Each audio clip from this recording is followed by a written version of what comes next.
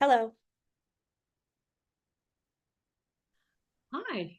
Sorry, man. I'm also just trying to get the settings right.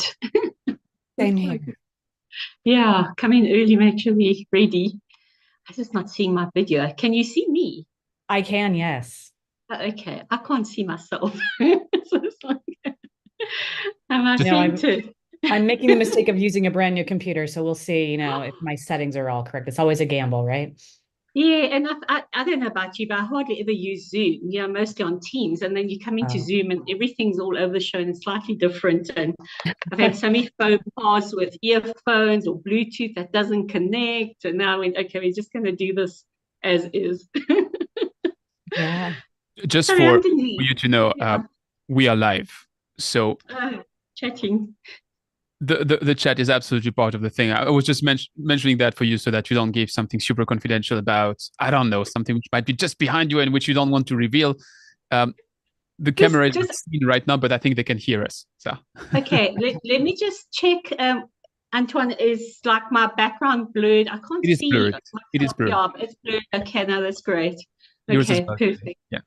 Okay, there. Okay, we on. We can see. Okay. What is the protocol, Antoine? Are we going to stay on screen throughout, or are we just going to be on screen when we're interacting? We have a magician called David who's putting us on and off screen depending Oh, who's awesome. speaking and depending on what's happening. So usually the way we work is that the company pitching will come on scene, pitch, and then they are in full screen. And when we enter the phase where we're discussing, then you will be put on scene. Okay. Maybe a best practice for that, try to locate the button which allows you to raise your hand. It's on the bottom of the screen. Um, we have lots of judges, so there's not enough time for everybody to raise a question during every single pitch. So the way it works is that if you have a great question which you'd like to raise, just raise your hand, and I'll give the first come first serve advantage to to raise a question. I'm not seeing that raise your hand thing. It It's should not at the be bottom. on the bottom. You have the participant list. The In ribbon a is chat. There's reactions, but no raise your hand. I unfortunately have it in French, which is Okay. always kind of weird. So for me, it's lever la main, and I'm not sure it's helpful to anyone. Hello. I don't know if you can hear me. I'm just checking my audio. You are absolutely audible. Welcome, Carmen. Okay, awesome. Thank you, Antoine. Let me just check my video. I think it was working. Yeah, it's working. Okay, so I'm all good. Perfect. Thank you. I really enjoyed watching some of the sessions yesterday. You did a fantastic job, by the way. Thank you. We had some technical trouble, but I think we overcame it for today. So it's going to be even better today, I hope. No, but the pitches were awesome. Really, we had 20 great pitches yesterday. They were Well, terrific. They were all fantastic. Can I ask a question? Maybe this was already asked about the Q&A. Is there, is there like a specific way of doing that, or is just more spontaneous as we go for the judges? Like every judge will have to ask a question, or no, how does that? there are too many of you for everyone to raise a question. So usually yesterday the average we had was 3 or 4 questions. So if you feel like that is really a pitch you'd like to interact with, just raise your hand. I'll see that and I'll make sure that you get to raise your question. And if I see no raised hand, then I have to pick volunteers. Okay. And I think someone was asking about the hand, and I cannot find it. And it's interesting, on my version of Zoom, I'm not seeing the typical raise hand either. Yeah, no, yeah. Interesting. I see things like this. Well, that's not a raise hand. Reactions. Yeah. Oh, here. Yeah, it's in reactions. You can see it Good. now, no? I Yeah. see raised hands. Yeah. Yeah, it's in reactions, it's lower hand. Okay, I got it. I'm Is sorry. it in your reactions? I have full medium hidden. I don't have a hand. Yeah, if you go to reactions, you see the icons on the top, but then at the bottom, it says raise hand. Okay, let me just explore a little bit more then. Yeah, because I didn't get it at first, but it's just at the bottom. It says Got it. raise Yes, hand. now got it now. Okay, thank you very much. Yeah, sure. In the meantime, I see people joining the room. Don't worry. You're welcome. Sit down, relax. We will start in 5 minutes. We just give a bit of time to everybody to familiarize with the tool, because then it's 4 hours straight of pure water content. So I see seven person already in the room on LinkedIn and a dozen on YouTube. So good to see that people crave to watch it, so they come early. Welcome, everybody.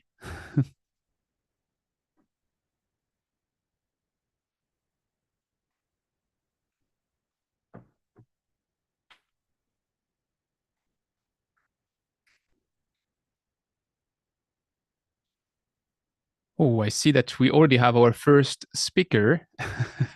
Hi, Priyanshu. Do I pronounce that one right? Yes, you did. Hi, Antoine. How are Good. you? I'm absolutely pumped up. I hope you are as well. You will be the first I am. under the very friendly fire of our jury. So be ready. There's a bit of explanation in the beginning to explain what we're going to do, what you did before, at which stage we are. So it's not straight at the beginning of the hour, but you will be the first on stage. So Got it. looking forward to that. Me too. Thanks.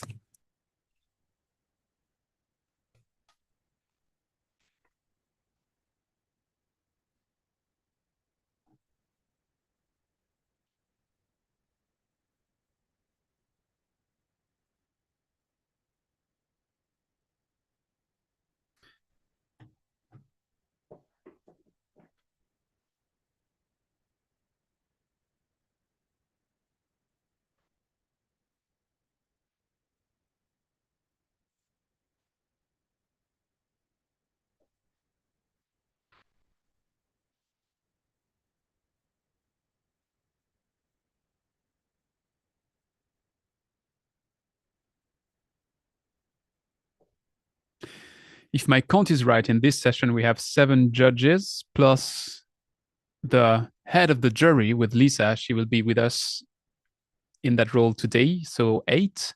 So yes, of course, 8 people in the jury means a little bit too much to have everybody speak on every pitch, but you will have a Reader's Digest and an absolute selection of the best questions. So that's great.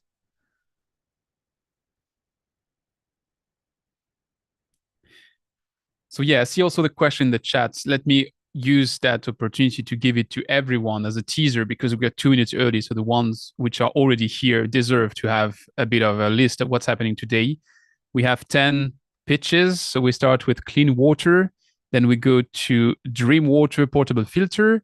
Then we go to Moptex for process. Number 4 is Sotilma. Number 5 is Aquagritech. Number 6 is Water IQ. Number 7 is True Farm Technology. Number 8 is Ace Gates Water Solution. Number 9 is Sobush Filter. And number 10 is Hydro Efficient Coating. So I probably butchered some of those names. Don't worry. You have the opportunity to come on stage and to correct me. Oh, perfect. That is awesome. So there you have the absolute list of all the ones coming on stage in the order where you will be appearing on stage. We will be applying the same rule than yesterday, which is that technical difficulties can happen. It can even happen to me. I know my cat loves to chew on cables, so this kind of stuff happen. If anything happened while you're on stage, don't worry. We save your spot. We go to the next team, and we take you back as soon as your technical difficulties are over. Which also means that if you see that team number 3 is pitching and you are team number 4, get yourself ready, because you might have to jump in a bit earlier just if anything happens. Or maybe we exhausted all our bad luck yesterday and today is going to be absolutely straightforward. Good.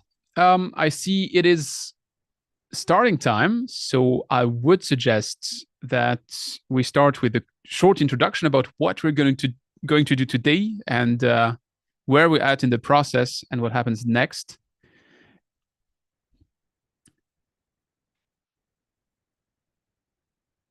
So, short introduction. Where are we? Welcome everybody to this second day of the pitches of our World Bank Youth Innovation Challenge. We had a great start yesterday with 2 sessions with 10 pitches each. So we are halfway through the 40 pitches. But before the pitches, a long has happened. Actually, that story starts dating back to COP28. At COP28, the full acceleration program was launched by the World Bank, and they had 1,600 people that registered. So 1,600 teams from 95 countries, which then went into a second stage where 300 youth teams applied from 63 countries. And then 40 finalists got shortlisted. And those 40 finalists are the ones we're seeing today. And what's at stake today is pretty simple. There are 40 finalists and there are 20 spots in the actual accelerator. So during the session, the judges will have a full table in front of their eyes. They will be judging different criterion, parameters, and they will be putting together a ranking, and the 20 best ranked team will move to the next stage. We won't be able to announce that today because there is a little bit of consolidation, but straight after the event, the acceleration will start until October. And by October, you will see those teams starting to have an even greater impact than the one they already have today. I'm not alone today. I'm joined by several judges. We have in this session 7 judges. Some of them are from the World Bank. Some others are CEO of water companies. And the reason we have those judges is absolutely straightforward as well. It is we will have 20 finalists, and each of these finalists in the accelerator will get a mentor. And the mentor will be no one else than the CEOs, which are on the panel today. So the ones which are judging our candidates will also be the ones which will help them then develop their skills in the acceleration program. So I think it's a pretty symbiotic relationship. And we've seen yesterday that already some of these links were building live under our eyes. What's in it for you as the people watching this event is also pretty simple. We will be having a People Choice Award for each session. So 10 in this first pitch session, 10 others in 2 hours. And for each of them, you will have a poll where you can simply vote for your 3 favorite teams. It's a honorific prize. It might contribute slightly to the ranking. That's not up to me to decide. It's the judges who will pick what exactly influences what. But what I can tell you is that what I started yesterday and which I will be continuing today is that I'm raising the ante a bit on this Public and People Choice Award. The winning team will get a spot to come present its solution on my podcast. So it's what it is. I'm not Mr. Beast, but when it comes to water topics, I think that might be an interesting audience for you to reach. So I'm super happy to have at least the People Choice Award in every session. And honestly, probably given the quality of the pitches I've seen yesterday, probably more than just those on the podcast, because I think it deserves to be seen even further. Good. I used that chit chat as well to let everybody come in and take a seat. So last stop before we launch our first pitch, I'll give you the rules. Every single company pitching will have 10 minutes to pitch. The first 3 minutes are a pure pitch. And at the end of those 3 minutes, I'm going to ask you to try to stick to those 3 minutes. If you're 30 seconds longer, I won't jump in. If you're 3 minutes longer, I will have to stop you. So try to stick to the 3 minutes. At the end of those 3 minutes, you have 7 minutes of interaction with the judges, and the judges will raise questions. You answer the question. And at the end of those 10 minutes, we go to the next pitch. And by the end of the 2 hours, we get our first results with the People Choice Award. So I think that's a lot to digest, but not so complicated at the end of it. We already have our first pitcher on scene with Priyanshu. Priyanshu, you're presenting clean water. And I think if you're ready, I would say the scene is yours. Thanks, Antoine. Hello, everyone. I am Priyanshu Kumar. I'm the founder CEO of Clean Water.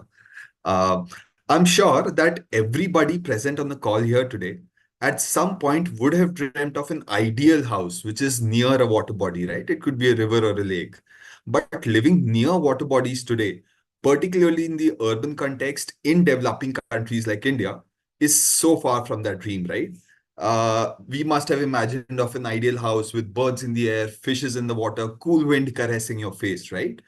But living near water bodies in the urban India today is very, very different.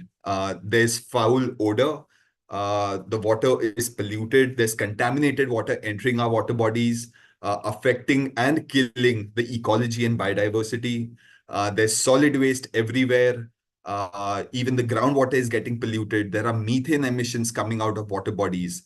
So we really need to turn this around fast, and we have a solution for that. So in order to improve the water quality and solve all of the problems at water bodies, we have developed innovative, sustainable, and scalable nature-based products like microbial cultures, floating wetlands, and aerators to improve the water quality and provide habitat to restore the ecology and biodiversity, and also ensure that these water bodies become a place of recreation and tourism for everyone. By sticking to these three products, we ensure that we could cater to tens of thousands of water bodies every year, because we could manufacture these products centrally in one location and ship it to any corner of the globe, where these products could be installed within a day. So by sticking to a product-based approach, we really become scalable, and we have the solution to cater to the polluted water bodies across the globe. Also, we have a team of PhDs in nanomaterials, biochemistry, and MTech in environmental engineering in our team, who are constantly making our products better. And so we are very poised to restore multiple water bodies across the globe. We have restored a few water bodies in India, got the award of Water Hero from central government, from the government of India for the same. And we're poised to rejuvenate the millions of water bodies, not just in India, but across the globe in the coming 5 to 10 years.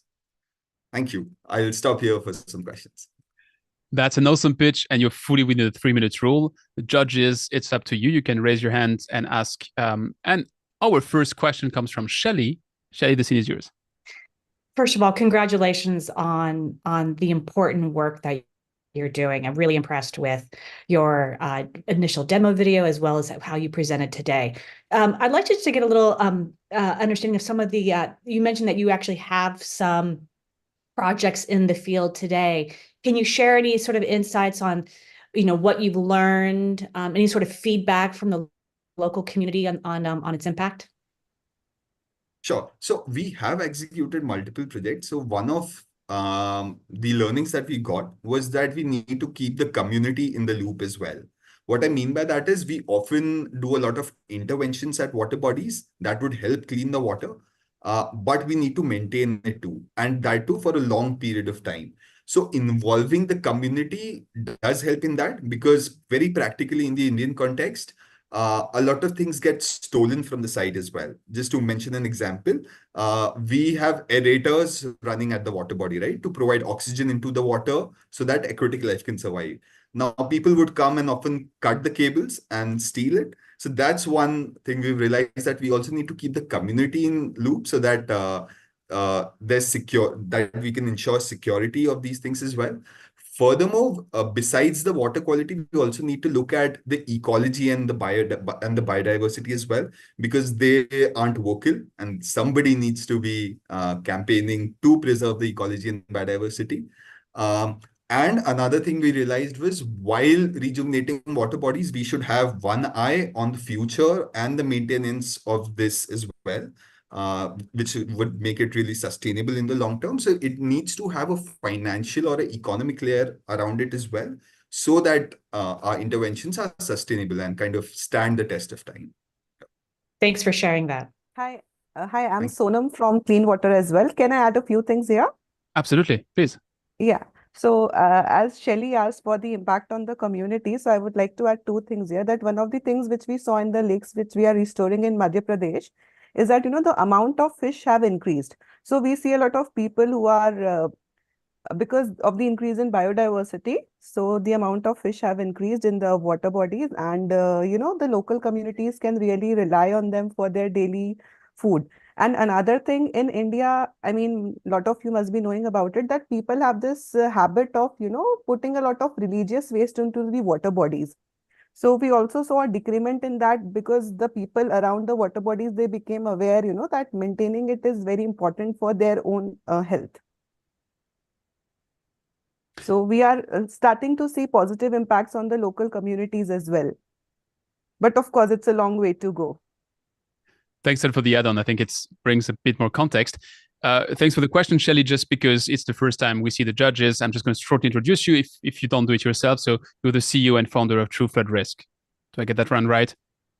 Great. So we move to our next judge's question, which is Austin. And Austin, you reacted at community, so I would expect you to have a question linked to that, but maybe I'm wrong. Well, maybe I'll throw a curveball in, Antoine. Hello, congratulations again to making it to this point. Austin Alexander, I lead sustainability and social impact for Xylem. But forgive me if I missed this in the pitch, but who is the payer for the intervention, and who do you expect to be the payer for the interventions in the long term as you scale both in India and into other regions? Sure. So right now we have two segments or two channels by which we sell our products. The first is the private market or a B2B segment. The other is a B2G segment, because most of the water bodies in India are being owned by the government, and therefore we need to work with the government to ensure that we rejuvenate water bodies. For the private entity, we partner with NGOs and not-for-profit organizations, big corporates with a lot of CSR funds who want to rejuvenate water bodies. And therefore, we work directly with them, with the NGOs, not-for-profits, and the CSR corporates to supply our product and rejuvenate the water bodies. While on the government front, we do not deal with the government directly. We have a distributor network that takes the products from us and supply to the government. I'm sure a few of you would know how the government in India works and the funny business associated with it, right? So we want to keep our books clean, and therefore we have a distributor network who kind of takes the product from us and supplies it to the government. Another thing with the government is there's a really long sales cycle, which means it takes about 6 months to a year to kind of get any project with the government. And therefore, we really want to be kind of catering to the entire geography. And therefore, we have distributors across the country currently who are kind of in conversation with governments, the city municipal corporations, the state governments, the central government departments to kind of supply our products there. Also, there are a few services required at the water bodies as well, which could include maybe making a boundary wall around the water body, planting a few trees, collecting the garbage, etc. So our local distributors and our partners kind of take care of that while we stick to products only and the water part of the lake and improving the water quality. Great. Thank you. Thanks, I have a feeling that, Austin, you stole the question from Carmen because your hand is no longer raised, but I still want to throw you in. So here you are pushed under the bus. Carmen, you have a question from the World Bank. Yeah, actually, I was going to ask a similar question, more about the sustainability aspects on the institutional arrangement, which I think you already responded. But maybe let me just move to another question related to sustainability. And again, congratulations from the excellent product and also the pitch. I think it was really, really interesting. And nature-based solutions is something that at the bank we are promoting quite a bit, and we're very interested in combining this type of solutions also with great infrastructure. No, this nexus between green and gray, we see that it brings a lot of co-benefit to the programs that we finance. But one of the challenges that I see in the field is also, especially with the urban settings, is the attraction of mosquitoes and vectors like, snakes and rats, so vectors that are not desirable to the community around. So I was wondering if you have any thoughts on that, if you have any, perhaps suggestions on within, the product that you have, how is that being resolved? That's a very valid point that you raised here, Carmen, because with polluted water bodies, we see that often a lot of mosquito breeding takes place, which then causes waterborne diseases and deaths as well, including the likes of malaria, typhoid, cholera, etc. we intend, and often this mosquito breeding happens when the water quality is poor, or if there are invasive species on top of the water surface. Invasive species like algae, water hyacinth, water lettuce, duckweed, azolla, etc. So by cleaning the water, we ensure that mosquito breeding does not happen. Also, we like to remove the invasive species. But the problem with invasive species generally is that they keep coming back, right? You remove them, they keep coming back. But using a microbial cultures, we can ensure that these invasive species stop forming altogether, right? Because they are the breeding grounds for mosquitoes. How we do that is by removing the nutrients from the water. So nutrients or food is kind of then eaten by these invasive species. There's plenty of air and water readily available. And with food available, these invasive species multiply and cover the entire surface of water bodies, right? But if you remove the food from the ecosystem, if you remove the nutrients, then these invasive species can't really multiply, right? And therefore, the mosquitoes would not have any breeding ground. So using our microbial cultures and ensuring that we have a healthy water at these water bodies, we ensure that no mosquitoes breed there. And, as a result, no waterborne diseases or deaths. And eventually, increase in the happiness index and the overall quality of life. No waterborne disease, no mosquito, and an increase in happiness. I think that's a good conclusion. I'm sorry, Ben. You get a token from me. You can come up first in the next round. Thank you, Clean Water. We move on to the next team to pitch, which is going to be Dream Water. So I guess once we have the water clean, we can dream. So Dream Water portable filter. Who's your speaker? And welcome to the scene. Shah Rafayat. I pronounced that terribly. Sorry. How do you say it? No, I think you were pretty correct. Shah is good. So will I start? Yeah, welcome, Shah. The scene is yours. All right. Thank you so much, Antoine. Hi, my name is Shah. I'm from Bangladesh, and I'm the managing director of Dream Water Enterprises Limited, where we design products which harness unorthodox water sources to enhance drinking water access. Hailing from one of the most flood-prone nations in the world, we saw flooding in Bangladesh not as a disaster, but rather an opportunity to harness flood water as a drinking water source. That is why we developed the Dream Water Filter, which is a lightweight portable device which can convert 10,000 liters of flood water into drinking water just with the touch of a button. And to mobilize our filters on ground, we are training rural women in becoming Dream Water agents, where they can use the filters to become both water entrepreneurs and disaster respondents in flood-prone communities. As of today, we've produced 67 Dream Water devices, which have converted over 450,000 liters of flood water into drinking water, and also saved 80,000 plastic water bottles from being deployed for flood disaster response. We currently have partners such as UNDP and Aqua for All, who are supporting another 130 devices to be deployed in northern flood-prone Bangladesh within this year. With the solution proven on ground, we're now looking to expand to reach the mass community by investing in production capacity, building agent network, and R&D to remove arsenic and salinity using our filters one day. We welcome you to join the exciting journey of Dream Water, where we can together convert water from anywhere, anytime, into the water of our dreams. Thank you so much. Let me know if you have any questions. Awesome pitch. One remark, which will not count into your time. If you're curious about all the companies which we have pitching today, there is a playlist on YouTube with all their elevator pitches, which they've prepared before coming on scene to pitch. And the reason why I'm connecting that dot is that your elevator pitch was super well produced with a lot of images. And I know it's by no means a criterion. It's just that to me, it was very, very interesting to see. So that was the off time, which doesn't count within your time. Judges, in the meantime, if you have a question to raise, I'll let you raise your hands. I just have one question for you, which is 67 filters. That's oddly specific. How did you come to 67? So 67 filters were actually ordered by our partners on ground. So these were ordered by different NGOs, INGOs, even like corporates using their CSR to deploy these filters on ground. So that's how we came to the number 67.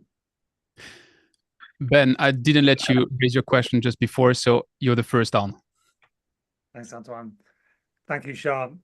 great pitch. Really enjoyed your elevator pitch as well. Like Anton said, I think it stood out on that front, and well done for being part of all of this. I think my question comes to is sort of just twofold, really. Is how would your unique proposition in this area here? Because it's really well needed. We can see the disasters out there, and that link to floodwater really critical.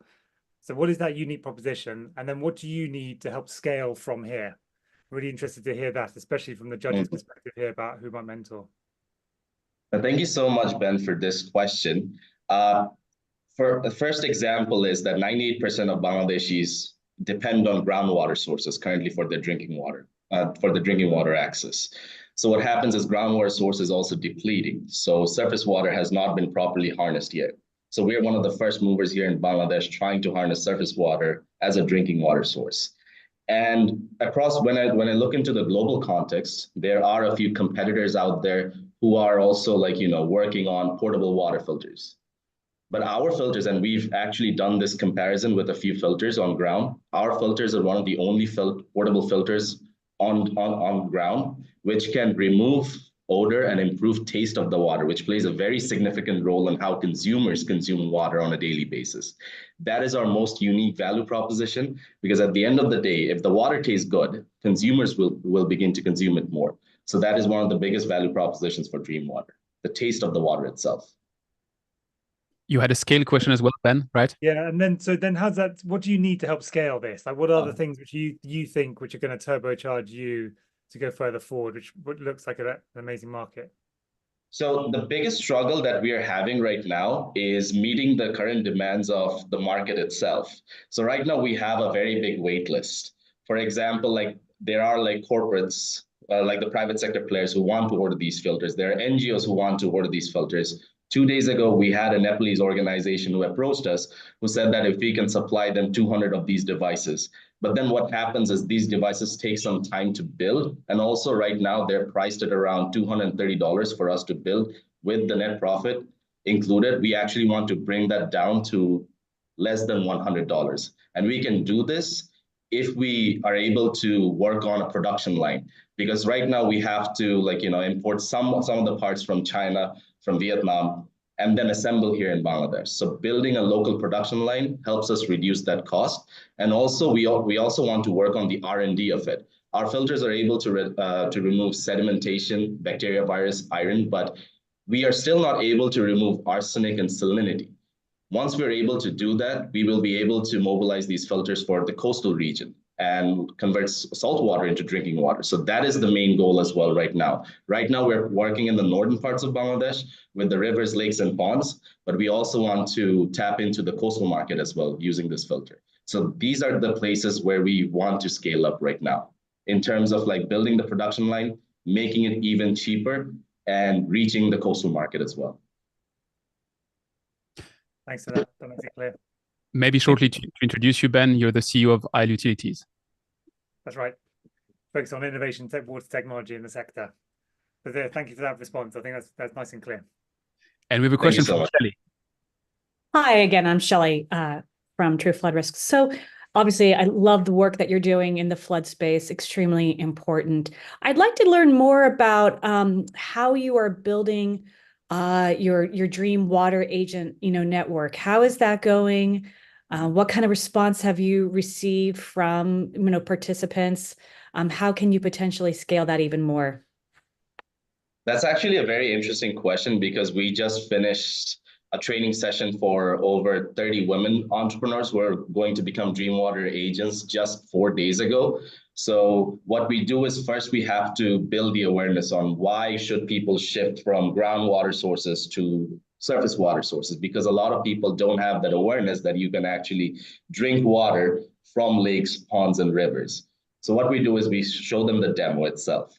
And after the demo is done, it almost seems like magic to them when they see the conversion right in front of their eyes.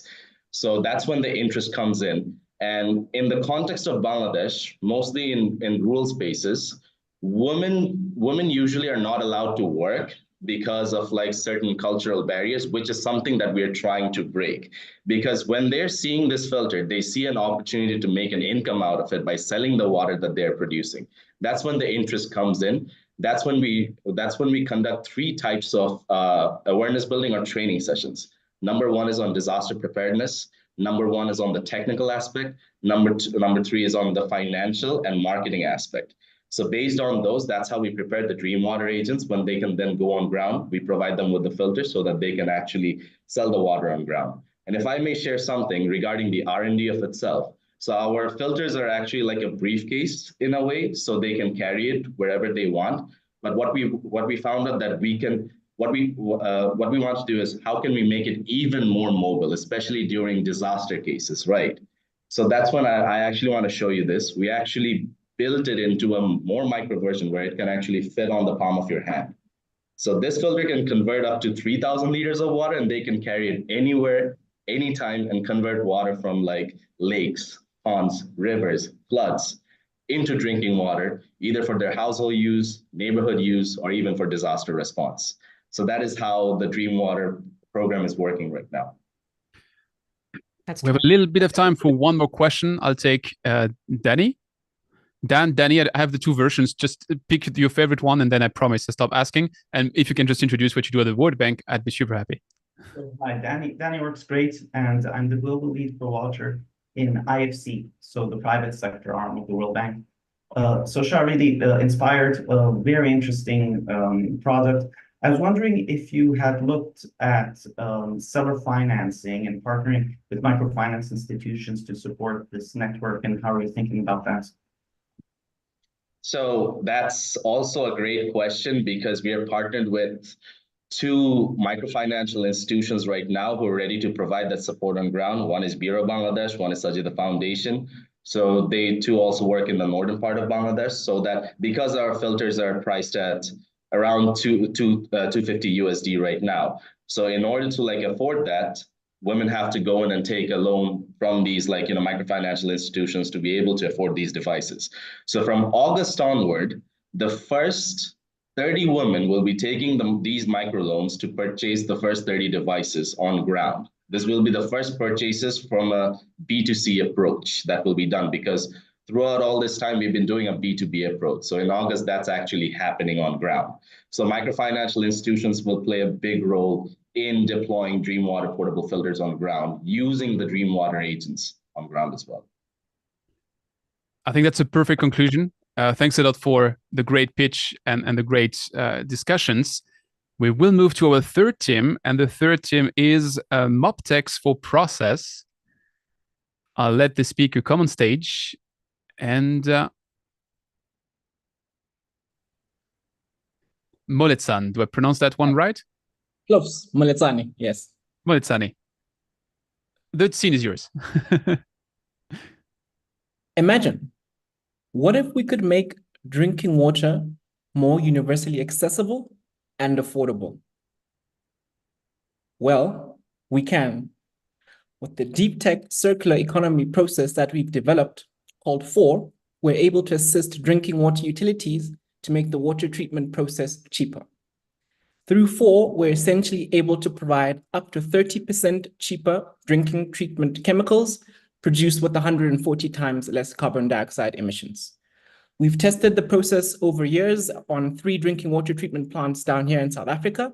And from those tests, we found a few interesting things. The first is that we can recover and recycle these water treatment chemicals by up to 90% with a 95% purity. Just to give you an indication, we're looking at the coagulation and flocculation stage of drinking water treatment. So the sludge that results from this would otherwise be disposed of in landfill sites. In terms of the water utilities, through this recovery of these water treatment chemicals, we're able to reduce the operational expenditure by up to 30%. And that's a function of landfill site costs, transportation, and the virgin product of buying the water treatment chemicals. Because we can recover and recycle these chemicals, we can reduce the volumes of sludge that would otherwise report to landfill and also sort of leach into groundwater reserves. And finally, if we compare the process of manufacturing these virgin chemicals to our FOR process, we emit 140 times less carbon dioxide emissions. So we've tested this process at small scale. And just to give you an indication about commercialization and perhaps our market entry strategy, in 5 years, when we do commercialize, we'll be eliminating 2.2 million tons of carbon dioxide emissions from reaching the atmosphere. That's approximately removing about 700,000 cars per year from roads. In terms of the sludge that we reappropriate from landfill, we're looking at about 5 million tons per year of sludge. That's really quite a lot. In terms of the market, our total addressable market currently sits at about 80 billion US dollars, looking at about 60,000 functional water treatment plants. And our serviceable obtainable market is a fraction of that, about 0.4%, and lends itself to about 0.4 billion US dollars. I'm happy to tell you about our beachhead and our market entry strategy in the question and answer session. But perhaps to give you an indication of how our business model works, it's essentially a design, build, finance, and operate. We understand that water utilities already have the existing infrastructure. So the plant is a plug and play solution where we pipe in these water treatment residuals or sludge, otherwise called, and we recover and recycle these water treatment chemicals for the water utility. We charge based on the amount or the volume of these water treatment chemicals we can recover and recycle back. So that's an idea of how it works. And what's currently interesting is that there are a few competitors that we have, but they're also not commercialized. And of the three sort of criteria that water utilities look at in technologies in our sector, cost saving, purity, and recoveries, we outperform our competitors in two of those. Highest cost savings, highest purity we recover these chemicals with. And yeah, perhaps just to speak a bit of our team, including some of our advisory board, we have a staff complement ranging from engineering through to finance, market entry, legal, as well as business development. Perhaps to complement that and give you an indication, we have a wide network ranging from accelerator programs we've been involved in, as well as other engineering and innovation hubs.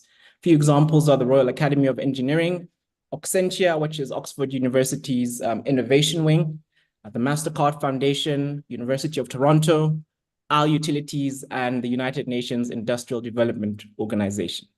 So we've tested this process over years at small scale, and we're looking really at piloting it on the way to our commercialization journey.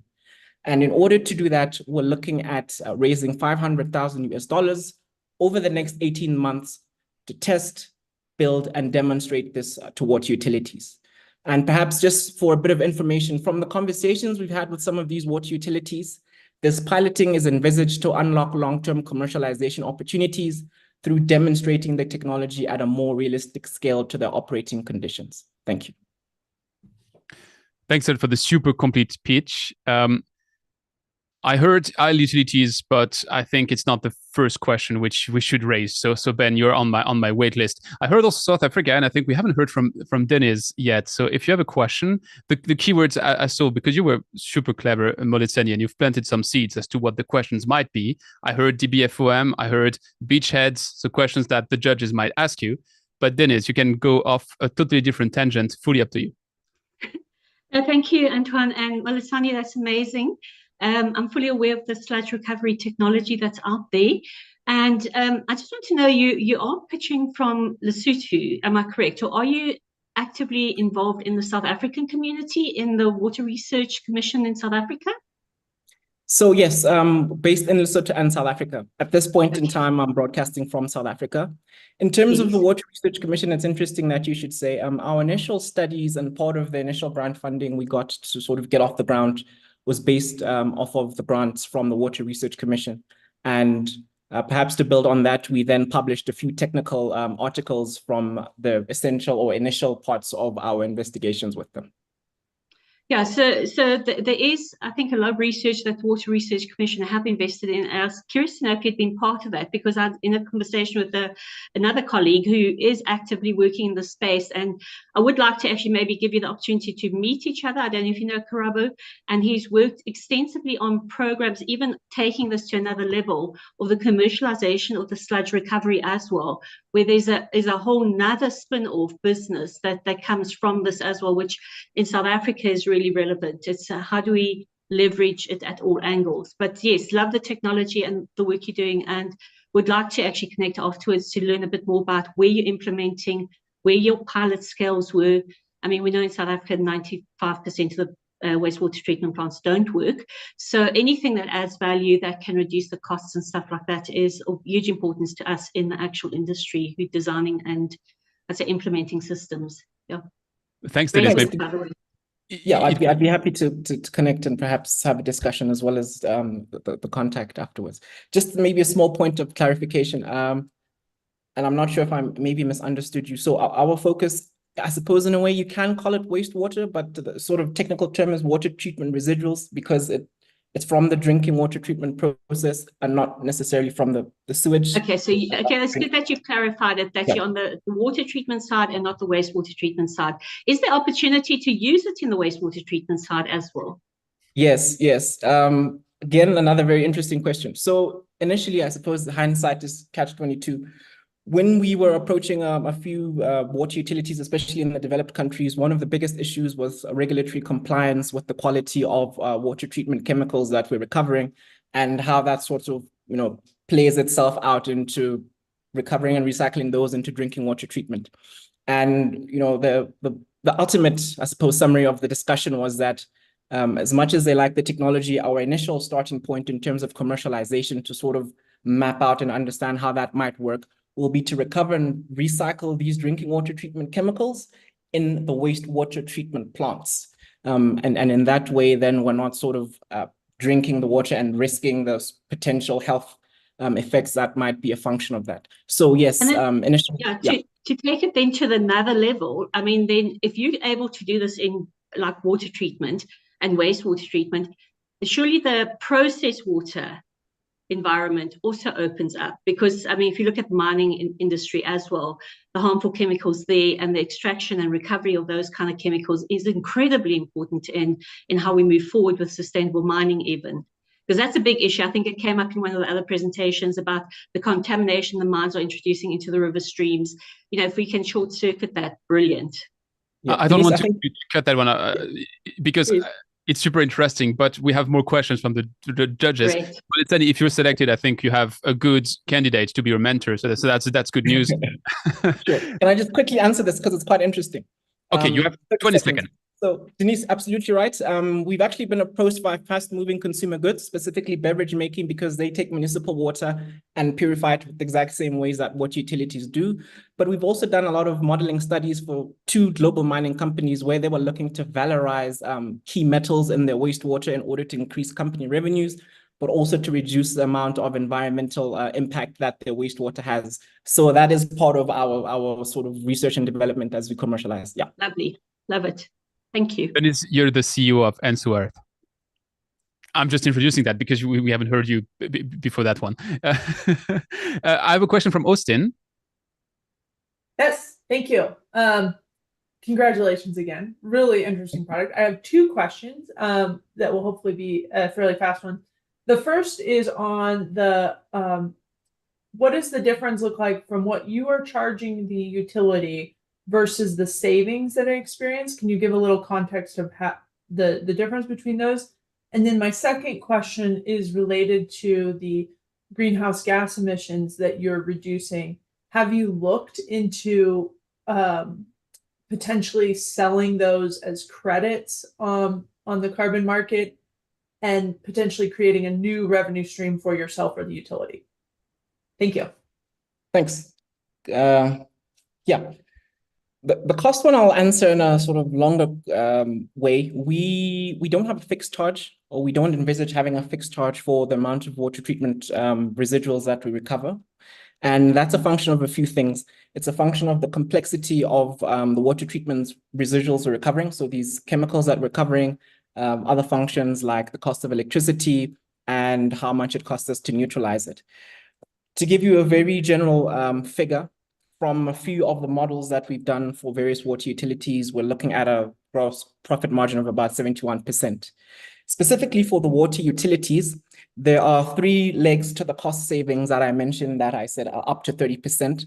Part of that is the actual cost of purchasing the water treatment chemicals as virgin product, plus the cost of transporting the waste that comes from sludge or the coagulation and flocculation phase to landfill, plus the cost associated with the actual disposal at landfill per ton. So if I was to use the UK as an example, over the past 10 to 12 years, the cost of landfill has increased by 1,100%.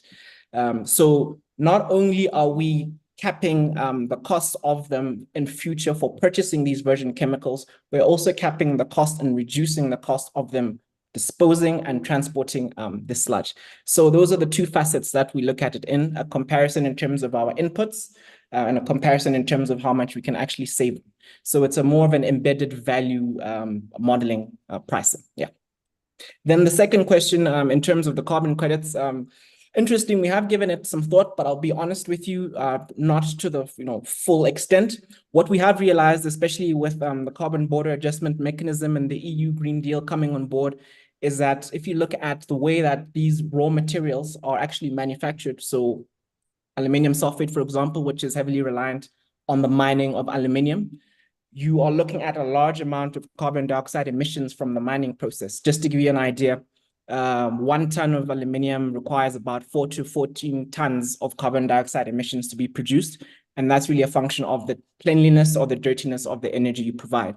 So part of our pricing as the EU Green Deal takes place and the CBAM, Carbon Border Adjustment Mechanism, is to incorporate into our pricing mechanism what it would cost these water utilities to purchase these products with or having, knowing that there are actually carbon credits and they have to pay for the carbon emissions that are associated with purchasing them.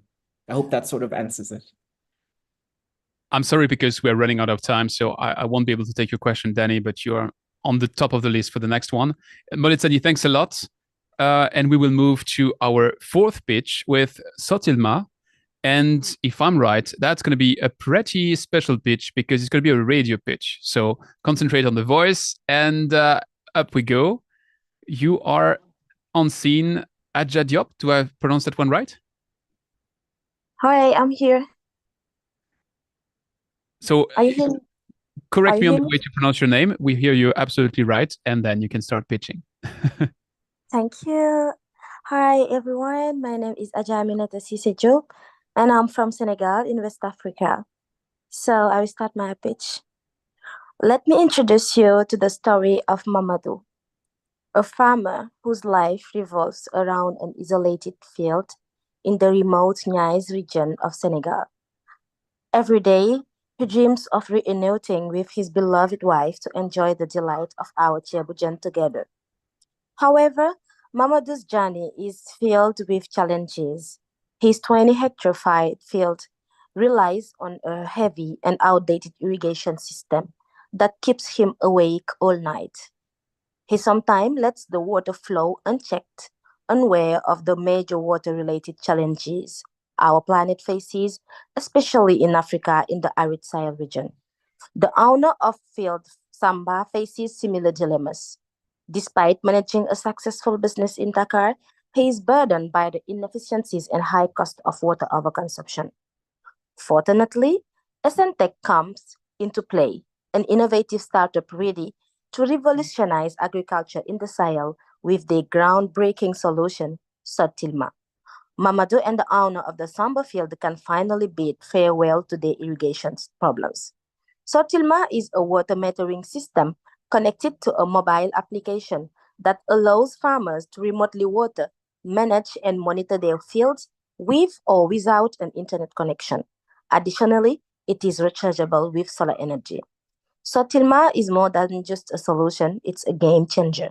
Sotilma stands for 4A: automation, autonomy, adaptability, and accessibility. Automation, because with Sotilma, the farmer can open and close the valves from their phone, select the desired amount of water to irrigate without harming the plants, and choose how many times they want to water throughout the day. Autonomy, because the Sotilma meter is wireless and rechargeable with solar energy. Adaptability, because our meters can range from 25,000 to 250,000 liters per hour, and we can control irrigation during rainy periods. And finally, accessibility, because Sotilma works with or without internet, and in some rural areas in Senegal, farmers may not have smartphones. That's why we have developed also Sotilma Connect watches, which have the same functionalities as our application. By harnessing cutting-edge technology, Sotilma optimizes water usage, minimizes waste, and maximizes crop yield. It empowers farmers and entrepreneurs alike to cultivate thriving fields while conserving precious resources.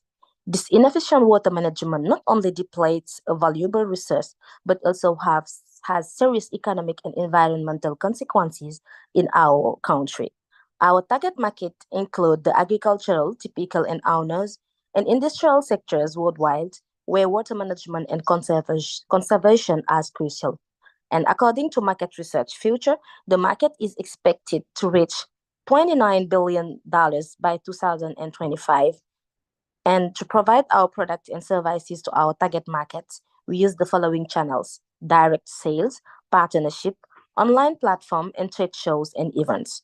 And using these channels, we aim to efficiently deliver our smart water meter system to our targets, and build strong relationships with customers, thereby ensuring sustainable revenue growth and market expansion.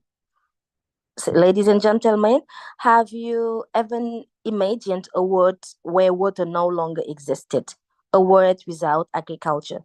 So let's not kid ourselves. This is a serious time. It is time for each of us to take steps to overcome the water problem by sparing no effort to avoid waste, particularly on the African continent.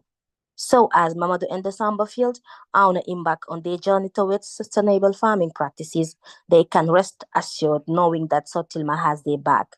With Essentec leading the way, the future of agriculture in the Sahel has never looked brighter. Dear members of the jury, let us not forget that the water cycle and the cycle of life are one, because as the Aziz said, we only know the value of water when the well is dry. Sotilma is the solution. Thank you. Thanks a lot for the great pitch. Super well written, impressive. I think, Danny, you were the one supposed to raise a question for the previous team. So if you still have a question for this new team, I would leave you the floor. Sure, it can be quick and Ajit, very interesting. And salam alaikum and Mangadefa used to live in Senegal, so really happy to hear. Magnifique.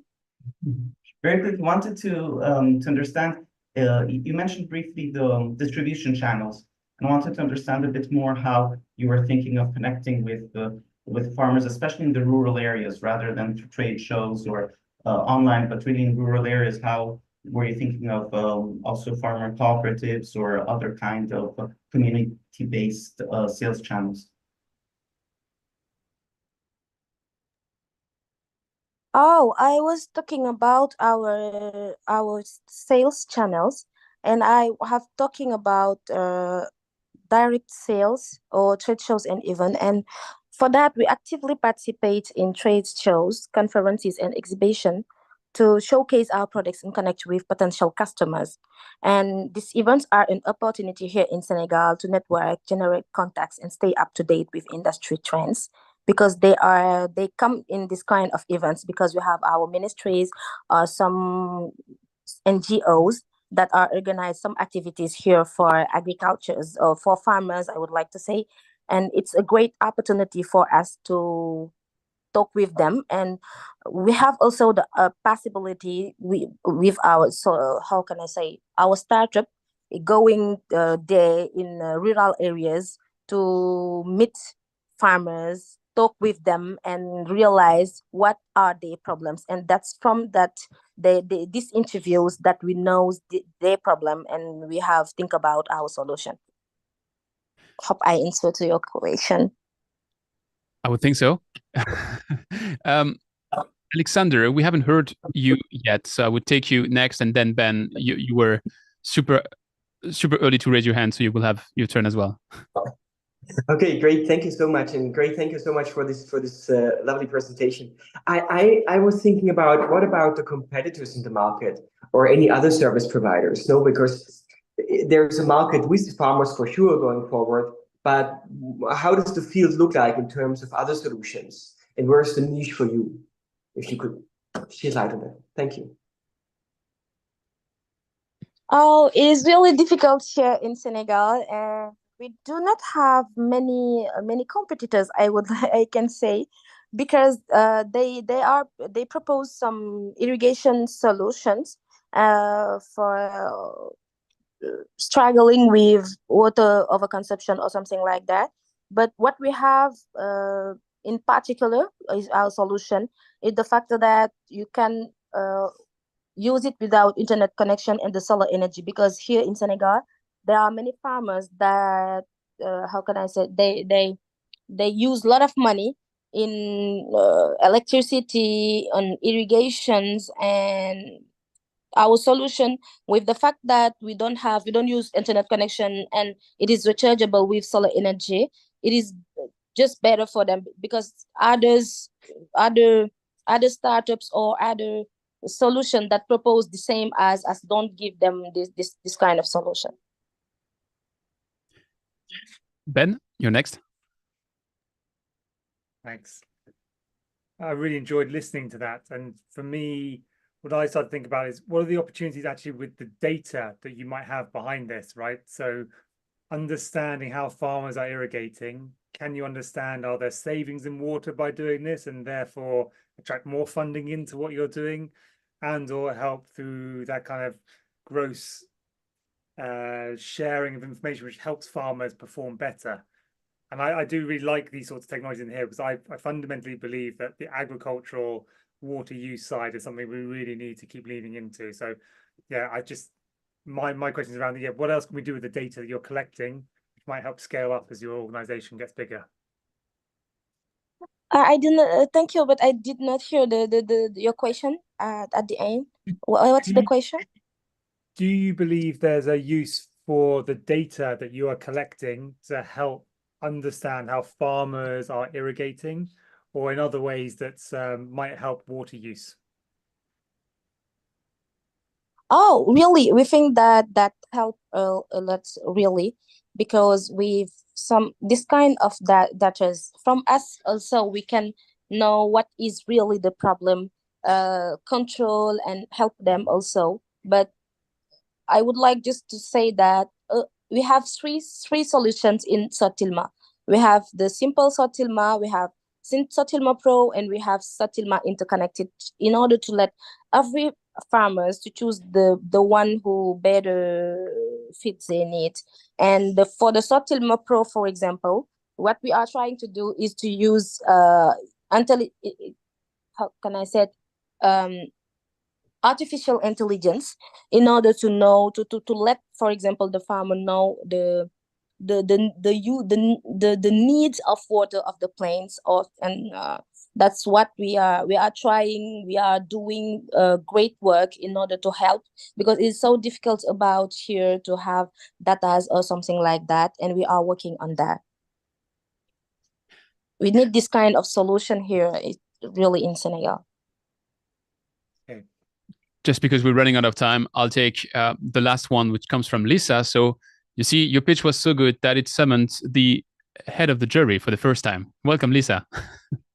Excuse me. Thank you. Thank you. Excellent pitch. Very impressive. I have two very quick questions. One is about your customers. You mentioned Mamadou. Tell us, how far along are you in terms of acquiring customers?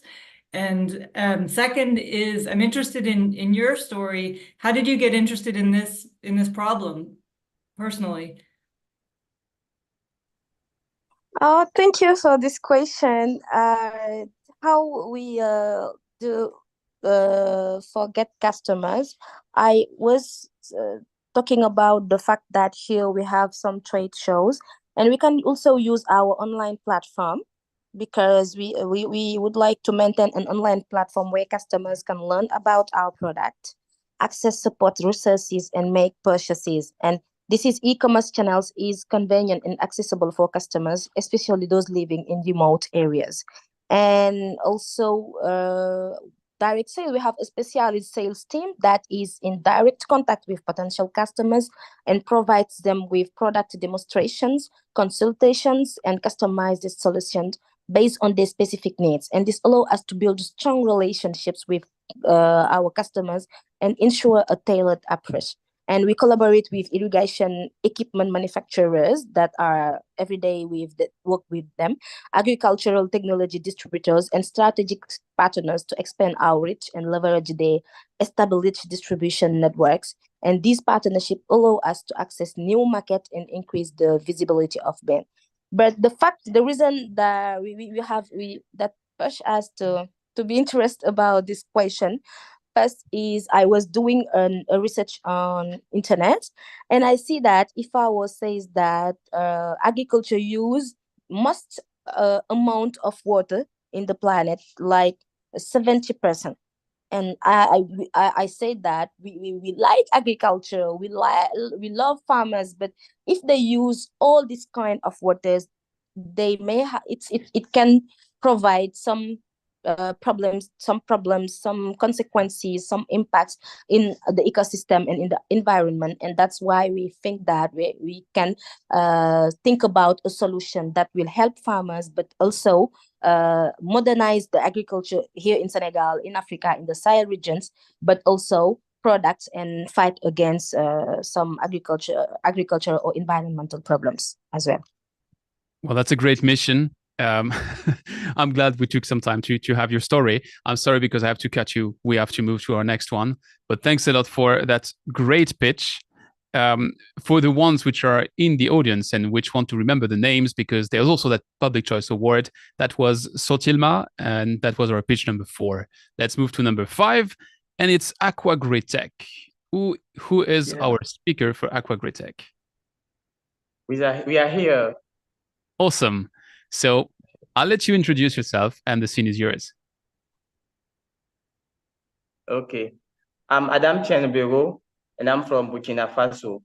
Do you know that in Burkina Faso, the deficit in the domestic supply of fish products is estimated at 80%, and that for many poor families living in rural and peri-urban areas, fish is sometimes the only accessible source of animal protein.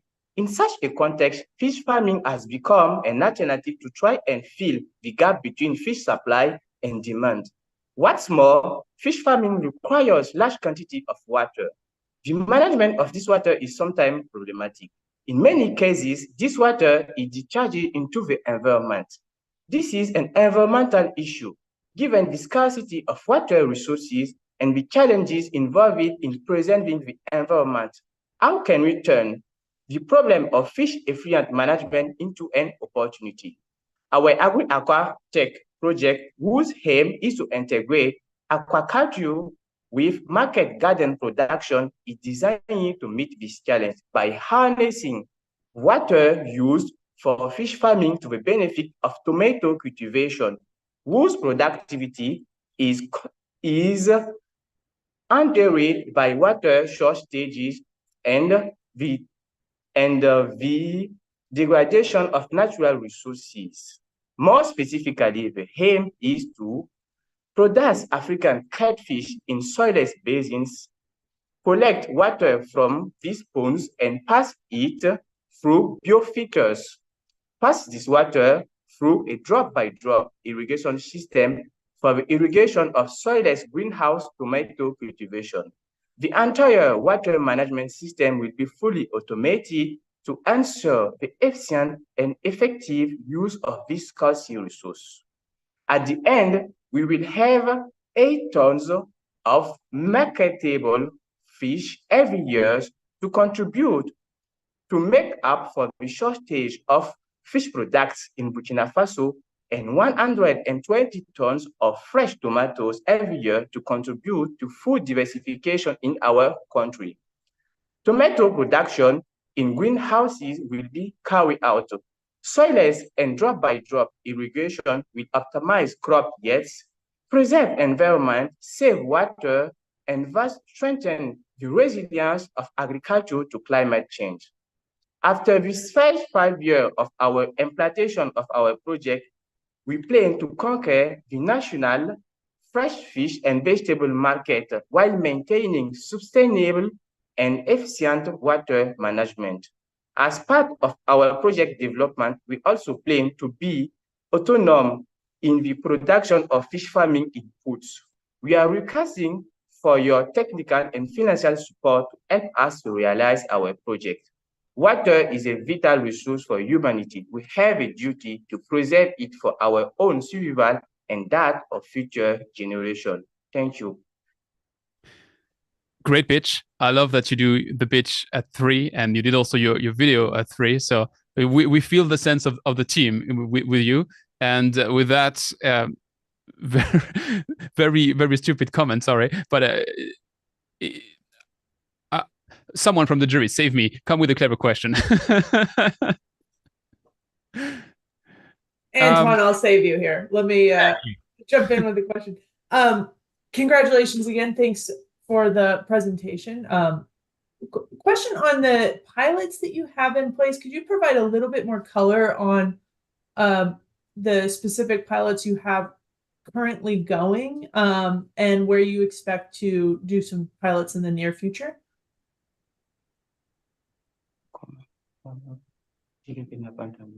We didn't hear too. Okay. We didn't. Okay. I'll repeat again. Apologies if the sound is a little quiet. So the question was, can you provide a bit more specifics around where you are piloting or operating today, and the number of units that you're piloting, and where you expect to start your next round of installations? Okay.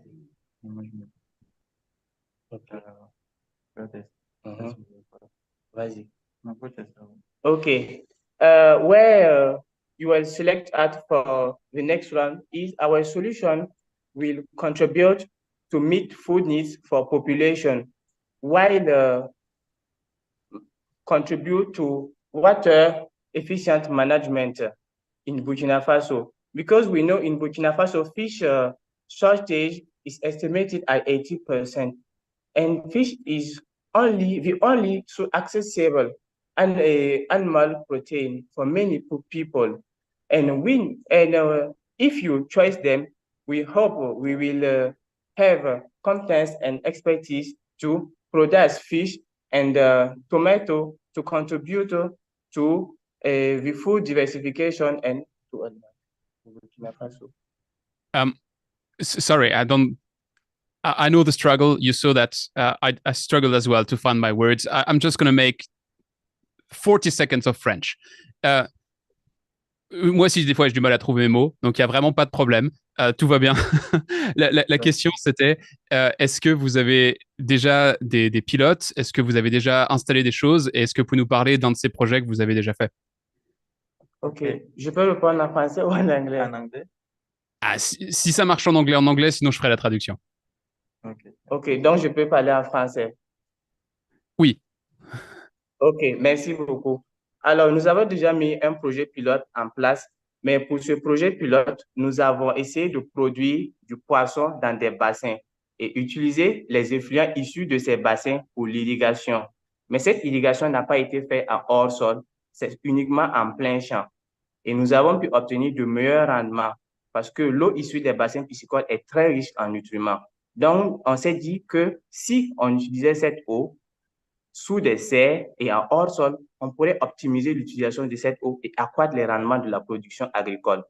Et aussi, au niveau de la production piscicole, c'est possible, en fait, de dimensionner la quantité des poissons qui sont contenus là-bas afin que l'eau qui sera issue de ces bassins-là puisse réellement convenir aux besoins des plantes sans être trop toxique pour ces plantes-là, en jouant sur la densité des poissons au niveau des bassins piscicoles. So in short translation, they did a pilot in actual fields, not offsite.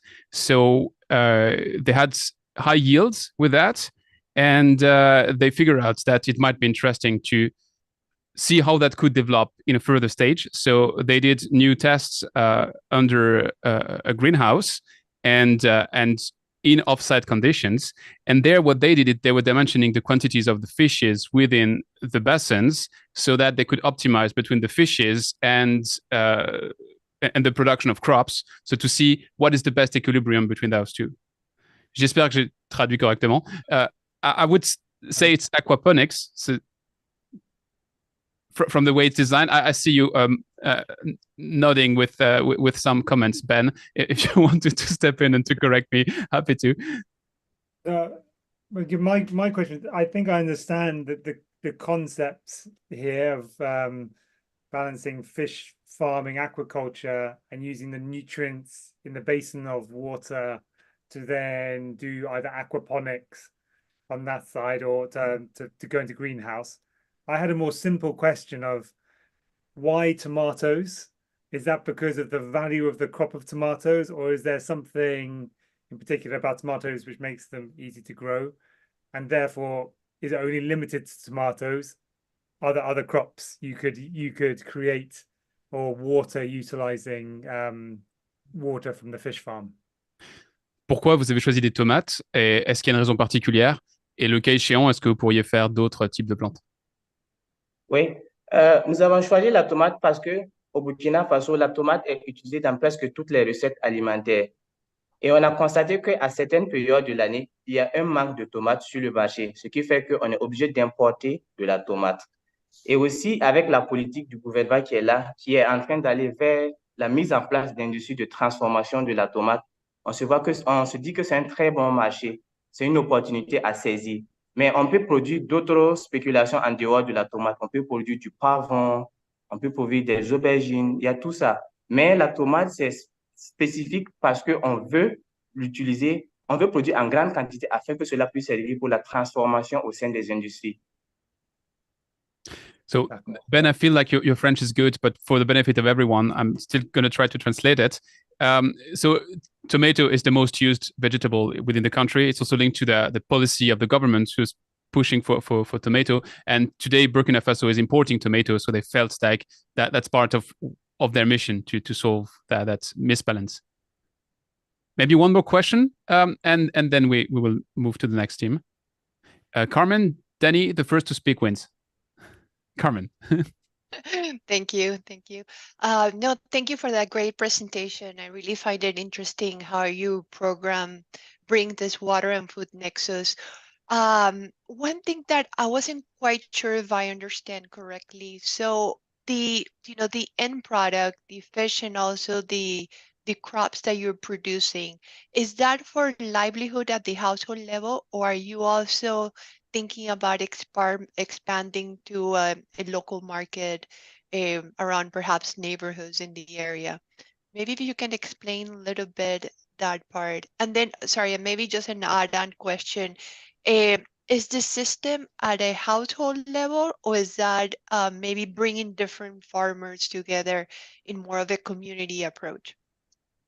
Alors, la première I think question, I would need some translation there. Yeah, I think you're a bit overestimating my capacity to translate, but I'll try my best.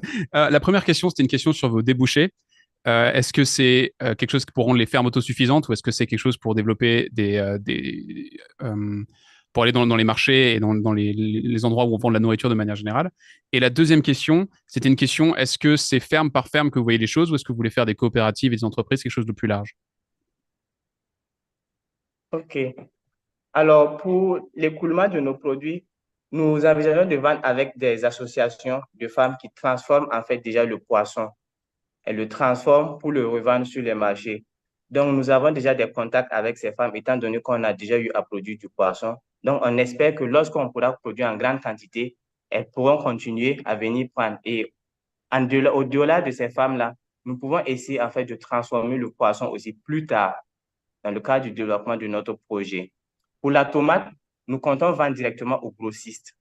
Il y a des grossistes qui viendront directement au sein de l'exploitation pour s'approvisionner. Maintenant, la seconde question. C'était si vous étiez seulement sur les fermes par ferme, ou si vous voulez faire des coopératives au niveau de la production aussi. OK, merci. Pour la production, je pense que nous allons travailler en coopérative.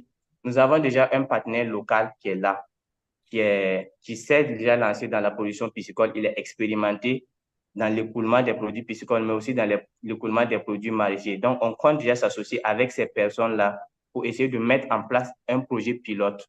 Et si ce projet pilote marche, on ira dans d'autres villes du Burkina, essayer de mobiliser d'autres personnes pour essayer d'implanter un autre projet de ce type là-bas.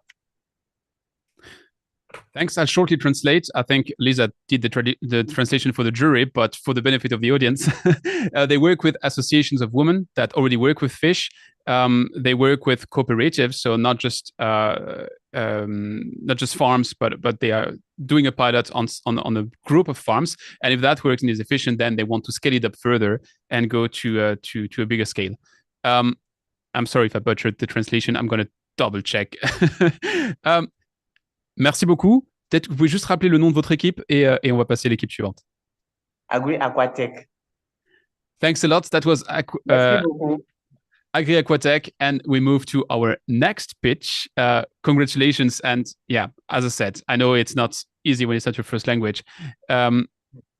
Let's move to Water IQ, which is our next team to pitch.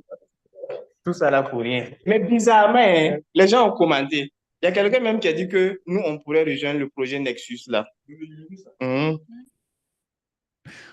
On vous entend toujours, mais indeed, people commented and reacted to your pitch, so it's a sign that you're hitting a nerve. Do we have someone from Water IQ?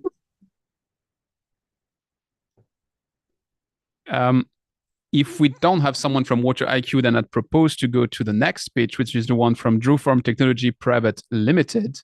And if someone from Water IQ shows up in between, your spot is reserved and you can come back. Sanket. Yes, hi. Hi, Hello. Sanket. Yeah, hi. Shall I start? Yeah. So hello everyone. I'm Sanket Kedar, a tech-centric farmer, a small farmer from India and founder of Drew Farm Technology. So in December 2016, I met with an accident and doctor advised me a bed rest for 8 months. In those 8 months, I closely observed my father, who was farmer, for irrigation, for the decisions he was making at the farm level. While I was on bed rest, I noticed that most of the decisions were generic ones for irrigation, fertigation, pesticide application, because it was suggested by some other person to him or the fertilizer shopkeepers. And when I got recovered, to understand this pain point more deeply, after I get recovered from my injury, I traveled across the state in India to know their pain points. And while I was on traveling, I interviewed more than 600 farmers, small farmers, progressive farmers, crop scientists, agriculture experts around the country. And from their interviews, I came to know that there are major 4 problems that farmers are currently facing. First is farmers are looking above the soil, not below the soil. Second is they lack the second thing is scientific knowledge is not available in local languages. Third is they applying traditional methodologies generation after generation. And last one is farm level data is not available at farmers' hand at an effective or affordable cost.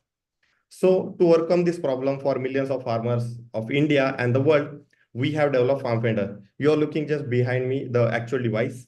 Our Farm Finder has an IoT device with climatic canopy and soil sensor, which is placed on the field, which gathers the data in every 10 minutes from the farm, like climatic canopy and soil data like moisture level data. Then this data is sent to cloud platform, where our machine learning algorithm analyzes the data and provide call to action to the farmer in his local language. We are converting data into local language while giving to farmer, because most of the farmer are not literate, so they don't know how to work with the data. So we are converting that data and providing directly call to action to the farmer in their local language. Because my father was illiterate, he was just studied till 9th. So after that, till now, we have worked with more than 70 farmers, cover more than 450 acres of land in Maharashtra, one of the states in India. So till now, we have cumulatively increased income of our farmers are more than $30,000. We have reduced the pumping hours by 40,000 hours in last 2 seasons. We have saved more than 320 million liters of water. We have reduced the electricity consumption by 120,000 kilowatt hours, and we have reduced the CO2 emission by 160 tons in last 2 years. So I would like your support to move ahead with my startup. So thank you. Awesome pitch. I'm not part of the jury, so I can say that. When I saw your pitch on YouTube, I thought, finally, someone is using AI in a way I understand and which sounds super clever. Like not complex stuff which is out of this world. Like simply, we have these tools which enable everybody to understand things in their native language. Let's use it that way. So I found that awesome. But again, I'm just the one to pass the microphone on. And while I was ranting, I guess someone from the jury has prepared a question. Lisa, do you want to go first? I'm throwing you under the bus. Sorry about You definitely threw me under the bus. Thank you. That was excellent. I love hearing your personal story, how you got started. So tell us about your growth. What have been some of the challenges to your growth? How far along are you with the company, and kind of what are your future growth plans? Okay, so we started in 2017 when I got recovered from injury. 2017 was the year, was a like interview year, I call it. I was talking to people, analyzing the data, and actual first pilot deployed in 2018. Then I invite all the farmers across the district to visit my farm and show them this is the usefulness of this technology. Then actual work started, then got some funding in 2019, and first pilot deployed in 2021 during COVID. During COVID, we started with a single pilot. Then till now, we have reached 70 farmers. This is not single penny spent on the marketing. This is just positive word of mouth.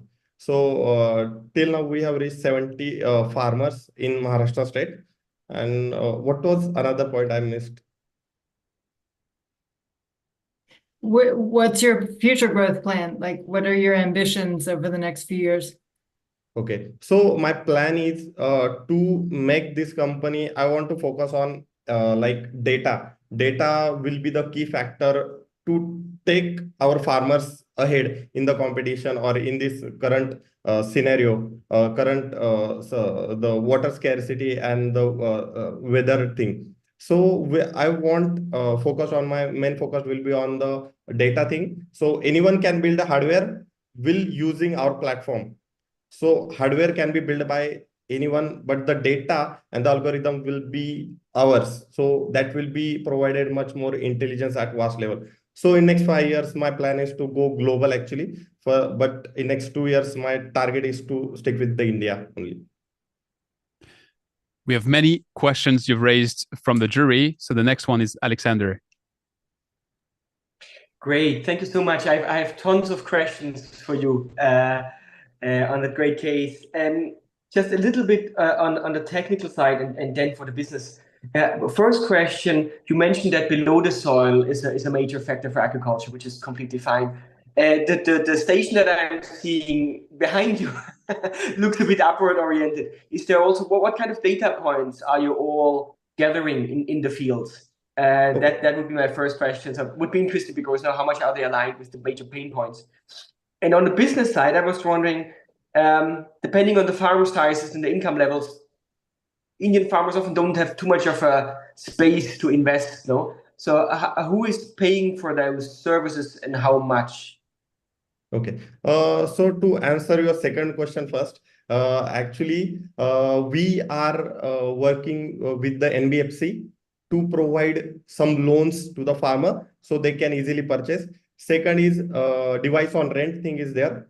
And third is if a farmer has the capacity to purchase, then they can purchase. Its cost is around $200. So three things are there. And to answer your first question, we collect the data like air temperature, humidity, sunlight intensity, wind speed, wind direction. Then the rain gauge is also there. For the soil part, we mostly we have soil moisture levels depend on the crop type because every crop type have a different root zone. So based on the root zone, grape crop root zone goes beyond 3 feet down the ground. So there are, and for tomato, they're up to 2 feet. So based on that, we apply soil moisture sensor on that thing. So to give precise irrigation. Thank you. Thanks so much. Austin, you're next. Great. Okay. Thank you. This was really interesting. And Alexander asked one of my questions, so that's perfect. But I want to ask about the cultural barrier to adoption and how you're overcoming this. What I heard you say was your first introduction to this was really bringing other farmers to your farm, showing them very hands-on. Is that how do you expand as you start to scale up? How will you be able to get over that cultural barrier of adopting this technology without maybe being able to bring everyone to your farm? if I want to tell you the truth, actually, for the first pilot, my father was actually not ready. He was so reluctant to the technology. He was saying, what are you building? And we are doing farming from the generation after generation. Because farmer want to see what actual happens on the ground. They don't want they don't want information about your sensor, which algorithm you are using. They don't care actually. They just want what benefits that your system is bringing to us. When I have done first pilot, then I showed them the book that I have written, that how much water I have saved. I have invited crop scientists who have validated the thing, because farmer will listen only to the expert. So we have all the members was there, and they explained this will benefit this. So how much water we have saved, because water is free. So farmer don't want, in India, most of the time water is free. So they don't want to save the water actually. They want utility. So we have told them what is the negative side of water. Overuse of water leads to damage the root zone. So we have showed them all the things that what overuse can kill their productivity. So after showing them, then the farmers were okay, let's try on our field also. This is how we have. Thank you.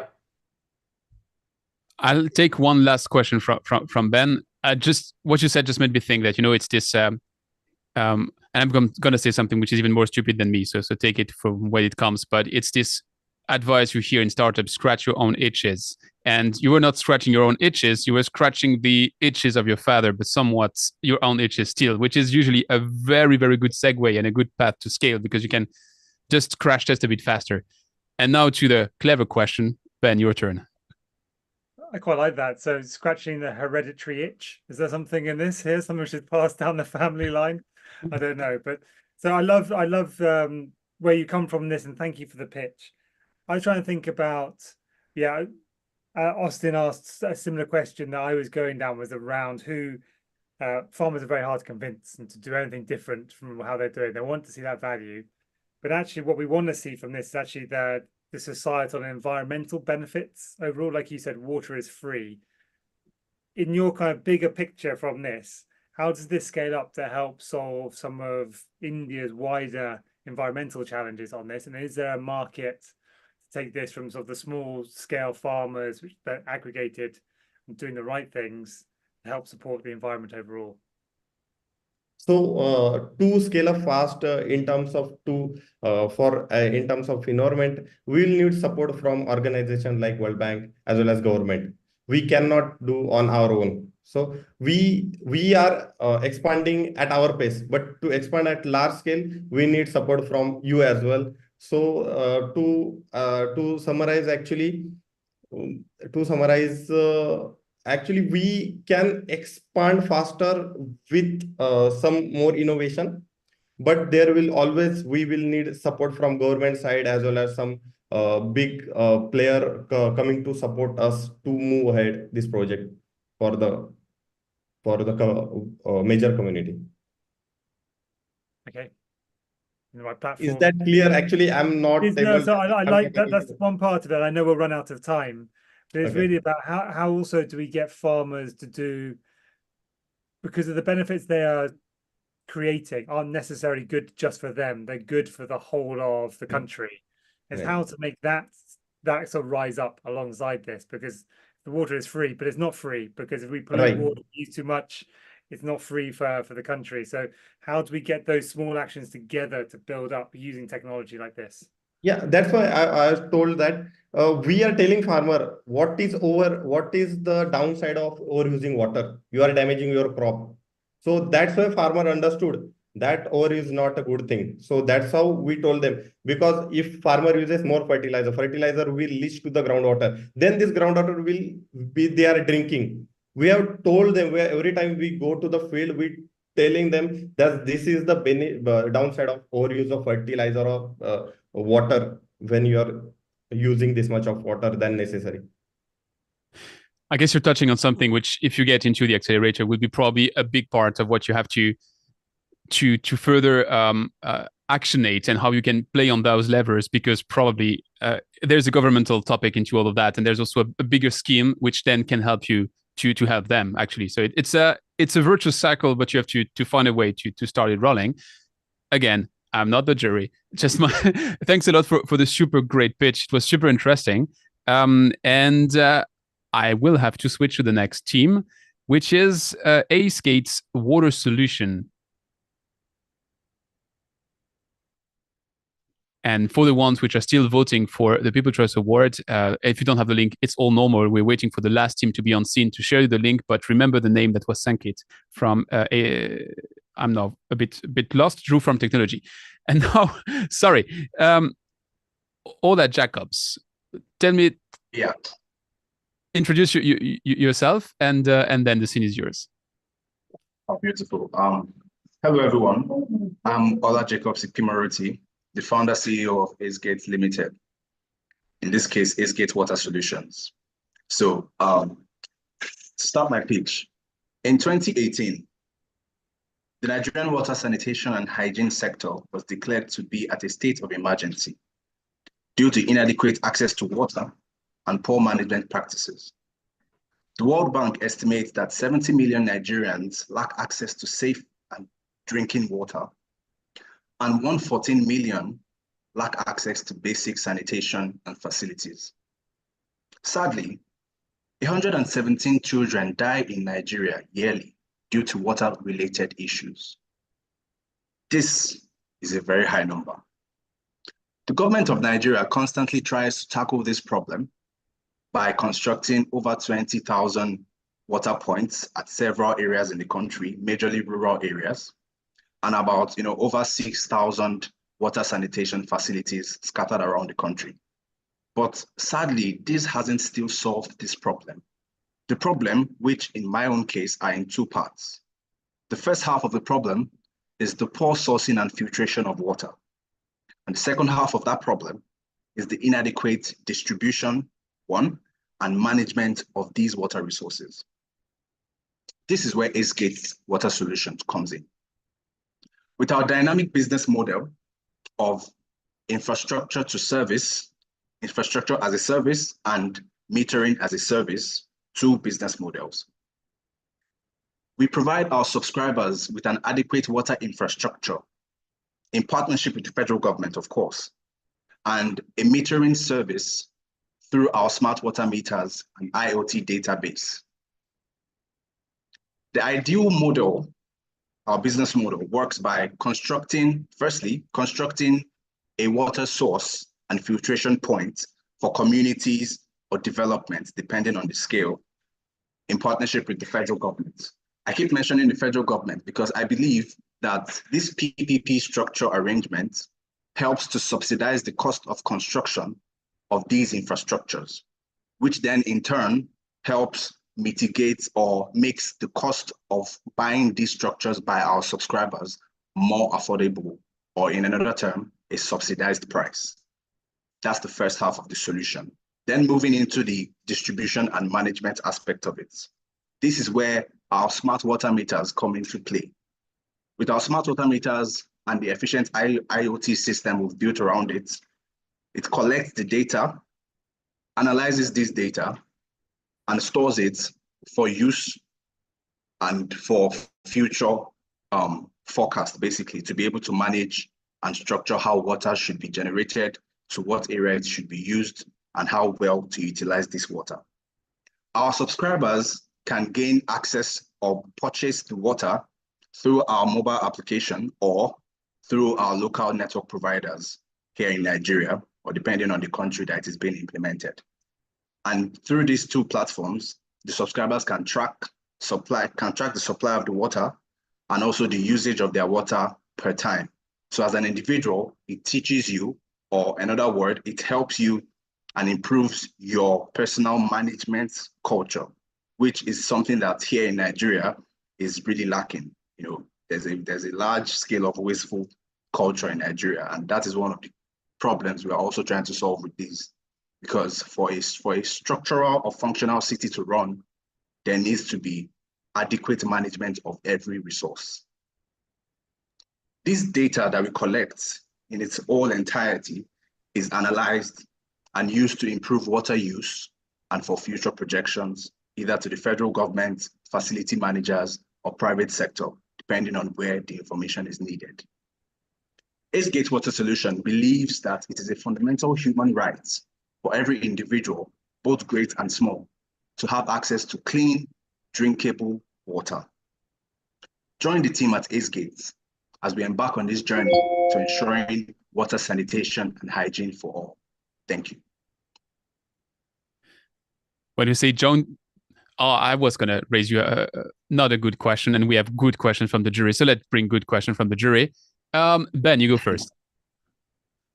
Thank you for your pitch. I really enjoyed hearing a bit more nuance directly from Nigeria on this. Mine goes to, my question goes to, who funds this setup on this side? Are you an organization who's going to attract funding to set up a water treatment and new network?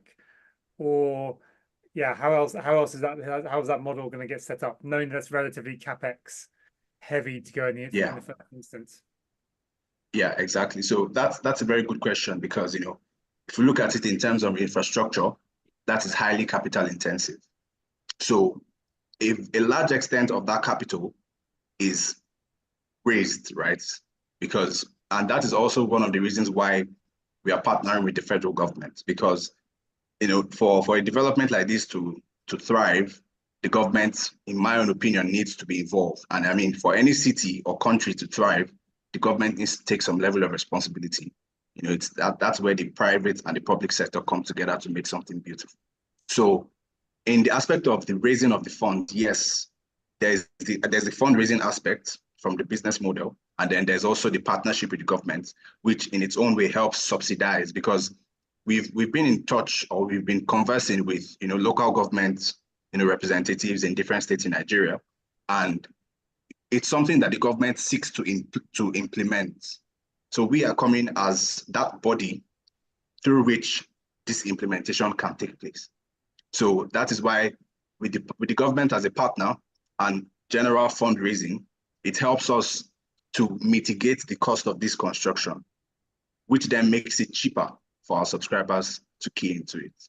So it's a fundraising and a public-private partnership arrangement. Yeah. I think when you mentioned PPP, I would have expected it to summon Danny, but maybe he will come later. The next question is from Shelley. Thanks again for a great pitch. I really enjoyed hearing your story and the problem that you're solving. I have two questions for you. And that is, if you're able to share a few very specific examples about, some of your early successes and pilot programs with, local or, state or federal governments. And then the second question is really about, given the way that there's always having to overcome potential regulatory or, like infrastructure challenges, what are there certain messages, are there certain ideas that seem to be resonating with government officials and decision makers that they really connect with your idea to help accelerate adoption? Beautiful. I think I can answer those two questions together. So firstly, in terms of piloting and implementation, we're currently conversing, because I'm also an architect by profession. I'm into real estate development, affordable housing, and the rest. So the way I actually implement these things is to introduce this business model into a typical real estate development program, right? Where you have, say, development of 100 units, 200 units, and we implement this into that financials of that project, where the cost for these smart water meters, the IoT system, is being factored into the financial appraisal of the initial real estate project, which then makes it very easy. And because I don't want to move too much to the real estate part, let me stay on your question. So in terms of implementation, we are partnering with at least 2 real estate companies currently in Minna, Nigeria, where they have, and those companies partner with the government. So that's what makes it interesting, because the government is also involved in those developments. So we partner with them. We are making, it's a green development, right? So there's the sustainability aspect of it from the buildings, and then there's the sustainability aspect of it from the utilization, the utilities and facilities around the estate. So that is where we come in. So we are currently, those projects are they are going to kick off by October and August of this year. There are 2 projects currently in MENA. The first one is about 400 units, and the second is about 120 units. So we plan to use that to pilot the project in terms of that. Then in terms of the government inclusiveness into the whole thing. So many countries, or many states, in Nigeria don't really operate on this general water supply system. The typical scenario you find in Nigeria is each individual has their own borehole system at the back of their houses, which is not really efficient.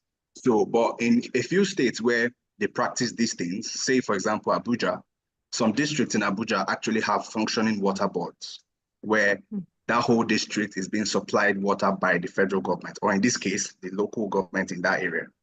Yes, so in terms of implementing that from that aspect, we are partnering with these local governments because we're starting from the base case. We're not trying to get into one big, you start from the bottom and then go up. From the real people that need these solutions, we're giving it to them. So in the case of they needing to have to go all the way, for example, to the water board office to pay for their utility bills, they can just do that from the application or through a code on their phone. Exactly. And because we also bring in that infrastructure and the structural aspect of it, we even find better ways of sourcing this water, of filtering it, and making it possible that people can actually drink table water from their taps in their homes. So that's the whole idea behind it. Thanks for that detailed explanation. Very helpful. Thank you. Great explanation. I think it just ate a bit of your time, so we will have to come to a close for your pitch. But thanks a lot for everything you shared and how you interacted with the jury. That was super interesting. And I propose you to switch to Water IQ, who was supposed to be our team number 6, but I think meanwhile they entered the room. So we have now Water IQ on scene. And who will be our speaker? Hello. Hi, Mustika. Did I pronounce that one right? Yeah, perfect. Well, Mustika, the scene is yours. All right, so I'll just start. Hello, my name is Mustika Wijaya, founder and executive director at Solar Chapter, and I'm from Indonesia. In the eastern part of Indonesia, I met a girl who had to stop going to school during her 2nd grade because her mother was sick. Her father left the family. So in order for her sister to go to school, she walked 5 hours a day to fulfill her water need. We believe that water should not be passed down. We believe that walking down hours for water should not be passed down from generation to generation. Since 2017, we have implemented community-led solar-powered pump system, impacting more than 20,000 villagers. However, we've seen a big systematic problem here.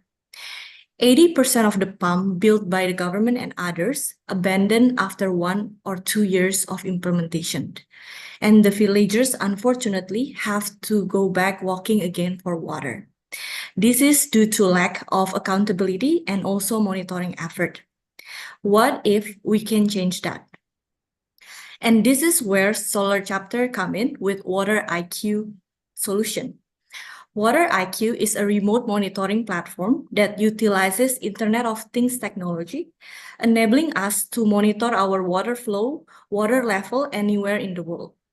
This capability not only allows us to do data-driven decision-making and analytics, but also ensures preventive maintenance, leading to more efficient water distribution and also sustainable water system.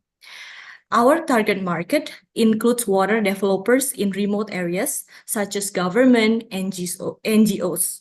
And for example, one of the largest rural water projects, Pamsimas in Indonesia, built 27,000 water system, right? So how do they manage it? And I think Water IQ will help them to monitor these projects efficiently and effectively. We also plan to expand our customer base to include private companies, helping them to manage their water resources while subsidizing the rural implementation. We operate on a monthly subscription model, which ensures ongoing support and services to our users. With Water IQ, we don't just implement solutions, we ensure that water flows to generations to come. Join us in revolutioning water management and making sustainable impact across the globe. Thank you. Ensuring that water flows from generation to come, that's super nice. And I have to say, it sounds like something I heard a while ago from Dennis when we discussed, I think some years ago on the podcast. So I'm thinking of you as the first judge I want to call out here. Thanks, Antoine. Yeah, I haven't got any formal questions for you, but I'm very curious to know, how we foster this partnership in community that you're talking about, that locally we train the community to understand their water resources and stuff like that. So I also just wanted more clarity on, are you providing like a solar treated or solar powered plant, as in the treatment plant, or are you just harvesting water from groundwater? What is the system that you're actually implementing in these rural communities? So what we've implemented is a solar powered pump system, and then we're taking it from surface water instead of groundwater, right? So Okay. it's from the river or water resources, and but that's our other projects, right? Okay. So the one that we pitch here is the management system using the Water IQ technologies, right? So I believe this technology can help the government and other water builders to effectively manage their water system. Because I think if Solar Chapter builds solar powered pump, it's only like 5, 6 every year. But imagine if we can manage like 10,000, we ensure like water for the 10,000 villages. Okay, so it is in a rural context that you're providing almost like a micro network or infrastructure. Is that correct? Yeah. Okay, I got it. Thank you. Danny, you go first. You can second, actually. Sorry. Thanks, Mustika. Very interesting, and I really resonated the whole issue of build and then dilapidate. You're back to square one without maintenance. Right. How do you think of generating required cash flow that ensures that there's money there to keep investing in maintaining the network? And I'm thinking of other companies like City Taps. I don't know if you've come across them in Africa that have really leveraged rural water and smart payments and pay-as-you-go systems to ensure that there's always cash available to focus on the maintenance of the cycle. So just wanted to hear from you on that point. So for the maintenance and all of the, the community pay a monthly payment of like $1 to $2 for the maintenance of the system. But I think the one that have to pay for this Water IQ system is the builders, the governments, and all those NGOs and developers who built this pump to ensure that, the pump is keep running, right? Because like, okay, so the villagers pay like $1 or $2 for the maintenance system, but, if they don't know how to maintain it, it's, the $1 or $2 is actually not gonna be beneficial. Yes. I'll put in just a follow-up in the chat the name of this other company that has really looked at a pay-as-you-go system, just as an idea to consider that allows you through e-money to do also the collection of the cash to help it, because that actually otherwise takes a lot of energy and there's lots of risk involved in collecting from all the villagers. So just something to think about, and I can put it in the chat. Yep. Thank you so much for the insight. But for the $1 or $2 monthly community payment, it's also managed by the community, so we don't take the money at all. But for the monthly subscription fee is for the government. They should pay like a monthly fee to actually monitor the pump, right? To understand like if the pump has predictive maintenance or if to understand the water distribution in the communities. Because I believe that we build this, but we never know like what happened to this, right? Not even to monitor, right? How to actually distribute the water efficiently, right? We never know if we don't have the data. So I believe that this data can help government to build a better water management system in the future, to assist the community to build. But I think for the city tab, we don't really take the money from, pay as you go, because all the money was back to the community to build and maintain the system. Mustika, I have to say, I'm super impressed by the way you're dealing with the questions and the way you are really, really addressing all of that. And I was just so curious that I looked you up. What is an Obama Scholar? So yeah, I was selected as one of the Obama Scholar. It's a fellowship at Columbia University. And then I was there to do like leadership trainings for like 8 months as an Obama Scholar, yeah. I guess you were probably very talented to start with, but it clearly worked. So help us help them. I mean, part of it is to invest and to believe in people. And again, I'm not part of the jury, but I would believe in you as a people to help you help them. So awesome presentation. Thanks a lot. That was our team number 6. I'm super glad that we could have Thank you. you so much, Anton. Yeah, I think I have one more issue to address, right? If I have time for this, because like sometimes, for example, the government built a system, but then they blame the community that the water systems got stolen and stuff like that. In reality, the water pump is not working, but no one really knows. And we just want to address that to make sure that people that build take that into accountability, right, of what they're building. So the KPI, the key performance indicator, is not like how many system that you build, but how many water pump per day, right? So I think we want to change that mindset, because if Solar Chapter only build, we can only build like 5, 6 every single year, right? But if we can, engage other stakeholders that building it, I think that will be powerful. Ben, we're running out of time, but I have to give you 30 seconds. Only that it really triggered in my mind then. Is there a way, have you thought about how this can make this all very visible for the country? So would this ever be a public database which is sort of showing what is happening in each region? Because that helps attract attention to the different villages or where they are. If I can show you, so this is what it looks like, the dashboard that everyone can see. So everyone can see, even not the government, to make them like more accountable to what they produce and what they build, right? So this is our water IQ. We have built like 4 and we have 6 in the next pipeline. So yeah, it's basically a bit sneak peek. Making the invisible visible. I think that's a really important part of this. I really like that. Ben, I'm so glad you raised this question, because that was interesting to see also how the platform looked like. So thanks a lot for that. I should have done that in the beginning. Sorry. Thank you. The best for the end. That's good. Good storytelling. And that being said, let's go to actually the best for the end, the last team for today. And the best is now my transition. I'm not giving any judgments. Again, I'm not the jury. Our last team for today is Hydro Efficient Coating. Today in this session, stay with us. We have another session with 10 more companies just after that. But in this session, our last speaker is coming from Hydro Efficient Coating. And while you're stepping on scene, I will let you introduce yourself.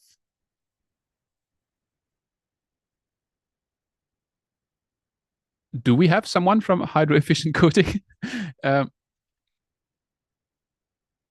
Yes, please, can you help me a little Absolutely. time, please?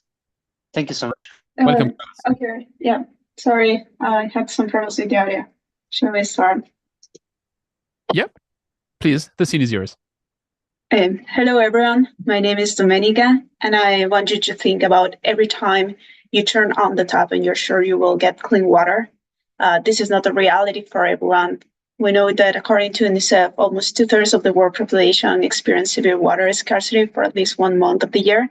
And in Ecuador, my home country, annual water risk is high to extremely high in most of the continental Ecuador and all of the Galapagos Island.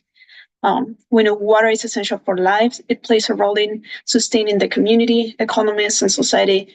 So we think it's the moment to give a solution to this problem. And we're water-wide.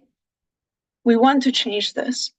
So there exist devices that allow us to extract clean water from the humidity of the air. These are called water condensers. However, historically, these devices have been characterized for their inefficiency. We go one further step.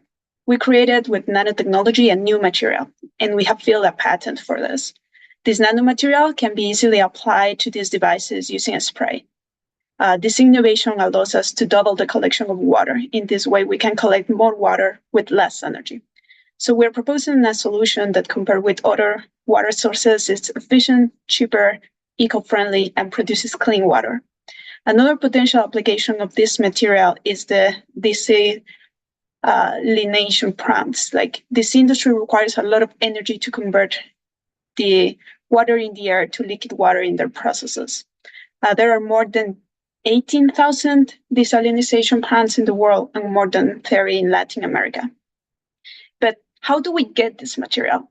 So in Ecuador, the rice industry produces 12 million tons of residue, the rice husk. This residue can be used to make the nanomaterial. So in order to do this, we have gathered a group of scientists and innovators. We are experts in physics, mathematics, business, and marketing. Our idea is to use an initial budget of $40,000 to apply a pilot plant in the Galapagos Islands. This place is perfect in terms of humidity and temperature conditions. This first step would enable us to build a sustainable solution that will have more impact in not just one sector, but different environmental issues. We expect to help the community in a short-term impact, but we also expect to have a long-term impact across the rest of Ecuador and the region. We address several sustainable development goals, including clean water, sanitation, climate action, and clean energy. We have built several prototypes. We're working to improve them. We have positioned ourselves in national press and newspapers, and we work with several partners in private companies or local governments. No other solution makes sense if we don't guarantee the access to water first. So I want you to help us to change the world one drop at a time. That's a great pitch. Maybe we can, to answer a question, bring Carlos on stage as well. I guess if you hear the two of them, let us benefit from the two of you. And I'll start with Dennis. Yeah, this is my realm. Yeah, I'm very excited about seeing, I'd say, the advancement in the technology. It's been an area of the industry that's been very stagnant, that has the most potential for impact. I just am curious about this amazing technology you've patented from the rice husks, which are fundamentally a nature-based technology. Is this application applicable to existing plants, or, in other words, is it a spray on a condenser that you can apply to existing technology and heighten the efficiency of air water generations? Is that where we're leaning into? That's exactly correct. Basically, we build this nanomaterial as a way that we can apply it as a spray from current technologies. So over the metal surface that these technologies usually use, not only condensers, but also desalination plants, they have to condense water. So the idea is to improve the current technologies to make them actually efficient, because there exist a lot of these machines, and you can think about why then they're not all over the planet and used in every country if they are this great. And the reason is that if we need them to work, we need a lot of energy compared to the water they produce. So that's why we have created this material to improve that process. And now we are able to be efficient, and we are able to actually use this energy in an efficient way to produce a lot of water. You're absolutely right. It has been the lack of energy efficiency in the technology that has limited it from being readily adopted. It is, I think, the forerunner in what I think future technology in water is going to look like. The other question I had is, how has the performance worked with the energy reduction? What kind of energy reduction have we got from the control? And also the percentage of water increase in production. Can you give us some relativity of the amounts in there? Yes, I can give you an example. So we have worked first when we were developing the material in ideal conditions, which means that we can control all the humidity and temperature conditions. The material showed that we can increase the amount of water obtained with the same energy we use in all the experiments 6 times, which is a lot for the current technology. And then we did several experiments and projections for real environmental conditions, and we have determined we can double the production of water. So the idea is not to focus in, oh, let's reduce the amount of energy use. It's more about like, if we use this amount of energy, now we are efficient and we are able to produce the required amount of water. So to put an example, if we work with a condenser, like one of the current condensers in the market, one of them of 1 meter square, because it depends in the size of the machine. But let's put this example, 1 meter cube machine, then we are able to produce 20 liters of water in 1 day. So we can be able to double this amount using the same amount of energy, or we can keep the 20 liters if we don't need that much energy and reduce the amount of energy spent to obtain the same 20 liters. Very interesting technology. I'll definitely be keeping an eye out there and seeing what you guys are doing. Have you spoken to any of the other guys working in air water generation? Are you aware of like the Genesis Systems guys? You're also working in enhancing materials to generate or absorb more water content, or more water from the atmosphere? Are you aware of some of the other companies working on this technology? Yes, we have tried to talk, especially with the ones regional. For instance, in Latin America, there are some people working in Peru in these machines, and they have the same problem. They need a lot of energy to produce a certain amount of water. There is also one company that is trying to import these machines in Ecuador itself. He also has the same problem. So we have been talking with all these people and try to convert them in our partners. So they are ready to like talk with us once we have implemented this like in the pilot plan. We are also talking with, for instance, the desalination plants in the country, because we think we can also help them to reduce their costs, their energetic costs.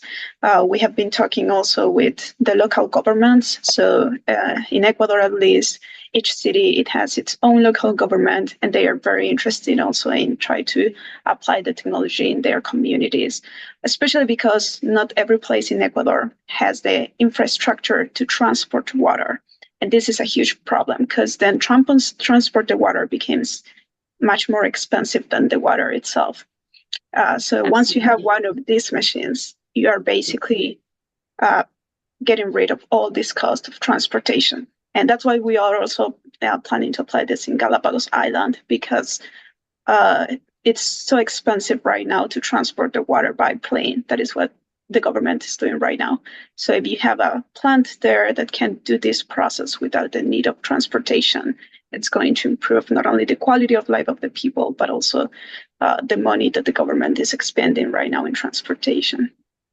Lovely, wonderful technology. Keep going. I'm sorry to stop you here, because I could sit back and listen to you just raising questions. It's super interesting. Actually, I love that dialogue. We have one more question from Carmen, and then we'll have to close. Yeah, can you hear me? I just want to check if you Yes, can. yes. Okay, no, thank you, Domenic and Carlos. This was really impressive and a great presentation. So basically, I have 2 questions. On the energy side, I was wondering if you have also explored with solar power plants. We actually just heard a pitch about solar power using water pumps. I wonder if that's a technology that could also be applied for the water condensers. And the second question is on the pilot in Galapagos. If I understand correctly, you're moving from prototype to a pilot project. So that seems like a really important jump. So if you can talk a little bit more about this pilot, is that something that is ongoing now? Is that something that you're planning? And also, is this more of the company effort, or you have a client that is financing this pilot work? Thank you, and great job again. Thank you. Yes, to answer one of the questions, we can start with the Galapagos part first. Yes, we have a talk with the major in Galapagos. He's extremely interested in applying the project. We have also talked with several farmers in the island, which they said water is their main need, like that's their main problem right now. So we are in the process of trying to raise funding for this. We want to raise the funding, the necessary funding to apply this. And that's like the stage we're working right now. Sorry, what was the first question again? About using solar panels. Oh, that's a great question because Ecuador is the perfect place to use solar panels. We are basically perpendicular to the UV light, so the efficiency of the solar panels is great in Ecuador. So our idea is to prioritize the use of solar panels for powering these condensers. So these condensers, they can be adapted to use the solar panels. And that will be our priority as a company to prioritize the source of energy of the solar panels, especially because, as we said, the idea is to be able to put this in places where it is difficult to access. So actually, these are the places that also they don't have good infrastructure for energy. So it's the perfect place to also apply the solar panels. And we have been talking with some private companies in Ecuador that are extremely interested in donating several of them to also apply it to the project. I'm sorry because we're running out of time, but if I can give you just my 2 cents, there is a company which has solar panels and which has technologies which go in the same direction than you, and they are the company who raised the most money of the water sector 2 years in a row. So if you're in a fundraising time, if you have those stars to be aligned, you're basically an investor's darling. So I think you're onto something super interesting. Again, my uneducated comment, I'm not part of the jury. I'm not saying anything beyond me waving heads. Thank you. Thanks a lot for the great pitch. And that, I think, closes our first pitch session for today. We are super late and I'm super guilty, so I'm sorry for that. If you're watching us right now, the votings are open for the People's Choice Award. Given the time frame, I think we will not have enough time to just stay here on stage to wait to give the winner of that first session. So again, I'm standing my point. Take your time, vote. I will let the votings open for another 30 minutes. So go on to pick your 3 favorite teams. And once you're done with that, I will look at the rankings and I will invite the winner on my podcast. So you will have the opportunity to tell to everyone how happy you are about winning the People's Choice Award, and then also to go into a bit more depth of your pitch. And if you're in fundraising phase, that's often a good timing to be exposed to my typical audience. Again, I'm not Mr. Beast. You won't get 200 million views, but I think it's still interesting. To close that session, I just propose to take back all the judges on scene. First, to thank you for having been with us and to have supported our pitches and all the entrepreneurs who presented today. And second, to answer a very, very simple question, which is, if you had to summarize what you've seen over the past 2 hours in one word, what's that word? And I'm going to start with no one else than the director of the jury. So Lisa, you're first, and also you're the one, you were a bit prepared. You've seen me doing that yesterday, so I'm not taking you so much off guard. Outstanding. Wow. This was an incredible panel. We have a tough choice here. Congratulations to all the teams. And thank you, Antoine. So Lisa, your word is outstanding. So I'll take you just in the order. I see you in the Zoom, so I'm sorry if you come first, but then Dennis, you're second. Inspirational, amazing presentations, love interesting technology coming forward. Inspiring. Inspiring. I'm taking inspirational and inspiring. Let's take the 2. Carmen. I would say passion. I think I saw a lot of passion from all the speakers. That was really nice to see in all the presentations. So yesterday we had passionate, now we have passion. So I think we are onto a sort of pattern here. Who's next? I don't see new faces. Zoom doesn't help me on that one, so I'm just going to call out Austin. Yeah, I would say diverse, just a really interesting, diverse set of technologies that were presented. So outstanding, inspirational, passion, diverse. Ben, what's yours? Curiosity. They got me really thinking here about how the applications of these really scale up and some of the things that we need to do around that. Curiosity. Danny? I was going to go with inspiring, but Lisa stole the fire, so I'll go with impactful. They're inspiring because they can be really impactful if leveraged at scale. So love it. Alexander? Well, now I was supposed to say impactful. That's how it goes. No, we're crazy interesting across the board. Really good. Thank you. We had advocates yesterday for putting hyphens, so I'm going to hyphenate your word and say crazy interesting. That works.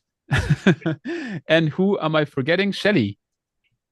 I mean, again, great words, used so far. Maybe optimistic and hopeful, like some really amazing technologies and ideas to answer some of our biggest, global questions in the water space. So congratulations to everyone.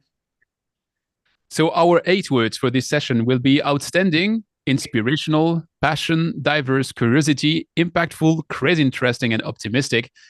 I think if you've missed the session, you've truly missed something, but now you know what you've missed. So you can rewind and watch the 2 hours and you're going to understand why our judges picked those words. So we will be continuing that session back to back with another session. Maybe just let's take the opportunity to thank all the judges, all the ones which will not be with us in the next session. I think you will have a bit of time to give your rankings and your notes, and maybe you'll see these entrepreneurs again because you'll be their mentors for the acceleration program. So thanks a lot to everybody that pitched. Thanks a lot for the jury. For all the ones in the attendance, take a small breath. I'm going to keep talking just in order to not have a wide silence, which might push everyone and nudge everyone to go out. But we will be continuing with the 10 next pitches in just some minutes. In the meantime, thanks a lot, and see you in the Accelerator program. Great. So while let me do something fancy. Here we go. Look at that. I can do some fancy stuff and change my camera angle. That's incredible. So we are starting a new session slightly late. So if you really came for the second session, I'm really sorry because we are starting 6 minutes late. Nevertheless, I'm going to try to catch everyone and just recap a bit the rules of what we're doing today so that we can start with the next pitch with everyone in the know. So we are here for the 4th and last session of the World Bank Youth Innovation Challenge. So we will be seeing 10 more pitches from 10 more companies. But long before we had 40 companies pitching today, that process started at COP28 when the World Bank launched that initiative in order to find 20 companies to accelerate within an accelerator program, which starts just after the series of pitches and will last until October. When they kicked off the program, 1,600 teams registered from 95 countries.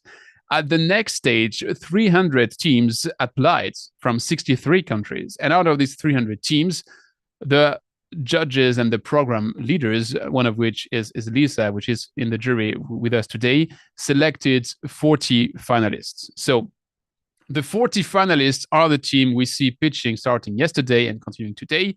We've seen 30 pitches, and now we have 10 more and the 10 last ones. It's often said that the best comes at the end, so we'll see if that's true. Anyways, I'm sure we'll have amazing pitches.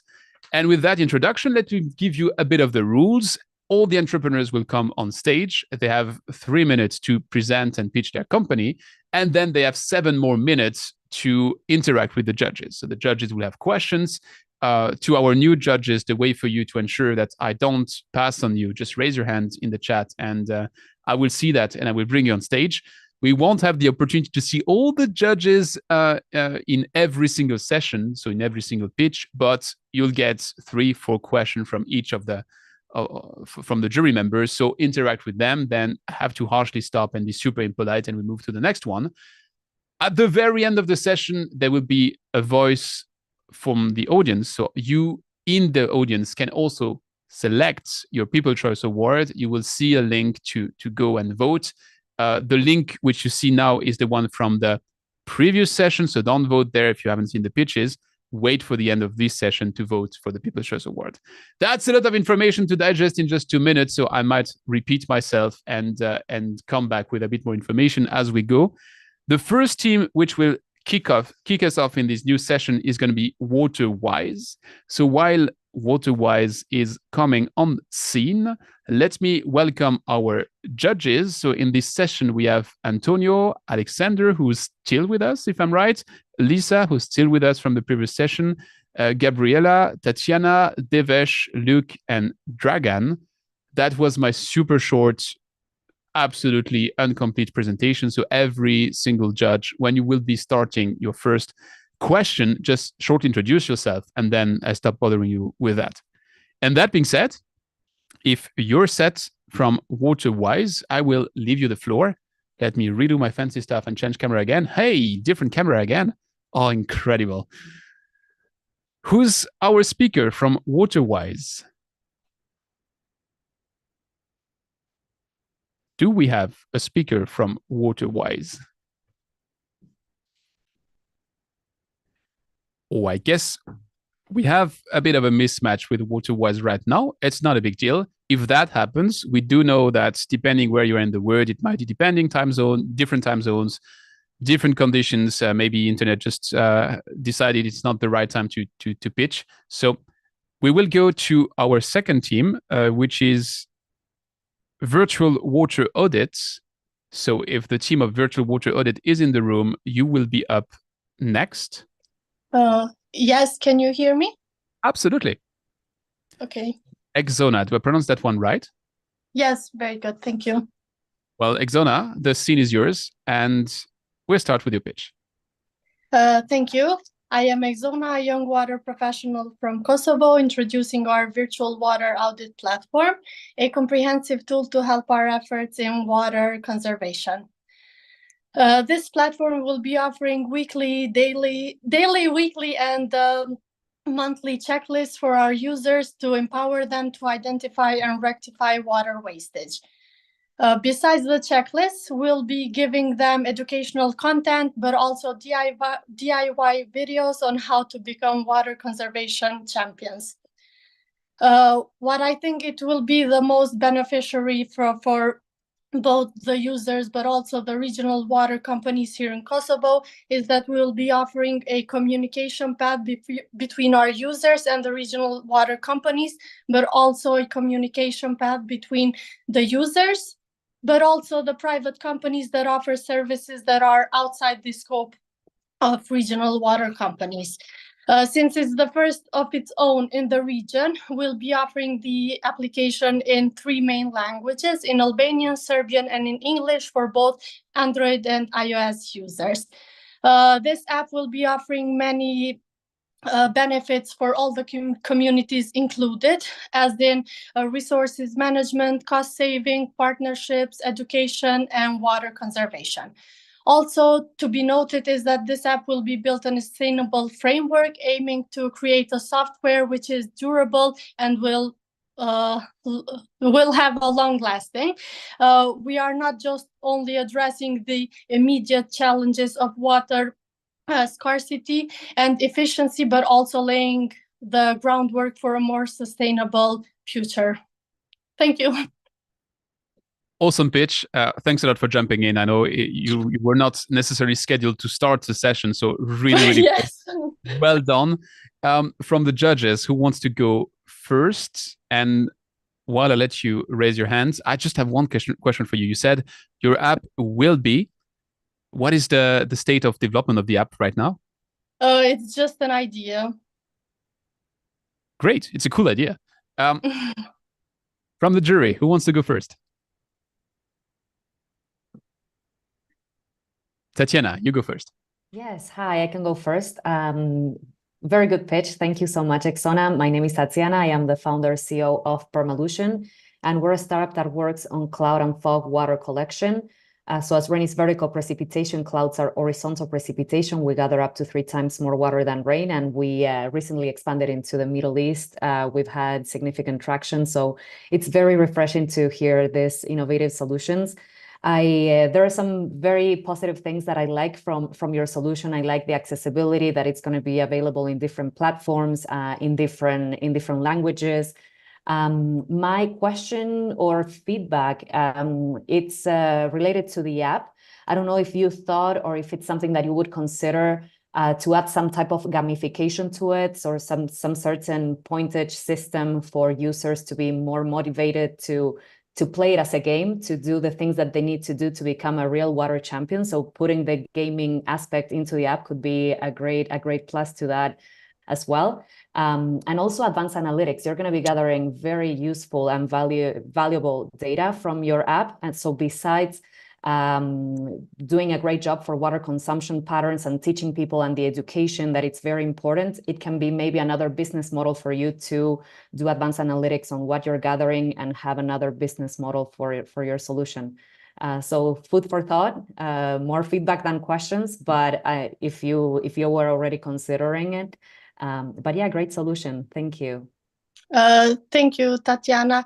Regarding the gaming, we thought that maybe in the educational content menu will be maybe asking users to share their cases of water conservations and how they did that, or how they managed to find a leak in their own apartment. And if they share their stories, maybe they can win some points, and then maybe we can reward them by sharing their stories.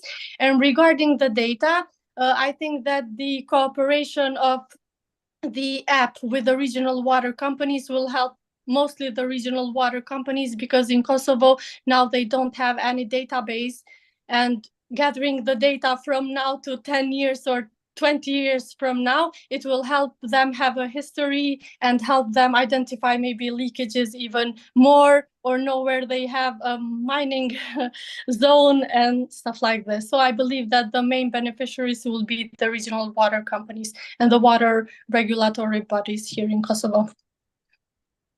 Great, thank you. Great. I'll give the jury microphone to Luke. You're next. Thank you for that great presentation. My name is Luke Shores. I'm one of the co-founders of Capture 6, which is a integrated direct air capture and water company. So a couple comments / questions.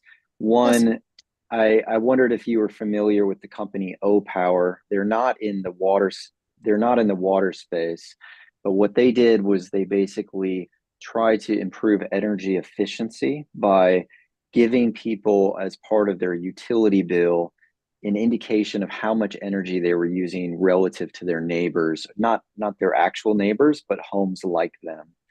And what they found, and this is all in the literature, is that people having some sense of what their energy usage patterns were like relative to households like them was a good motivator to actually change behavior. So you could consider whether or not that might be possible to do in the water space. Yes. I also wondered, with the app, like you're kind of moving in sort of a B2C direction, but how do you consider the strategic value of that versus really trying to integrate with the water companies and having the communication come through the water companies that are already in contact with their customers, already billing their customers? And so with an app, you obviously have to deal with making sure people continue to use it, versus if you could provide kind of some sort of integration with the water companies and provide useful data, usefully change behavior. Maybe you're not like disintermediating kind of those water companies from their customers, and that would be a business to business strategy. But I think I'd be curious, like, have you considered that as an alternative strategy, basically? Okay. Regarding the O-Power, I'm sorry, I have never heard about it. But when I mentioned the checklist, because I think I went so fast and I forgot to mention many things, when the consumers or the users of the app will complete the checklist, then they will be able to check how much they have spent from month to month. And then we will be able to make a anonymous graphs, and show them how much 5-family household is using and comparing them with their own use. So we'll be connecting this, and I think that this will help not only the users to identify if there is any water leakage within their system, because if they spend duplicate two times more than the average 5-member family, then of course they will have to know that something is wrong. And regarding I believe that answered your first question. Okay.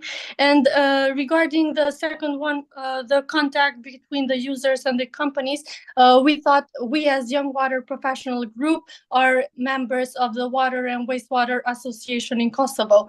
And we thought that when we develop the app, we can host it in the server of the Water and Wastewater Association platform.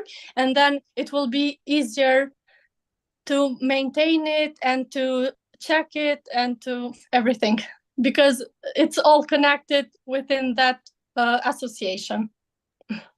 Great, thank you very much. You're welcome. Two short comments here. We want to focus on questions to entrepreneurs. I think you gave super insightful elements to help build a company, Luke. We keep that for the accelerator. If we share it for everyone, then someone might take your advice and then run with the idea. No, I'm joking about that, but it's just in order to have a dialogue. The second is, I love how you're taking notes and and how you come back to the points. It's super professional. Really happy. And now to a clever question coming from Devesh. Awesome pitch. Just curious. So assume the product is built. It does, of course, for the trade, but it does what you expected. I'm curious, like, how are you gonna get the users on the platform? Like, how are you going to actually get families and users interested enough to join and stay on the platform? Okay. If I can share just a short story on how this idea got started. A couple of years ago, a friend of mine bought her first apartment. And then when I went to visit her apartment, I was then working in the water and wastewater sector. I just wanted to wash my hands, and she said, "Oh, I don't think we have water," because she wasn't still moved in. She was just showing me the apartment around. And I told her, "How come you don't have water?" There was no water outages at that time. And then I went outside on the main hall and then opened her valve. Then I saw that she didn't know that she can open her valve and then get the water. So that's when the idea started, because for me, it was very easy to know where the valve was and how to open it and to receive water. But for people that are outside this field, it's maybe a little bit of problem. And then I told her, "Oh, I think it's a good idea if we do this kind of stuff, especially for young people who live together and for young parents and stuff like this." So she was like, "Yes, it's a great idea." So I think with great marketing campaigns and involving all the stakeholders and having them help us share the word, I believe that we'll get all the users connected.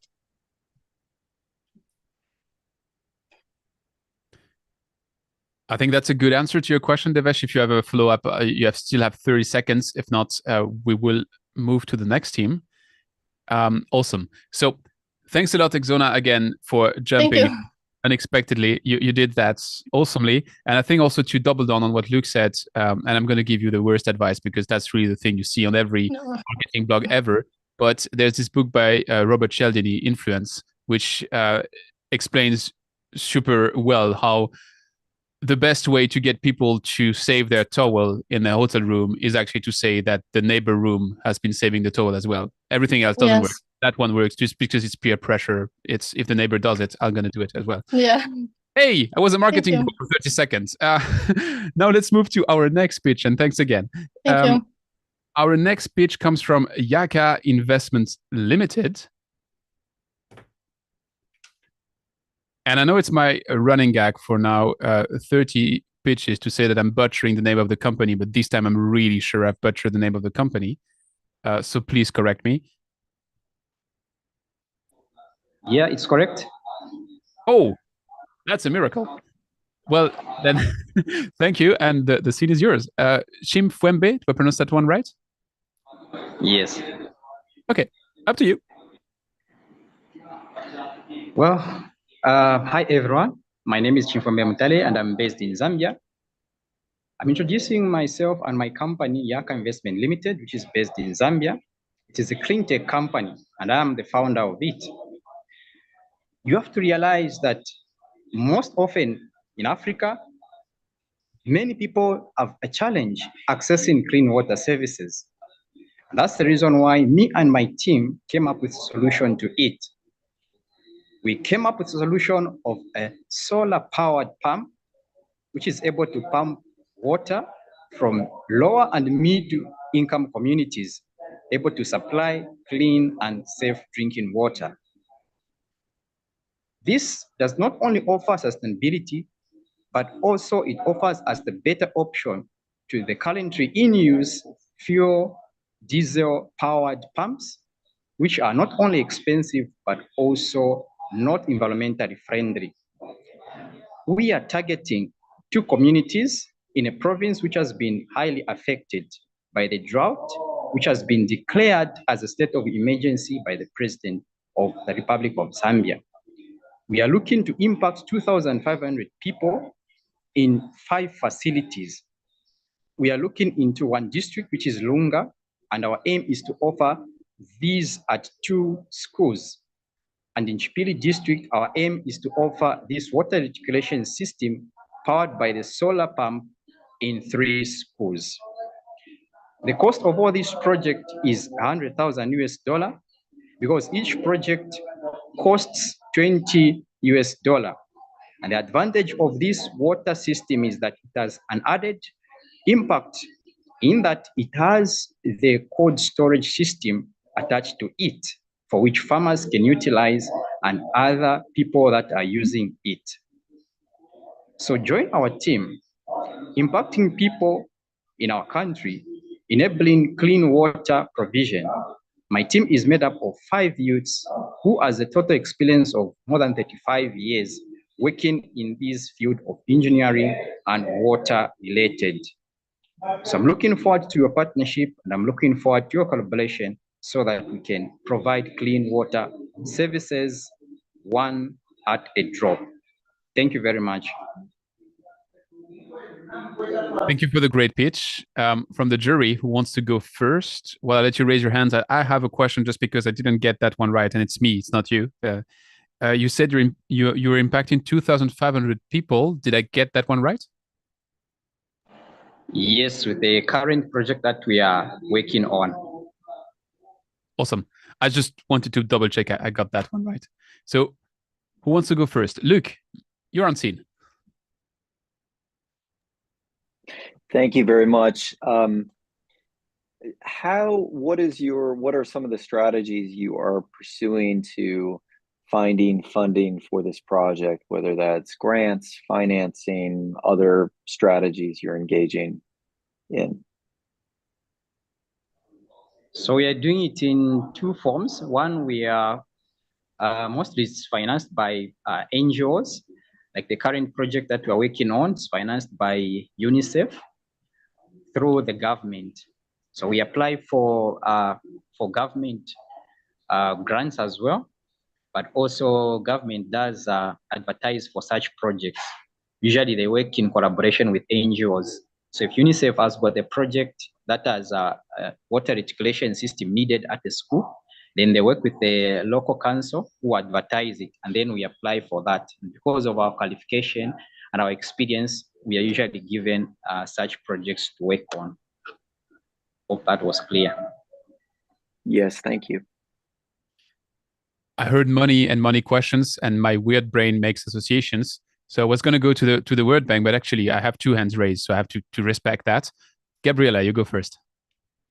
Hello, everyone. So I'm CEO and founder of Nitrogen Sensing Solutions. So we develop sensors to monitor water quality. And this is one of my questions. So how do you guarantee that the water that you are extracting from the soils is drinkable? So is there any plan to check the water quality? And if you could develop a little bit more about the business plan. So how expensive are the final product? Are they going to be used by all the community or the families? So it's my questions. Thank you. Thank you. Great question. First of all, we work, our company has got a partnership with the local universities. So when we are doing this, we take our samples to the university to test for the quality of the water, the BOD, the COD, and all the testings that are needed. So we get the assurance from the universities, working with our partnership with them. And like I mentioned, if an organization like NGOs, an example of UNICEF, they want a water rectification system, so they work with a local council. For example, if they are targeting a school, they work with the government, and then they advertise and we apply. So once that is established, it's used for the purpose of that cause. That is a school or a clinic. So usually those are the main aims, and also sometimes the communities as well, based on what the NGO's aim is. So that's where the goal is usually tied. Hope that was clear. Thank you. I take a follow-on question from Dragan. So thank you for a pitch and presentation. It's super important what you're doing.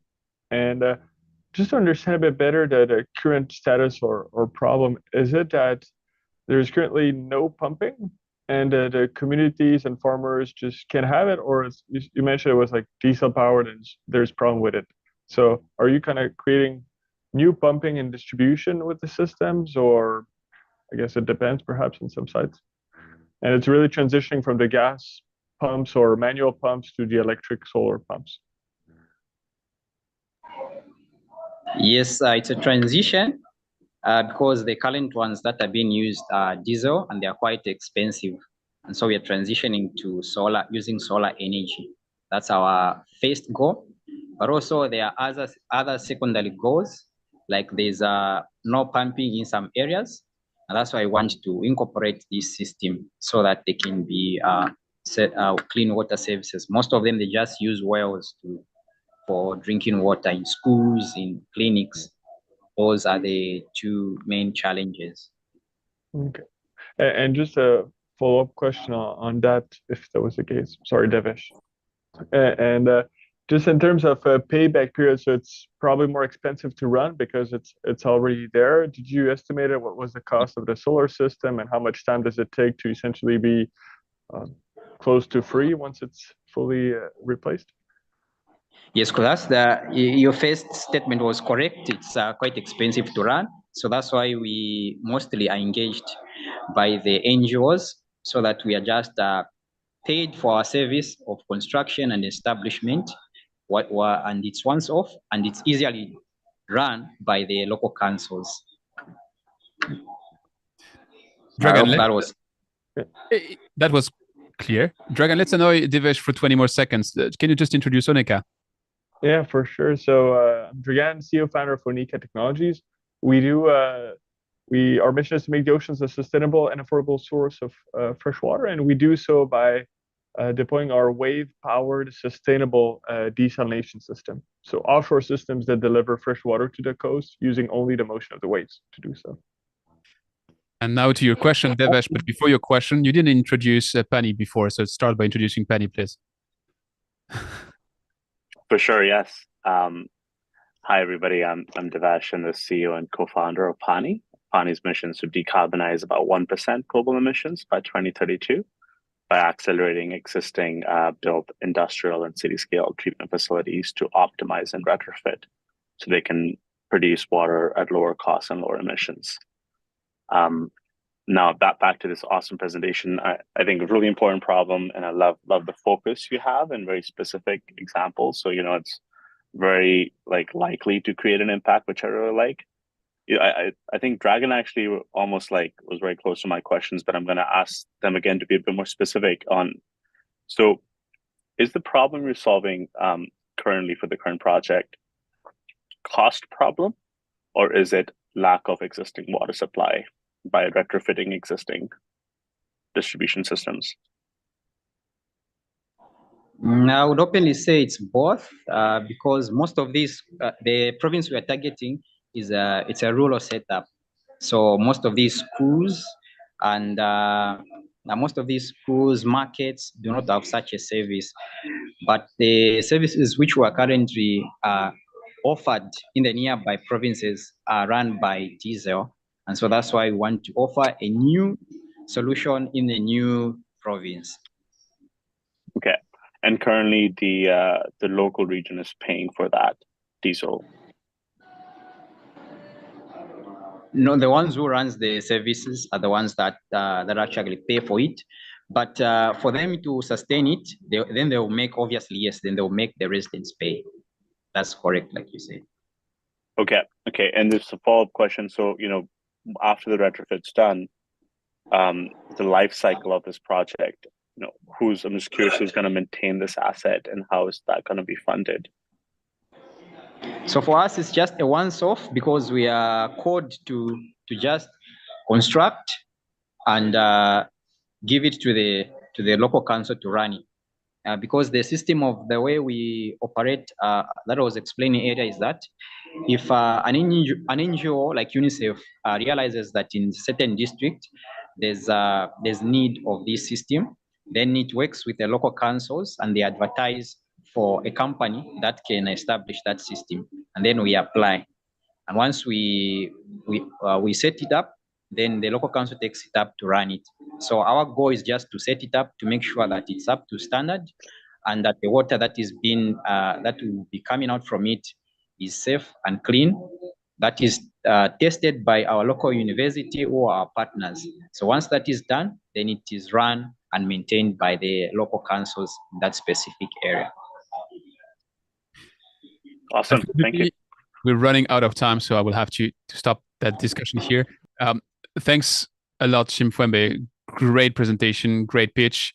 And we will move to the next team. And the next team is Antene Jerican.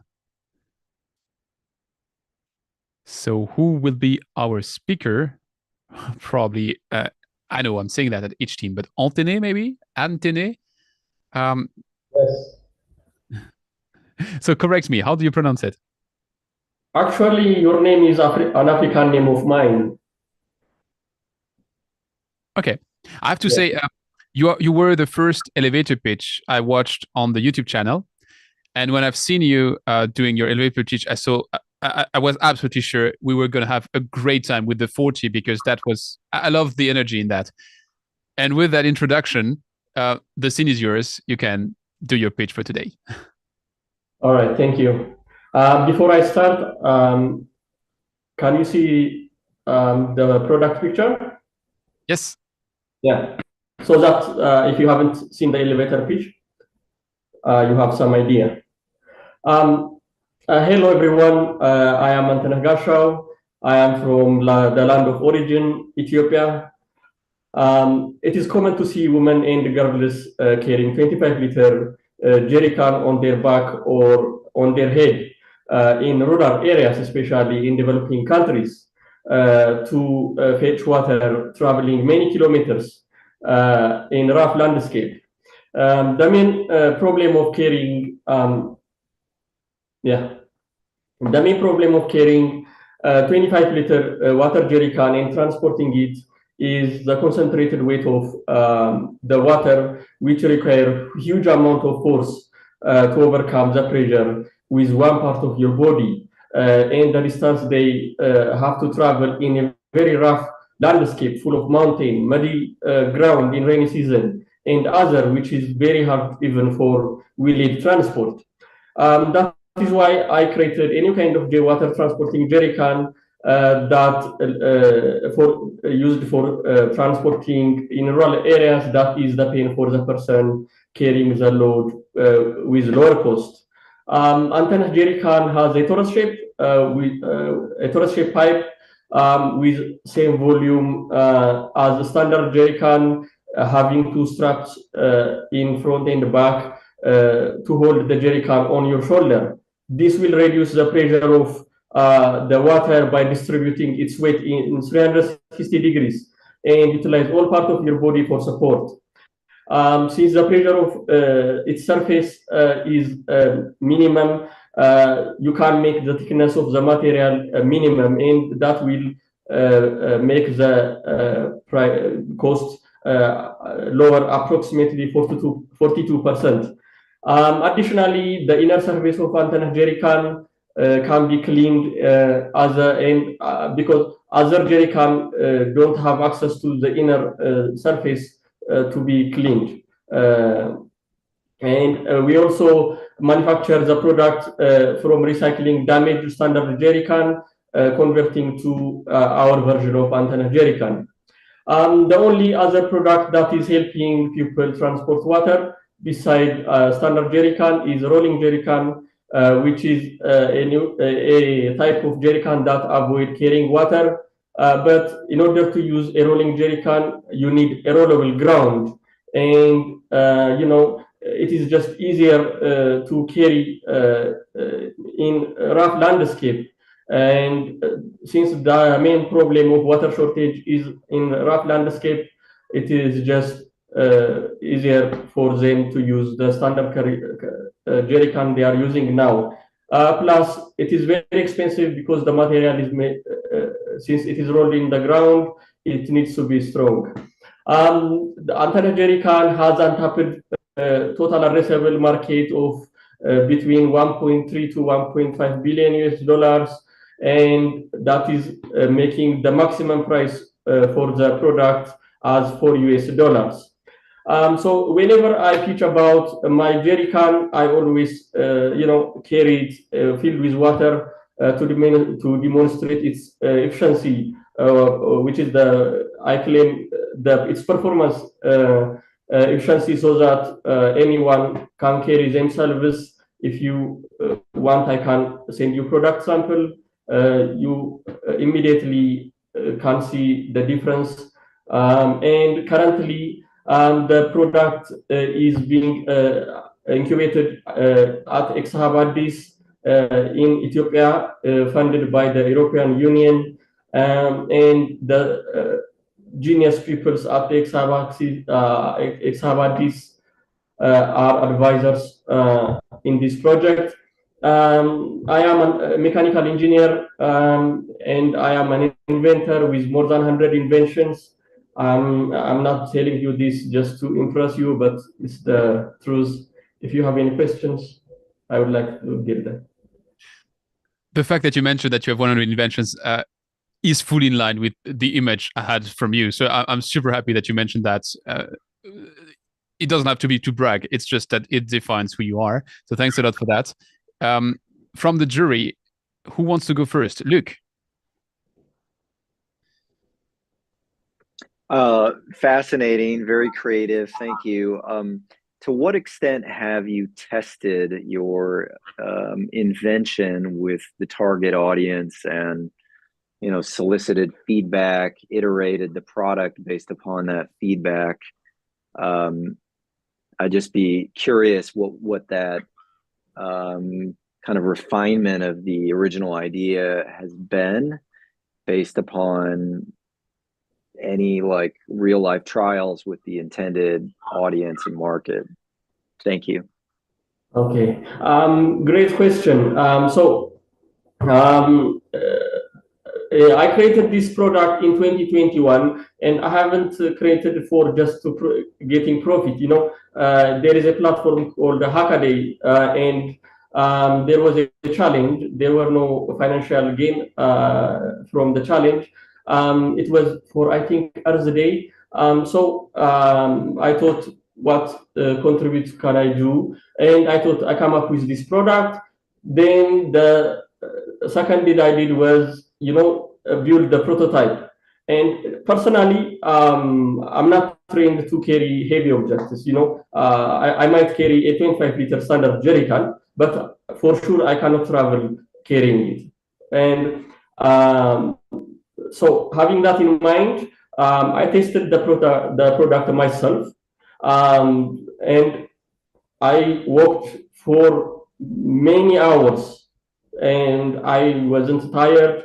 That was the first sign I got from I was on the right track, and I tested on other pupils, more than 10 pupils at that year, including women's. And we at X-Harvard, their incubators also have been tested.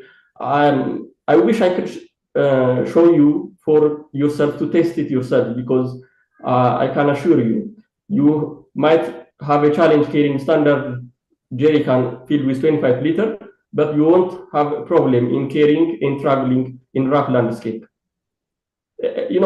If I was pitching face to face, it would be more convenient because you have the product to test it. Online it is hard. I will give Thank you very much. I'll pass on the microphone to Antonio in just a second. Just before that, if anyone doubts it's difficult to carry a jerry can, keep saying since the beginning of this session that I'm not Mr. Beast. Actually, Mr. Beast did a video where he's carrying jerry cans in a rough environment, and he's really struggling with it. So, yes, I have seen it. Yeah. Even I have sent him an email in which he didn't respond. But after I saw his 100 wells project, I come up with my version of donating 100 units of antenna jerry can as a product launch, and it needs a collaboration and the resource I don't have at stake. I call Jimmy. All people on YouTube have the number of Jimmy, so I'll just call him. In the meantime, let's get a real clever question from Antonio. Thank you, Antoine. Can you hear me well? Yes. Okay, this connection here is not very good, and I'm Antonio Rodriguez, part of the jury, senior water specialist from the World Bank, and calling from South Africa. Atenet, your elevator speech was amazing. I really agree with Antoine about the picture. I can picture you, and I'm willing to carry this interesting device. However, the proposed solution, where it makes easier to carry water, right? It doesn't kind of tackle the need to carry it, right? And to spend time in carrying and going for the water, fetch the water, going back. No, it's much easier, but still. So I would be interested. One of the issues we're always looking at is how this impact particularly in women and girls that are missing school because of the time going to fetch the water and so on. Have you thought about this? Have you recorded any time reduction apart from kind of the easiness of carrying the water? Or how are you addressing this? In any case, it's a much improvement to a jerry can. That's easy to implement, but have you thought about this and how do you propose to solve these issues? Can you repeat it? Sorry, you talked a lot of things. Be specific, please. The question is, have you thought of ways to improve the global experience of this woman which have to carry the water beyond just, I said just with brackets, the posture improvement? If I'm summarizing that one, Antonio, if not, jump in. Yeah, in terms of time reduction and the need to carry it. Well, the main point of the product was, to ease their pain. Most of the women I know in rural areas, I have many family members in rural areas, travel at least 10 kilometers. You have no idea how strong they are. I'm sure, many of us will not do it, right? They are suffering now, and they will likely suffer in the future because of recent climate change, environmental factors, right? Water crisis is going to increase. We all know that, right?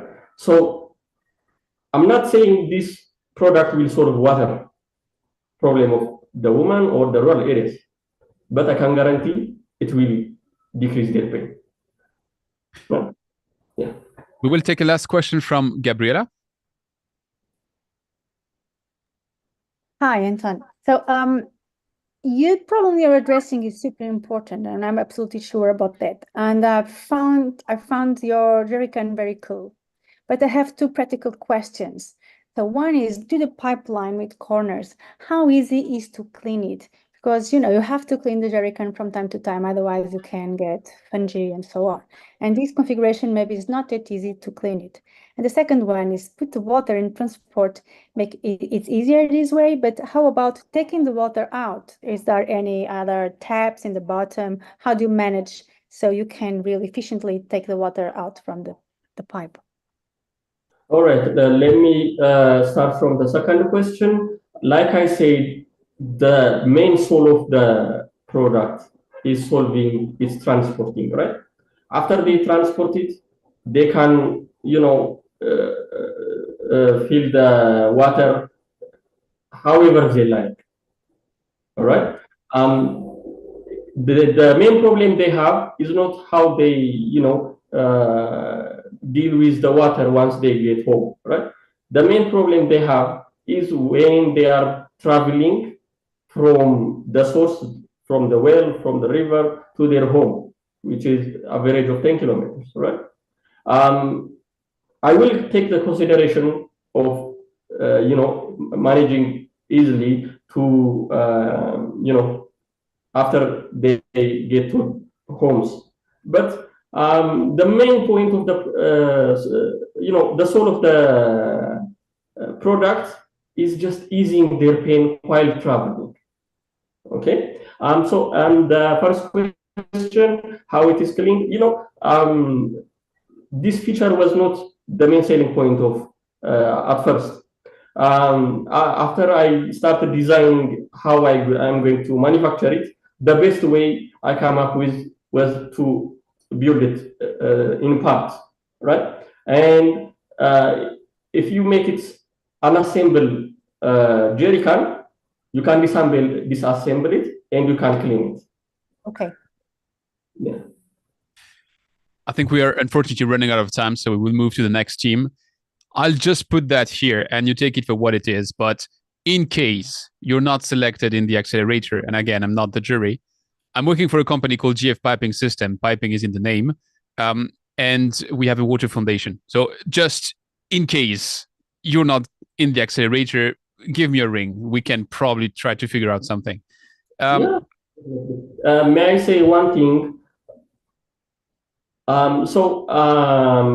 This would be perfect opportunity for the World Bank because it's perfectly aligned to be. It really makes sense to be the client for Anton Jerrycan, right? You can purchase from me, and you can donate to everywhere you operate. Thank you. I hope message well received on the World Bank's end. We'll see that when the judges have to fill their form at the end. And let's move to our next team. Thanks a lot, Antone. Our next team is West Bangladesh with Drinkwell. So who will be our speaker? Hi. Ronnie. Yes. Ronnie, the scene is yours for the next 3 minutes. Okay, thank you. Do you know Bangladesh is known for having the largest mass poisoning in human history? Is the arsenic water crisis. I'm MD Saddam Hossain Rani from Drinkwell, Bangladesh, working to establish sustainable drinking water models. 668 million people in India and Bangladesh live beyond the pipe and having lack access to basic drinking water. And Drinkwell has deployed 700 plus proprietary water filtration system, dispensing 1 billion liters so far of safe drinking water to 950K people in direct partnership with 40 plus municipal water utilities and NGOs to provide last mile drinking water access to both urban and rural low-income communities. Drinkwell's proprietary Higgs nanofiltration technology removes arsenic, iron, and other impurities while recovering 99% underground water versus reverse osmosis, which recover usually 40 to 60% underground water. Drinkwell combines this filtration technology with IoT-based sensor, RFID card, mobile money payment system, which actually jointly deploy this system with urban water utilities, while also reducing reading fees, pipe leakage, and other non-revenue sectors. So each water transaction actually recorded in our server, and water utilities can monitor through live dashboard. Our Drinkwell stack solution actually allows water utilities to retrofit existing pump to distribute safe drinking water, bypassing illegal intermediaries and directly benefiting low-income communities.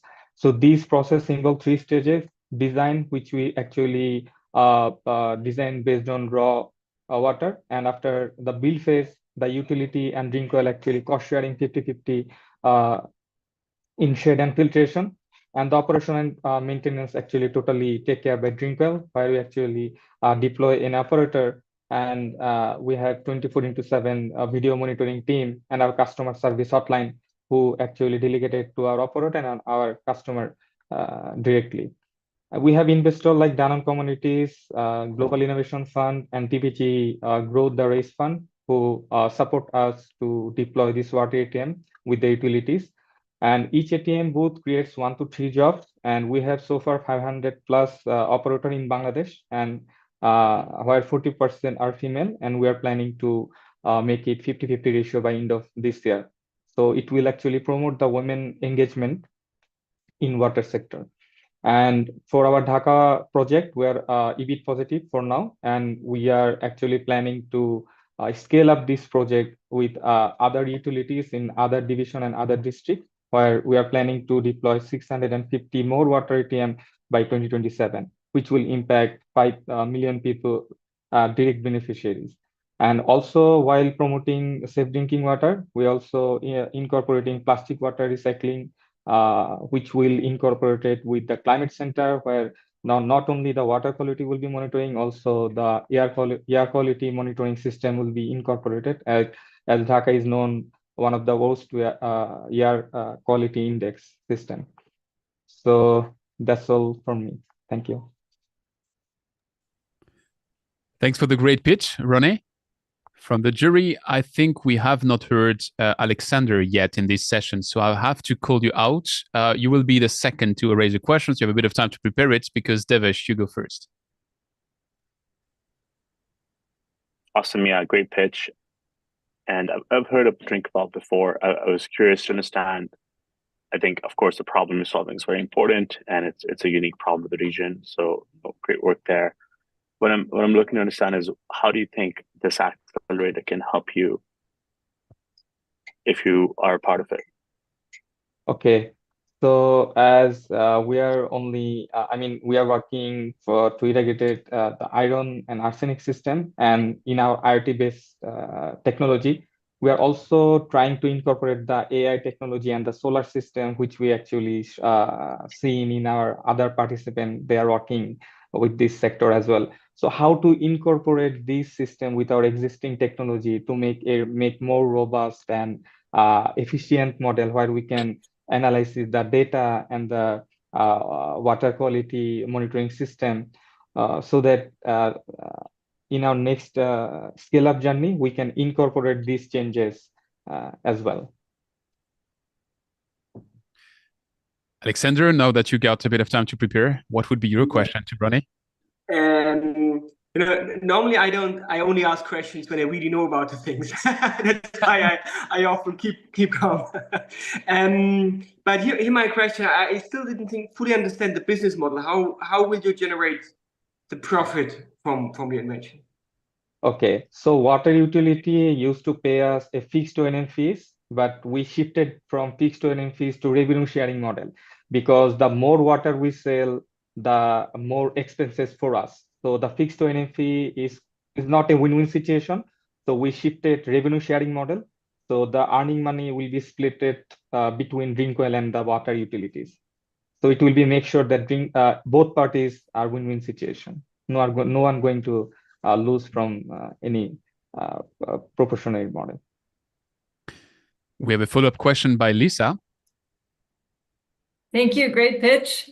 I'm curious about your customers. You've mentioned water utilities. Talk to us about your customers. How many customers do you have? Kind of where are you on the journey, and what's kind of blocking your growth? Okay, so in Dhaka, there are 4 million people live beyond the pipe, and from these 4 million people, we have acquired so far 500K people. And by 2027, we are actually planning to scale up from 300 to 500 system and acquiring additional 1 million people who is living beyond the pipe. Not only through water ATM, we are also working pipe water modality so that in slum, we can deliver this pipe water network where we can deliver safe drinking water through pipe water. And in Bangladesh, we have total 550K consumer. And in India and Bangladesh altogether, 950 consumer we have so far. Let me just repeat that because I think it's super important. You have 500,000 people connected in Bangladesh, 550 in total Bangladesh, but 500 in the capital, and in total 950. And you are planning to have another million. So in Bangladesh. That's the impact we're discussing. I just wanted to highlight it because, yeah, impressive numbers. I just don't want people to stop at 500K and say, it's okay. No, it's huge. Dragan, you're next. Thank you. Yeah, really impressive what you're doing. So congrats for that. And I mean, at that scale, I'm assuming you're able to even track some health impact of people that are using the regions that they're not using. Are you currently like building a sort of like where you're at in terms of the positive impacts and for people to drink the better quality water that you're providing? Right, so we have 300 sample size, so which is actually pretty low, but we find out that the frequency of waterborne diseases has decreased before implementing Drinkwell and after using Drinkwell water. So we are having a discussion with ICDDRB to make a greater sample size study so that we can measure the actual impact we are creating among our city dwellers. And in a typical, let's say, I don't know, neighborhood, do you have like KPIs in terms of percentage of people that, like once you deploy your system, what percentage of like the local neighborhood start using it compared to the typical like just direct tap water? Is it thing that you're monitoring? Yeah, we have a questionnaire in our registration form, like how much water you usually consume. Like people usually answer based on their family members. So it's actually 20 to 50 liter in a week. So that's how we can measure how many, how much liter we actually, making a difference before and after using our Drinkwell system. Tatiana, you shortly had a question. If you still have a question, Yes, I do. And it's very much tied with what Dragan was mentioning. Mine was related to SDG and ESG reporting, because it does sound that you're gathering very interesting data points and that you already have a very good base for doing this type of impact metric measurements. So it's a question/feedback in terms of reporting on sustainability impact, reduction in water wastage, improvements in health, economic benefits, the local communities you're working with. I think that this data can be very crucial for some clients and also for potential investors. So this is great for you. Congratulations. Great solution. Thank you. Yeah, thank you.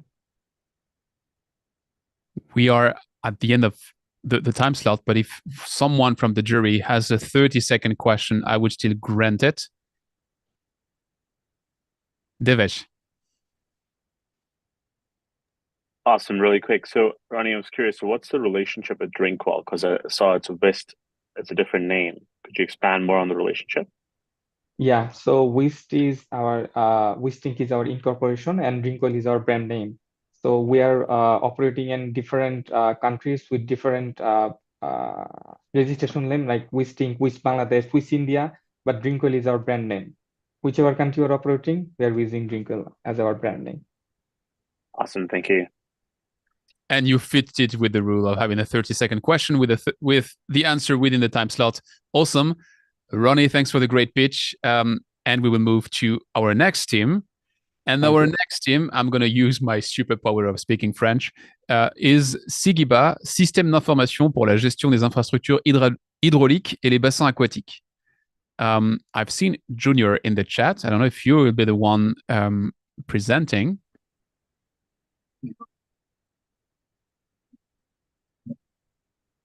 Oh, that's a team. Awesome. Welcome, team. Bonsoir, mesdames et messieurs.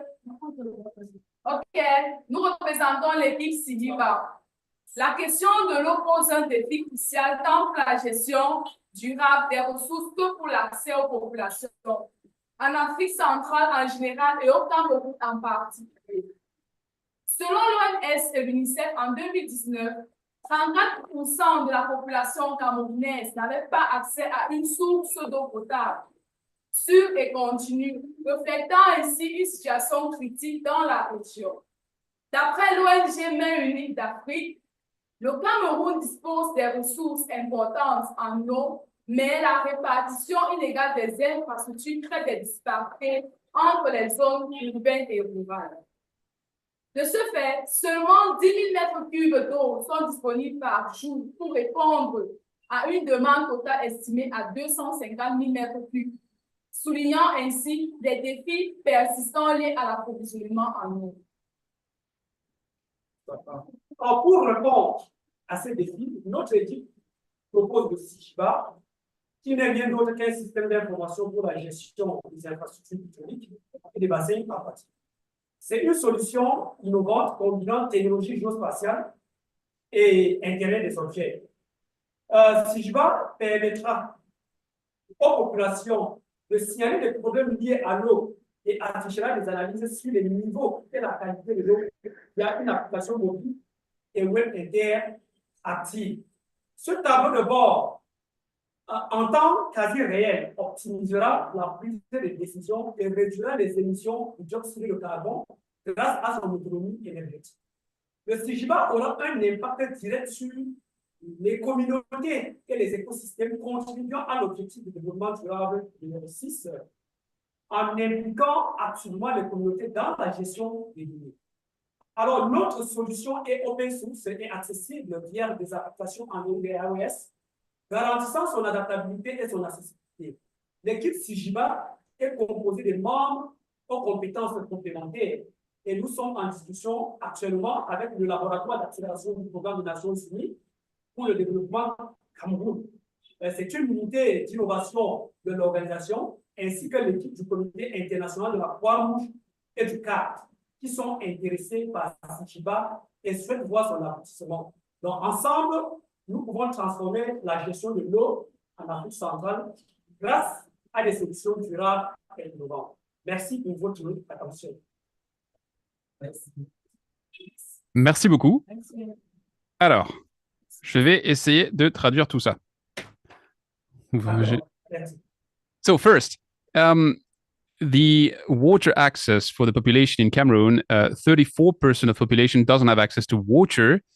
And that is a pity because Cameroon has enough water, but it's not it's not equally distributed. So some places have a lot of water, some others don't have that much water. So in the places where the team is focusing, they have 10,000 liters available when 50,000 liters would be needed. To solve for that, they developed a geographical information system. And on that geographical information system, people can signal water quality trouble and water quantity trouble online in near real time. Their goal with that is to have a direct impact on communities by implication of the community within the project.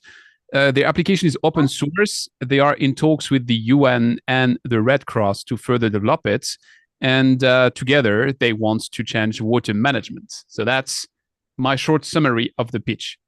Dear judges, who wants to go first? I can take maybe the first one, and thanks for the summary. Good also with your super good mic. It's good to also have a really good refresh. So, donc peut-être juste une, je peux traduire, and I can translate in English after. So, peut-être une petite question. Donc, au niveau de vos peut-être si vous pouvez rajouter un peu plus de spécificité au niveau de votre façon d'améliorer cette gestion-là. C'est quoi les pratiques que vous implémenteriez ou c'est quoi les façons comment ça devrait être mieux géré comme modèle? Donc, c'est quoi les changements que vous apporteriez pour que ce soit mieux géré ou organisé?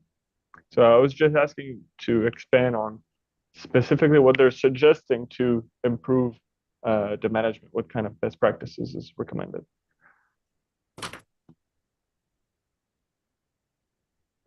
D'accord, merci. Merci de me passer la parole.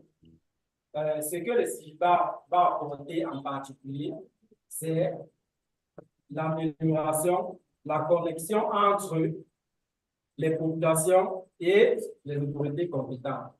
Donc, la particularité de notre système, c'est que celui-ci va directement toucher du doigt le problème posé, le problème que rencontrent les populations.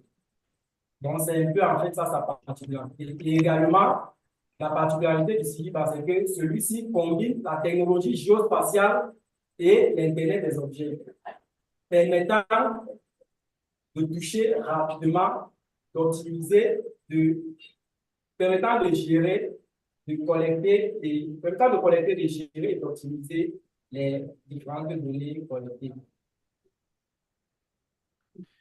So, in short, the answer is they want to better the population and authorities link, directly bringing all the troubles and problems in light and leveraging geospatial technologies to connect data and people. I hope I'm not butchering that. Antonio or Dragon, do you have a follow-up question? Sorry. Maybe peut-être juste pour les prochaines réponses, je ne sais pas si rapprocher le microphone potentiellement ou que la personne qui répond se rapproche du microphone pour peut-être un peu mieux entendre. C'est un petit peu difficile à entendre, désolé. Next question by... Oh, I hope j'espère qu'on vous a pas perdu. In the meantime, Antonio, you can already raise your question and I'll prepare the translation if needed. Je vais poser la question en français peut-être.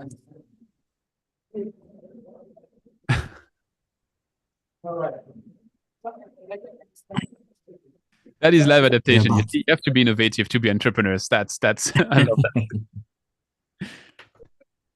Antonio, do you have a question? Yep. Oui, j'ai une question d'avant. Félicitations à toute l'équipe pour la présentation et pour l'équipe quand même. Je pense que le problème, ça a été bien posé. La proposition, c'est très intéressant. Et le fait que la solution, c'est open source, c'est bon parce qu'il n'y a pas les coûts associés à la licence, tout ça. Mais quand même, il y a d'autres systèmes d'information et solutions similaires, même open source. Non? Et ce que je voudrais que c'est pour évaluer la faisabilité, c'est quelques plus d'informations sur les méthodes de collecte des données et les codes associés. Et en fait, comment vous pouvez assurer que ces données seront utilisées pour les institutions qui doivent donner une réponse et aussi comment vous pouvez assurer la qualité des données. D'accord, merci bien déjà. Ici, là, lorsque les données seront collectées, déjà on rappelle que ce sont les populations elles-mêmes qui vont nous fournir, qui vont alimenter la base de données. Donc, via l'application qu'on va mettre sur pied, qui sera les populations vont collecter les données, c'est-à-dire en fonction du type de problème qu'ils ont et selon les différentes pistes que nous on aura définies, c'est-à-dire peu d'eau, eau contaminée et mauvaise gestion. Donc, en fonction de cette catégorie de problèmes, les populations vont signaler le type de problème qu'ils rencontrent. Une fois qu'ils vont le faire, ils vont filmer, par exemple, ils vont envoyer la donnée. Une fois perçu la donnée, nous, on aura un dashboard. Donc, quand cette donnée va venir via l'application, ça va venir entrer dans notre dashboard qu'on aura paramétré déjà au préalable. Donc, le dashboard, lui, il sera là pour pouvoir faire des analyses en fonction du type de problème que la population rencontre. Une fois les analyses faites, Et on va également installer ou du moins se paramétrer le dashboard à obtenir des hotspots, c'est-à-dire en fonction de l'importance du problème dans une zone. Mais une fois qu'on a ces informations, les informations seront acheminées vers l'autorité compétente, c'est-à-dire la personne qui est censée résoudre ce problème. Si c'est par exemple un problème d'eau, si au Cameroun, chez nous, il y a la société Kamwata qui gère le circuit hydrologique, qui gère tout ce qui est eau. Oui. Donc, ça sera vers eux que ces informations seront transmises avec des informations suffisantes pour leur faire comprendre que à tel endroit, les populations signalent que à ce moment, nous n'avons pas d'eau, du moins c'est l'eau que nous avons est contaminée avec plusieurs preuves. Donc, en fait, c'est une façon de faciliter la prise de décision pour le décideur. Et une façon aussi de connecter la population et les autorités compétentes. Donc, c'est un peu ça la particularité. Certes, il y a déjà plusieurs applications dehors, mais la particularité avec la nôtre, c'est que on pourra réellement interconnecter le bailleur de fonds, et les ONG ou alors le gouvernement et les populations qui sont dans le besoin. Donc, c'est un peu ça la particularité. So I'll try to translate all of that. So Antonio's question was that all the GIS, so geographical information system, do exist, which also can be open source. So how does the team of Sigiba differentiate and how do they collect data? To which the answer is that when data is collected, people will feed a database and they can use templated input. So Sigiba is designing the way that they collect the data and hence they know exactly what's collected. Data then feeds a dashboard that enables data crunching and which then enables them to prioritize and contact the adequate authority in charge. If there's something specific, they know it's that specific utility or that specific governmental agency which has to be contacted. And that facilitates decision making. The differentiator, they say, is this multi-connection between the platform, the people, and the adequate authorities. I think let's take one more question from Tatiana. Bonjour à toute l'équipe. Merci beaucoup pour les pitchs. C'était très intéressant. Puis, moi, j'avais une question, suggestion, parce que selon mes expériences, les investisseurs, des fois, sont un peu douteux d'aller pour des options open source parce que c'est facile de les répliquer si jamais elles vont bien. Donc, je voulais savoir si vous avez pensé à ça, puis si vous êtes plutôt dans la stratégie de faire des alliances ou des partenariats avec des OBNL, des gouvernements, plus dans ces côtés-là, ou comment vous entamez les côtés ou l'aspect open source pour la compétition ou pour avoir un avantage compétitif de votre côté? D'accord, merci bien. Déjà ici, ce qu'il faudrait savoir, c'est que actuellement, nous sommes suivis, plus ou moins, notre solution intéresse le programme, le PNUD Cameroun, programme des Nations Unies pour le développement au Cameroun, et également le Comité international de la Croix-Rouge. Donc, ils ont eu, en quelque sorte, un feedback sur notre solution. Vous savez, la réalité au Cameroun, c'est qu'on connaît chez nous, le Cameroun en particulier, l'Afrique centrale en général, on connaît le réel problème dont les populations ont besoin en ce qui concerne le oui. Et cette solution qu'on a mise sur pied, en fait, répond de manière claire et très précise oui, à ces problèmes-là. Donc, c'est une solution que nous n'allons pas concevoir seule. Il y a plusieurs personnes qui vont s'intégrer dans le projet. La richesse, c'est que le projet sera spatialisable. Donc, on pourra toucher du doigt là où le problème se trouve exactement. Par exemple, on a dit qu'on va concevoir une application. Certainement, on aura besoin des développeurs pour pouvoir concevoir cela dans notre côté.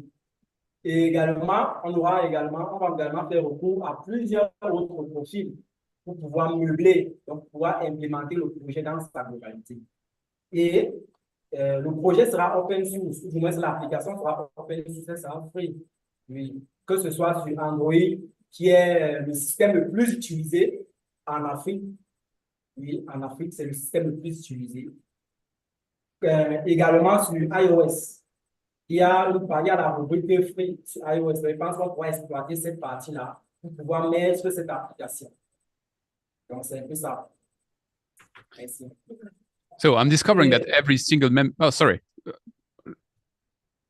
Continue. Je continue de noter. Quelque chose à noter sur l'équipe, nous sommes des membres contributeurs de la base de OpenStreetMap. Nous faisons partie de cette plateforme-là. Nous sommes contributeurs OpenStreetMap, niveau expérimenté. Voilà. Merci. So yeah, I was about to say that I'm discovering that every single member of the jury speaks a perfect French, but still for the audience, I have to translate that. The question from Tatiana is, investors sometimes struggle to invest in open source because that might be difficult to gate. What's your approach to that? For instance, teaming up with the government, to which the team answered that their solution already is already interesting for the United Nations and the Red Cross.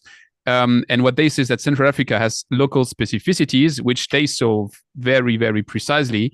And so that it goes beyond technology. It's about solving the problem. And that technology is almost an afterthought. That's my paraphrasing.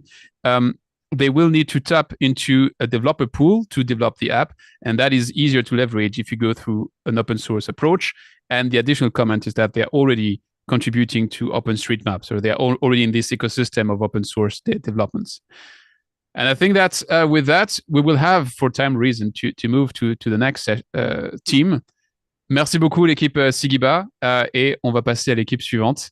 Et j'ai adoré votre réactivité de rapprocher la table pour être plus près du microphone. Ça, c'est vraiment une réaction d'entrepreneur. J'ai adoré. Thanks a lot. And let's move to the next team. The next team is Ecology House. So who will be our speaker for Ecology House?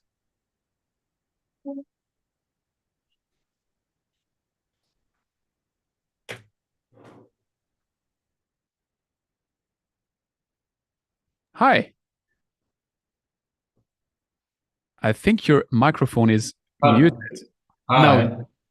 Perfect. Now is it working? It is working.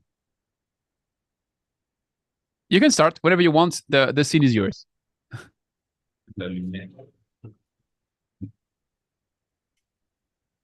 Okay. Can we start? Do you get me? Yes. You're on scene and you can start whenever you want. We're very sorry because we have electricity challenge here and it's not easy in Burkina right now. So we are trying to do our best to get to be connected with you. Can I start? Yes, please. Okay, so a community in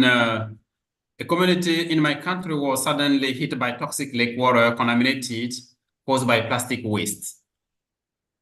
And residents who used to consume the polluted water begin to develop mysterious illness that affect them physically and mentally.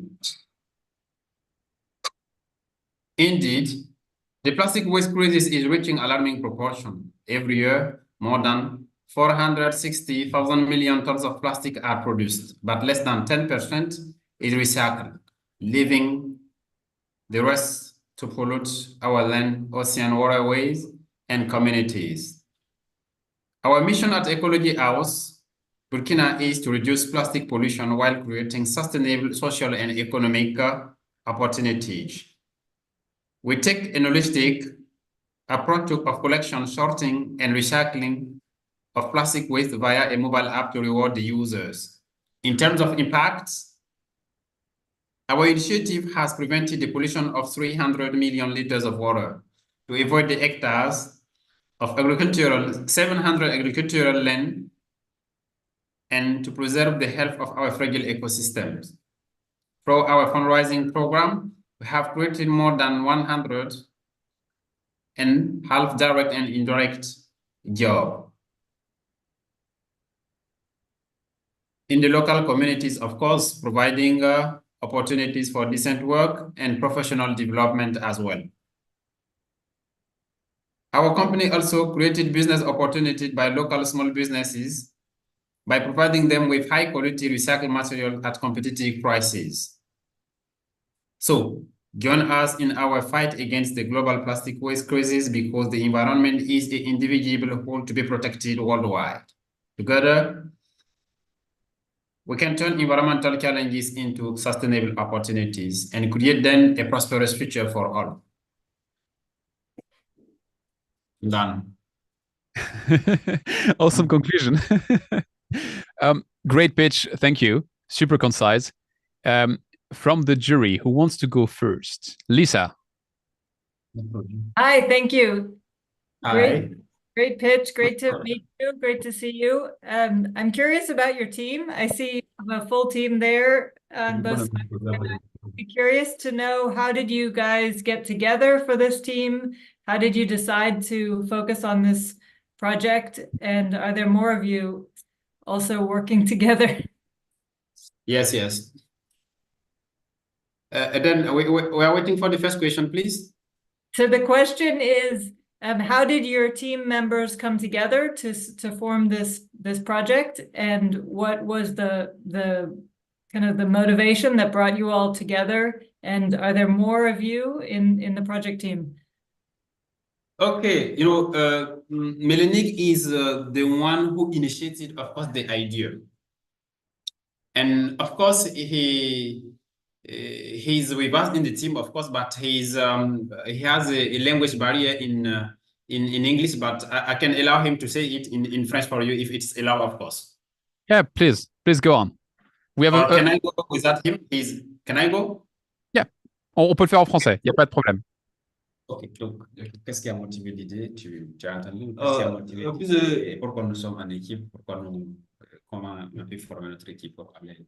Ok, l'idée est née surtout d'un constat que j'ai constaté surtout dans ma ville, principalement dans ma ville de Bobo-Dioulasso. Dans la ville de Bobo-Dioulasso, quand tu circules, tu te rends compte que il y a plein de dépôts sauvages de déchets plastiques. Et on a eu des cas d'inondation ici dus à l'enfouissement des déchets plastiques dans les barrages. Et après tout ce constat, après avoir suivi un documentaire sur Discovery Science, j'ai eu à faire des recherches sur comment améliorer les conditions de vie de ma localité. C'est dans ce sens qu'on a développé ce matériau-là. On a développé ce matériau en plastique recyclé. Et ce matériau, il est polyvalent. Tout ce que le bois peut faire, il peut le faire. Et l'équipe Ecology House est venue des compétences de tout un chacun. En tant que leader et sachant que je n'avais pas toutes les compétences, donc j'ai essayé de réunir une équipe compétente pour mener à bien cette mission. It's okay. So, is the question answers? C'est bon. C'est bon. Yes. I'll just translate it very fast for the audience. It's all started from the observation in Borodil-Lasso that plastic wastes were everywhere, and that it even stuck dams, which caused some overflows over the dams. The founder watched a documentary that nudged him into creating a material that actually is replacing one-to-one wood. And so that's why they created a team, and that's why they are right now in front of us to pitch. Devesh, you were raising your hand for the very beginning, so please raise your question. Thank you. Awesome work. Great. Can you hear me okay? Yep. Awesome. No, great innovation, important problem. Thanks for doing this. My question is, how do you price this? And who buys this from you?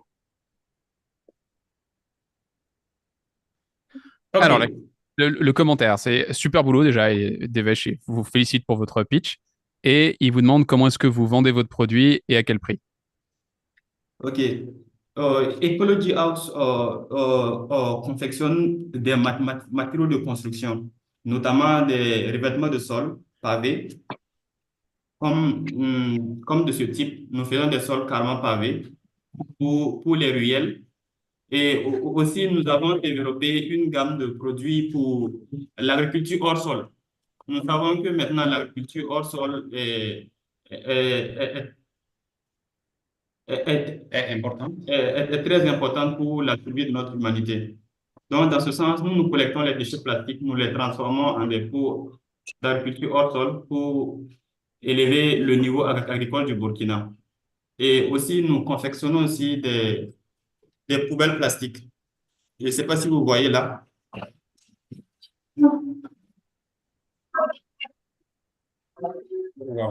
Quoi? Qu'est-ce que c'est? This is the dustbin. Poubelle. Poubelle. Poubelle. Et nous mettons en facile, facile d'utilisation et nous confectionnons ces poubelles pour les mettre dans les rues, pour que chaque citoyen burkinabé puisse mettre ses déchets plastiques et non, qui ne puisse mettre là-dedans ses déchets plastiques et non jeter ça dans la rue. Et pour ce faire, nous créons des partenariats avec des entreprises dans le sens de l'écologisation des entreprises. Nous voulons que chaque entreprise au Burkina Faso et chaque domicile ait la culture de l'écologie. Donc, dans ce sens, ces BAF feront la publicité de nos partenaires, en fait. Dans ce cas, nous avons le cas de Orange. Et le message que nous avons ici, c'est Orange s'engage pour l'environnement auprès de Ecology House. C'est un petit peu cette culture de l'environnement pour la protection de l'eau que nous mettons en œuvre à Ecology House. So the translation of that, they are doing construction materials like the ones used for paved roads. That's the first example he showed us. They also have a product line for agriculture. And the third is what we saw just behind them. It's the trash bins, which they put on the streets to enable to kind of close the circular loop so that the plastic waste doesn't go to the environment, but goes to the trash bin and so stays in the circle. And on that specific stage of the trash bin, they do B2B partnerships with CSR programs of companies, which can use that to, on one hand, finance it, on the other hand, have their ads on the streets. And here, the example they were showing, it was Orange as a company who was their partner on that. Awesome. No, very clever. Thank you for showing me that. And also I saw the real demo in your submission video as well. It's great work. I know there's a lot of questions, Antonio, so I'll pass it over. I was writing, so I don't know who from Gabriela and Dragan raised the hand first. The first to speak wins. Okay, can we? You know, 3 minutes for a pitch is very short. I think we all agree, and I'm very curious about your technology. So that's not the question what I have to ask you, but please explain me better about the technology in 2 minutes, what you're doing exactly with more detail, because I have a lot of questions. I'm very curious, but I need to know more. Alors, la question de Gabriela n'est pas vraiment une question, c'est une remarque que les pitchs de 10 minutes, c'est très court et qu'elle n'a pas saisi tous les détails de votre technologie. Est-ce que vous pouvez reprendre 2 minutes pour expliquer votre technologie? OK.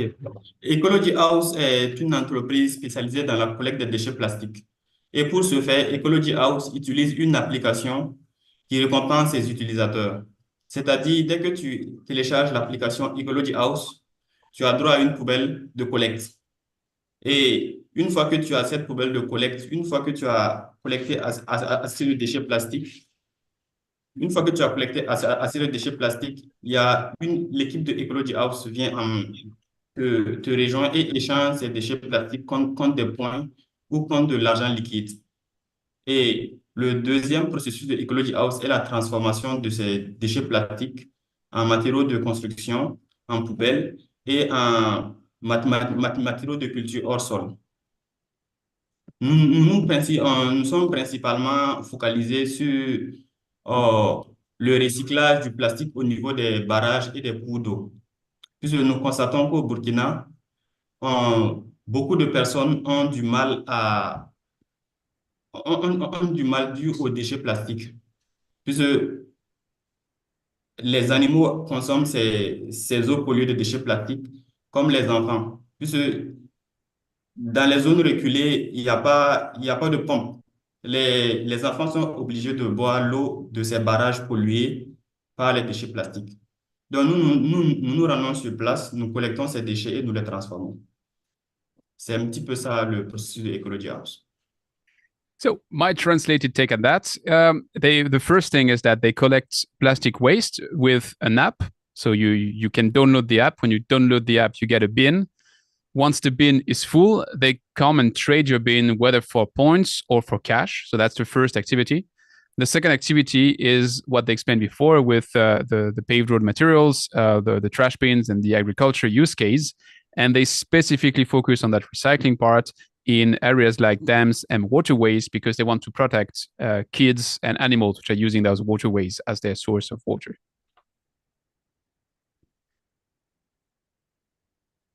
I feel like you'd like to have a follow-up. Okay.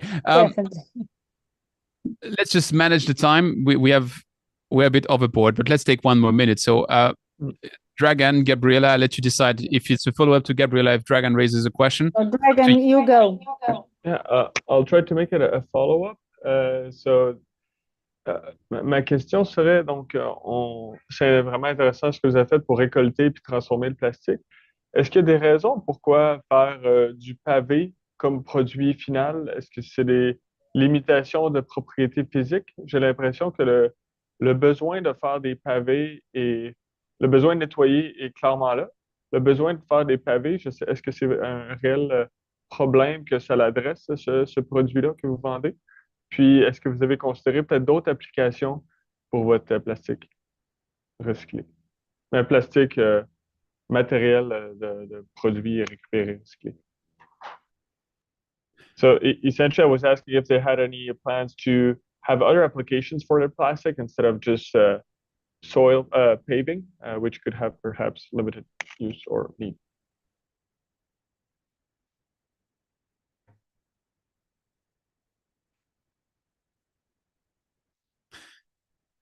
Je crois que vous êtes sur mute.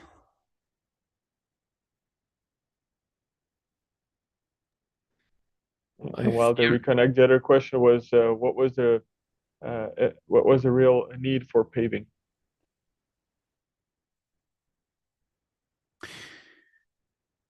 Okay, what I propose is let's take that question, let's put it in the fridge.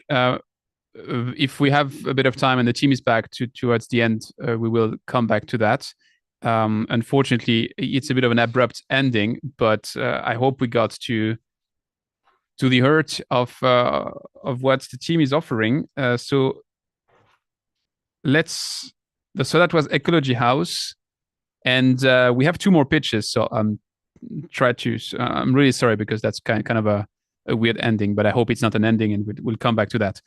Our next team. If I may, just to close it, so it's really impressive. Like, been maybe just a couple of months in Burkina Faso, and that is a real problem. So if they've been able to work with local people to gather plastic, it's a real problem that they're solving. So kudos to the whole team. And I think also to double down on the question of Gabriela, what would be interesting is to understand how the magic happens between the raw plastic material and the brick we've seen, which sounds to be super impressive by the looks of it. But of course, we are all very curious to understand how that works. But I'm sure we can have those discussions with them offline, especially as you all speak a perfect French. Our next pitch comes from Silvery Nano's Innovations. Who's going to be our speaker? Yeah, this is me, Dr. Vivera.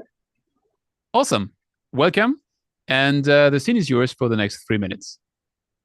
Okay. Hello, everyone. Namaste from India. This is Dr. Vivera, founder of Silvery Nano's Innovations LLC. I have a PhD in microbiology.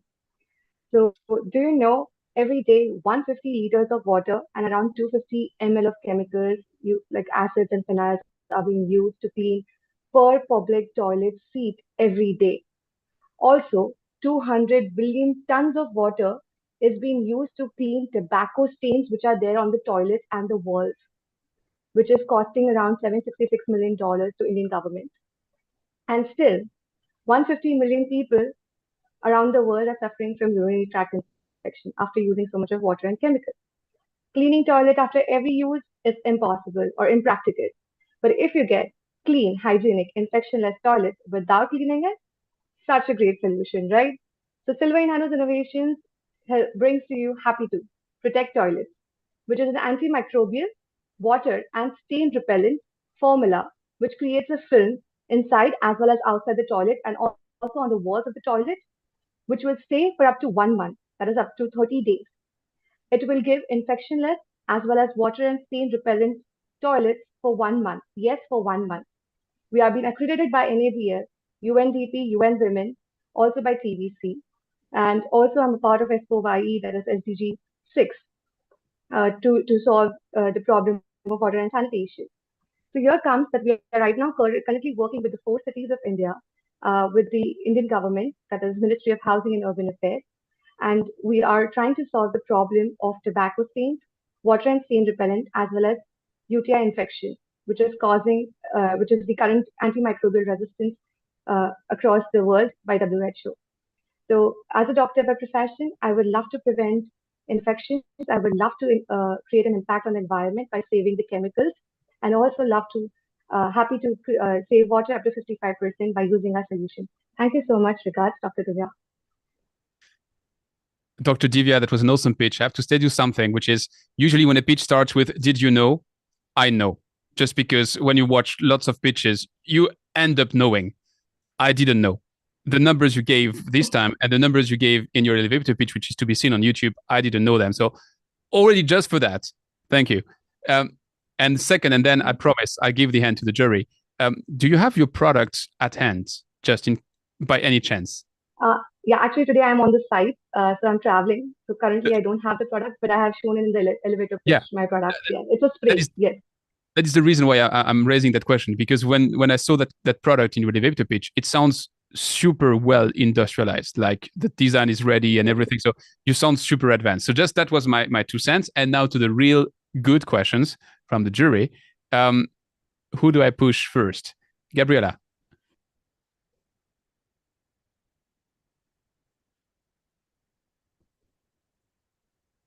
Or Antonio, in the meantime. You can prepare your... I'm back. I'm sorry, I'm switching off the camera to save energy, and I'm watching also on the cell phone. That's why I'm switching. Divya, I enjoy very much your pitch in the internet. I think it's a very unique product, and the application is very impactful.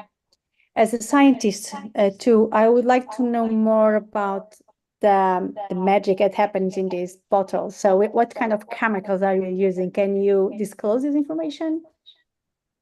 So yeah, we have patented the formula, and also the half is being kept as a trade secret. But we are using nanotechnology as well as the Ayurveda nanoscale products, which goes onto a chemistry, which is like a film, which is a bubble like a film, and that the bubbles are being filled with the nanoparticles, which that film stays inside as well as outside the toilet, depending on the surface. So we customize the film according to the surface, like metal surface or the ceramic surface, plastic surface. So we have catered in COVID different types of surface to Indian government and Indian Army. So yeah, our figures were very good in COVID. So yes, it's a nanotechnology as well as Ayurvedic formulation in the chemistry part. Yes. Antonio, you can take the follow-up question. Thank you. Congratulations, Dr. Divya, and very nice elevator speech. And actually, I must and actually have a slightly similar question, but I'm going to elaborate a little bit more and twist it a little bit. So the solution is super interesting. And also, I've seen other products, price solution in developed market. You see the pre-poo, poo-pourri, and others. But actually, the focus is on the odor. That's controlling the odor, these type of things. But your solution is really innovative in a sense. It's controlling actually the fecal contamination, which is very, very, very, very important. The question on the chemical remain as it affects for environmental aspect and protection. But also, I was wondering whether given there are other companies doing similar, I mean, slightly different purpose, but similar type of spray product, whether you have assessed those or approached those companies or find ways to kind of scale up as opposed to just develop by yourself? Right. So we were approached by Reckitt and Benckiser, the Harpic team, global team, and yes, and actually we have also signed one NDA. So the global team had arrived to our office, and then we had given them a proposal. So they have given them a proposal, but then we were discussing. I'm still thinking about it, and also right now, currently, I'm a part of the TBC team where actual team is currently taking our what you can say into consideration, the pitch into consideration. So yes, we have been contacted with HUL and RV, and I was also the winner of Reckitt and Benckiser Pitch Challenge in 2021. Yes. Very well, congratulations. Thank you so much. I'd like to hear from a judge we haven't heard in a while. So whether Alexander, Lisa, or Luc, whoever goes first.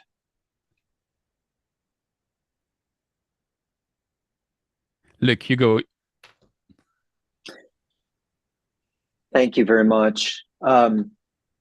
Great presentation. I guess my question is, what, having done a number of accelerators myself, what do you think you would get out of this accelerator? Because you seem pretty advanced in terms of your commercialization, your target markets, your connections with relevant government. So, yeah. It So, seems like currently you're I'm pretty working. far along in the journey. It seems like you're pretty far along in the journey of commercializing your product. So I guess I'm wondering about the fit with the incubator. Thank you. So currently I have worked on ground with Indian government, but with World Bank application, I can get an insight from different types of government because every time the usage of water in toilets or the toilet sanitation to prevent UTI, because UTI is a very big problem right now coming up because of its antimicrobial resistance. The way the people use toilets in different countries are very different. So in India, we have Indian toilets and the types of water what we use is very different. So in acceleration, I'll be able to get insights of different types of toilets and sanitation practices which are being used. Also the price pointing, which I am not able to from the Indian point of view or Singapore or Dubai, I can just get a point of view of the pricing and everything. Also the operations, because I am a scientist, to be frank. I'm not I'm still learning my phase. So I would love to be guided with people who have already been excelled at selling products and in the market, being a CEO or being a founder itself. So yes, being a naive person as a scientist, I would love to learn how to get growth acceleration. And right now in the lag phase, I really want to be a microorganism in the log phase. So yes, I'm looking forward to that. Great, thank you very much. We have another question by Devesh. Yeah, awesome product and presentation, Divya. Thank you. I was curious. I think the positive impacts are very clear. I was curious, is there any testing required to see if there are any side effects of the chemicals? And are there any approvals you would need to get into different markets? Yeah. So currently in India, we are doing NABL approved testing, which are being certified by the government of India, the labs which are certified by the government of India. And in European market, right now I'm working also with the British Council to understand the list of tests. So normally we are using right now the Hygiena product, which is a UK-based company with the microbiology analysis. Specifically, we are testing with E. coli. So they have come up with the E. coli testing and enrichment sources. We are using that itself, which is a standard which will be going across the country because it's a what do you say standardized by the British Council and the UK government. Also from different perspective of the governments, I'm using like US, UK, and Asian perspective. That's what three things. And as a microbiologist, I'm also doing the traditional methods which are even used. And yeah, so that's what. Yeah, and for the side effects, we have done the dermatology testing for the testing of the skin, which goes on the different types of surfaces. So yes, that's what we have been doing currently. So continuously testing goes on in terms of microbiological as well as impact factor analysis. And sorry, just to clarify, so has it already been approved in India as your initial target market to be applied in toilets? Yes. Okay, thank you. Great work. Awesome. Thanks a lot for the pitch. Thanks a lot for the interaction with our jury. I think we could keep that going, but I have, unfortunately, to be fair to everyone and to keep the timeline. So thanks a lot. Let's move to our last pitch for today. And our last pitch for today is going to come from Cranitech Software Solutions. And if you can shortly introduce yourself, once that is done, the scene is yours for the next 3 minutes for the pitch and 10 minutes in total.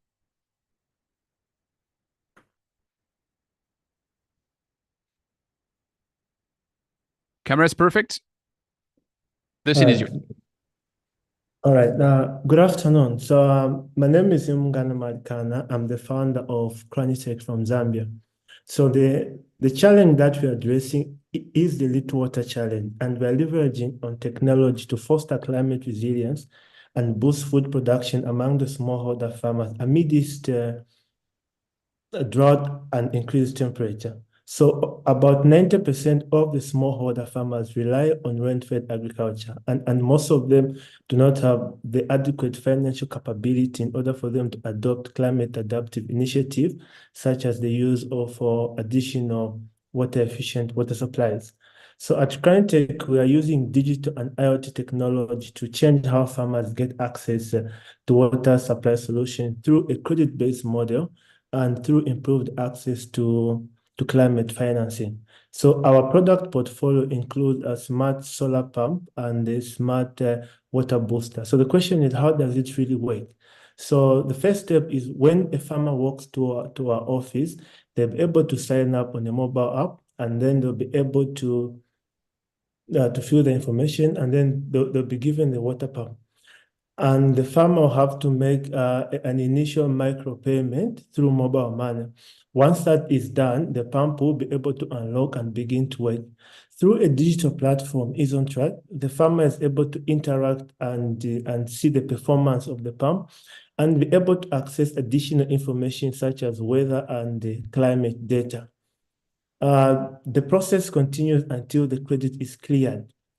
So after that, we utilize their farm records and their payment history in order to come up with an alternative credit score, which is powered by a deep learning model, which we develop in order to provide them access to additional climate financing. So our competitive advantage is the use of IoT technology and the leveraging of alternative data. So unlike our competitors, we do not provide the water pumps on cash basis, but rather we provide in installments, and they begin to use the solution there and then. So the impact goals that we are targeting is, number one, increased use, women inclusion, because women are the most affected, including improvement in climate adaptation and resilience among the smallholder farmer. So we are looking at accessible market of about 8 million farmers, and we are so far working with 5,000 farmers, and we have been able to unlock climate financing about $1 million in collaboration with partners, and about $100,000 has already been accessed by the smallholder farmer. So we have two revenue models. With the first one is the sale of the sale of the water supply solution, which is the water pump and the water boosters, and the other one is the subscription of EasonTrack. And so far in the last 2 years, we have a net profit margin of about average 49%. And this year we are targeting to at least have a net profit margin of at least 50%. So our team will have a combined experience of at least 3 decades, and we have different expertise from engineering, accounting and finance, and business development, including agriculture. So we need to scale our solution, and we are sitting on more than 100,000 farmers. That is in collaboration with partners, and we need the right support and mentorship in order for us to scale our solution. And we are seeking to raise about $250,000 in order for us to to come up with a bigger processing facility so that we can accelerate on the number of farmers that we are serving. So if you're passionate about SDG 13, please join us as we empower farmers, combat climate change, and build a bright, sustainable future for all. So the solution to the current drought that the country is facing is an imminent problem that has to be solved. Failure to do so, the food insecurity of the country is at risk, especially women and youth. Thank you. Great pitch. Just to be sure I got it right. SDG 13, you said? Yes, SDG 13. Okay. It's just that I'm so used to everybody referring to SDG 6 that I tend to forget the other ones. So thanks a lot for that reminder. There were a lot of applause from the jury, so I guess they liked your pitch. The first one, which has a question for you, is Alexander. Hi, thanks so much for the great presentation, and that's really a strong problem in the farms. We all know. The question here is like, what is your distribution mechanism, or how do you team up with other actors in the agricultural production cycle? Because my experience is great thing is to link money right away to the product, because often they think we just think about a solution and money comes at the end. No, money is important. The investment is really important, so it's great to have that already in. But what other actors, seed providers, fertilizer providers, other actors in the production chain that are linking up with that could help distributing your solution? Sorry, I think your voice was keeping, so I didn't get the question clearly. He didn't get your question. Can you just repeat your question? Of course. Are you already partnering up with other companies in the agricultural production cycle, such as fertilizers, seed deliverers, or off-buying companies to kind of distribute your invention?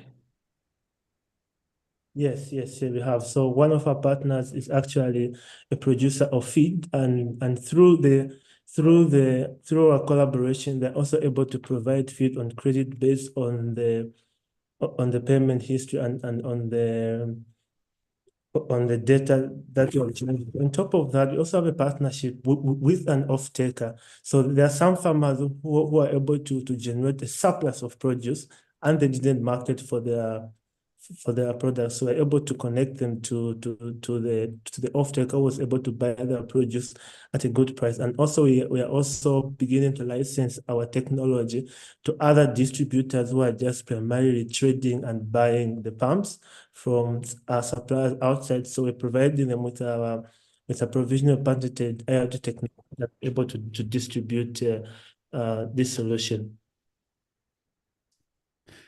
Thanks a lot, Alexander. We have a question from Dragan. Yeah,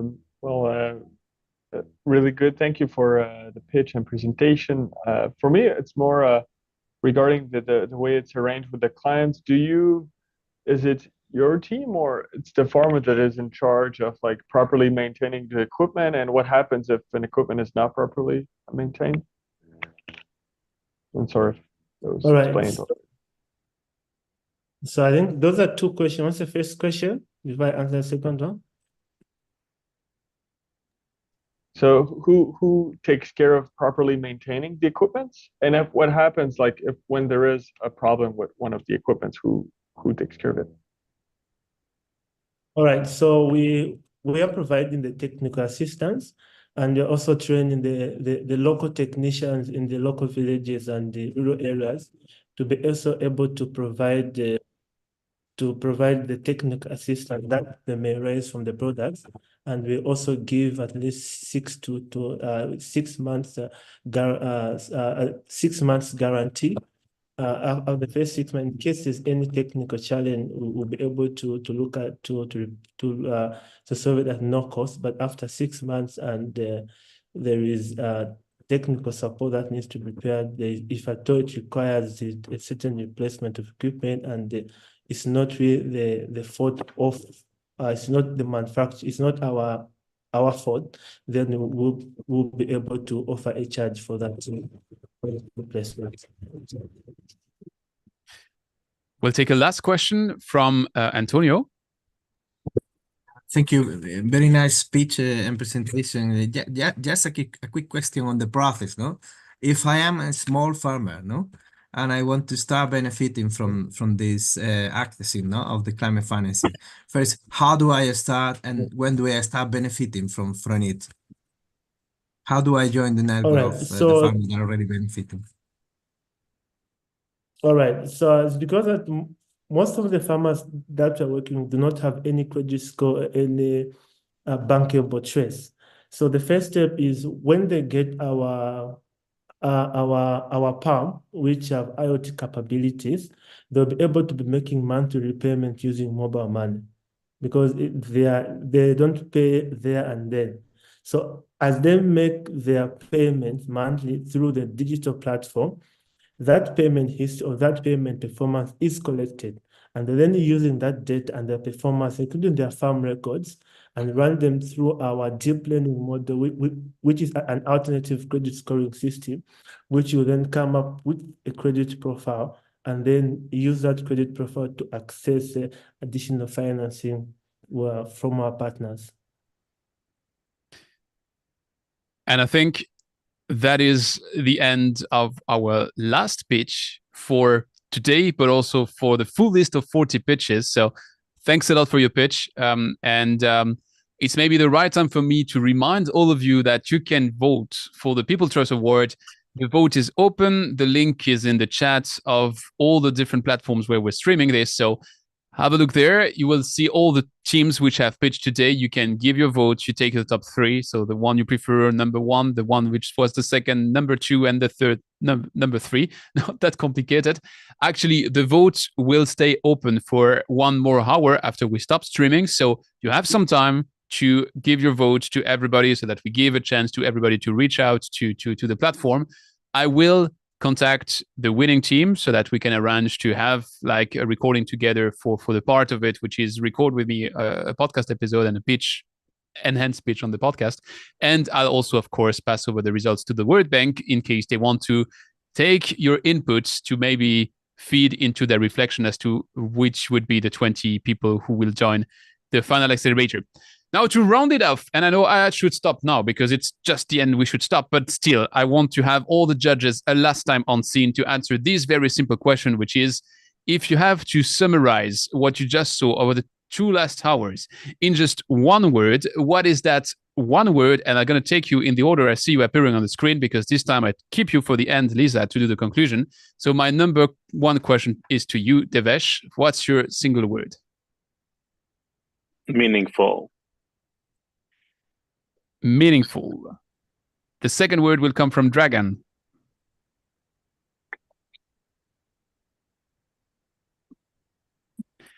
I do fear that you are muted, Dragon. I said impressive. So we have meaningful, impressive. The third word comes from Luke. Hopeful. Hopeful. Tatiana, what's yours? Inspiring. Inspiring. Alexander. Inspiring, yes. I'm going to double. Sorry. I found him really smart. I'm really intelligent, smart. I like. I'll take smart. I said I keep Lisa for the end. So Gabriela. So my word is also hope. Hope for a better future. Hope. And Lisa, before I let you take your words, I'm just gonna bring back the full list we had since the beginning. So we miss Antonio. Sorry, he didn't get pulled in. Oh, that's why. Antonio, sorry. That's okay. Almost everybody said. So I was about to say inspirational, but actually I would change for the passion I see in the different team presenting the solution. Is very encouraging. So passion. So we got resilience, innovation, creative courage, community-driven, clarity, passionate, hope, inspiring. That was yesterday. And today we got outstanding, inspirational, passion, diverse, curiosity, impactful, crazy, interesting, optimistic. And in this session, meaningful, impressive, hopeful, inspiring, smart, hope, and passion. Now take all of that, mix it, and you have 1 minute to summarize all of that. Lisa, the scene is yours. Okay, so I'm going to add gratitude. So we created this challenge. We started many months ago, and we had the idea, let's see if we can change the narrative from fear and I don't know where to start with all the challenges in the world to hope and agency. And I'm part of solving these problems, and I'm equipped with the skills and the power and the resources and the networks and the mindsets to drive change. And we've seen that today for 4 hours with amazing, bright, smart, talented young people from all over the world. We saw that today, we saw that yesterday, and we are all very grateful to all of you and everyone listening in for the hope that you're giving us and the camaraderie, the collegiality. We can do this together. None of us can tackle these big challenges alone in any of our individual companies or organizations, but if we're together and we have a shared vision and the energy that was very evident here, and the passion and the drive and the creativity, then we'll do some amazing things together. So thank you. And I would also like to thank our MC, the amazing Antoine Voltaire from Don't Waste Water. Please don't miss any more of his episodes. Now you'll really appreciate them even more. I also want to thank the World Bank team that made all of this happen. This seems like it's so smooth and so easy, but it's actually really hard to pull this type of thing off. I want to thank David Gray at the World Bank. I want to thank Ali. I want to thank Apurva. And there's many other people on the team outside and besides. I'm sure I'm forgetting, but these people have put in hours and hours and hours to make sure that everything runs smoothly today and yesterday, and it's really challenging to do that. So big round of applause to the team behind the teams. And thank you to everyone. Maybe just one last word for the sequel and whatever happens next. What is the best place for people to follow up all of that? I guess it's the website, dedicated website. Where would you advise them to follow? Yes, absolutely. The World Bank website for the Youth Innovation Challenge on water solutions for the new climate reality. If you type in all those words, it will pop up, and we can put it back in all these chat rooms so you can see it. But keep a tab on the website and you'll keep seeing what's happening. And to all the 40 teams, thank you for your participation. 20 lucky teams will now move into the accelerator, but we want to stay in touch with all the teams that have been participating. And as we go into the accelerator over the next 6 months, we'll be running one 90-minute session per month on various topics that will help accelerate your projects. And the first 30 minutes of each of those sessions will be open to the public. So we hope you will come and join and participate. And there'll be private interactive workshops for the 20 teams. But part of this curriculum will be open. So please keep coming back to the website and watching for news about this. So thank you, everyone, and have a good rest of your day. Perfect. Thanks a lot. And see you soon. I think there's some questions in the chat. They will be answered. Don't worry. And end of our 8-hour marathon. Thank you to the judges. I think I forgot to thank the judges. Thank you all to the judges.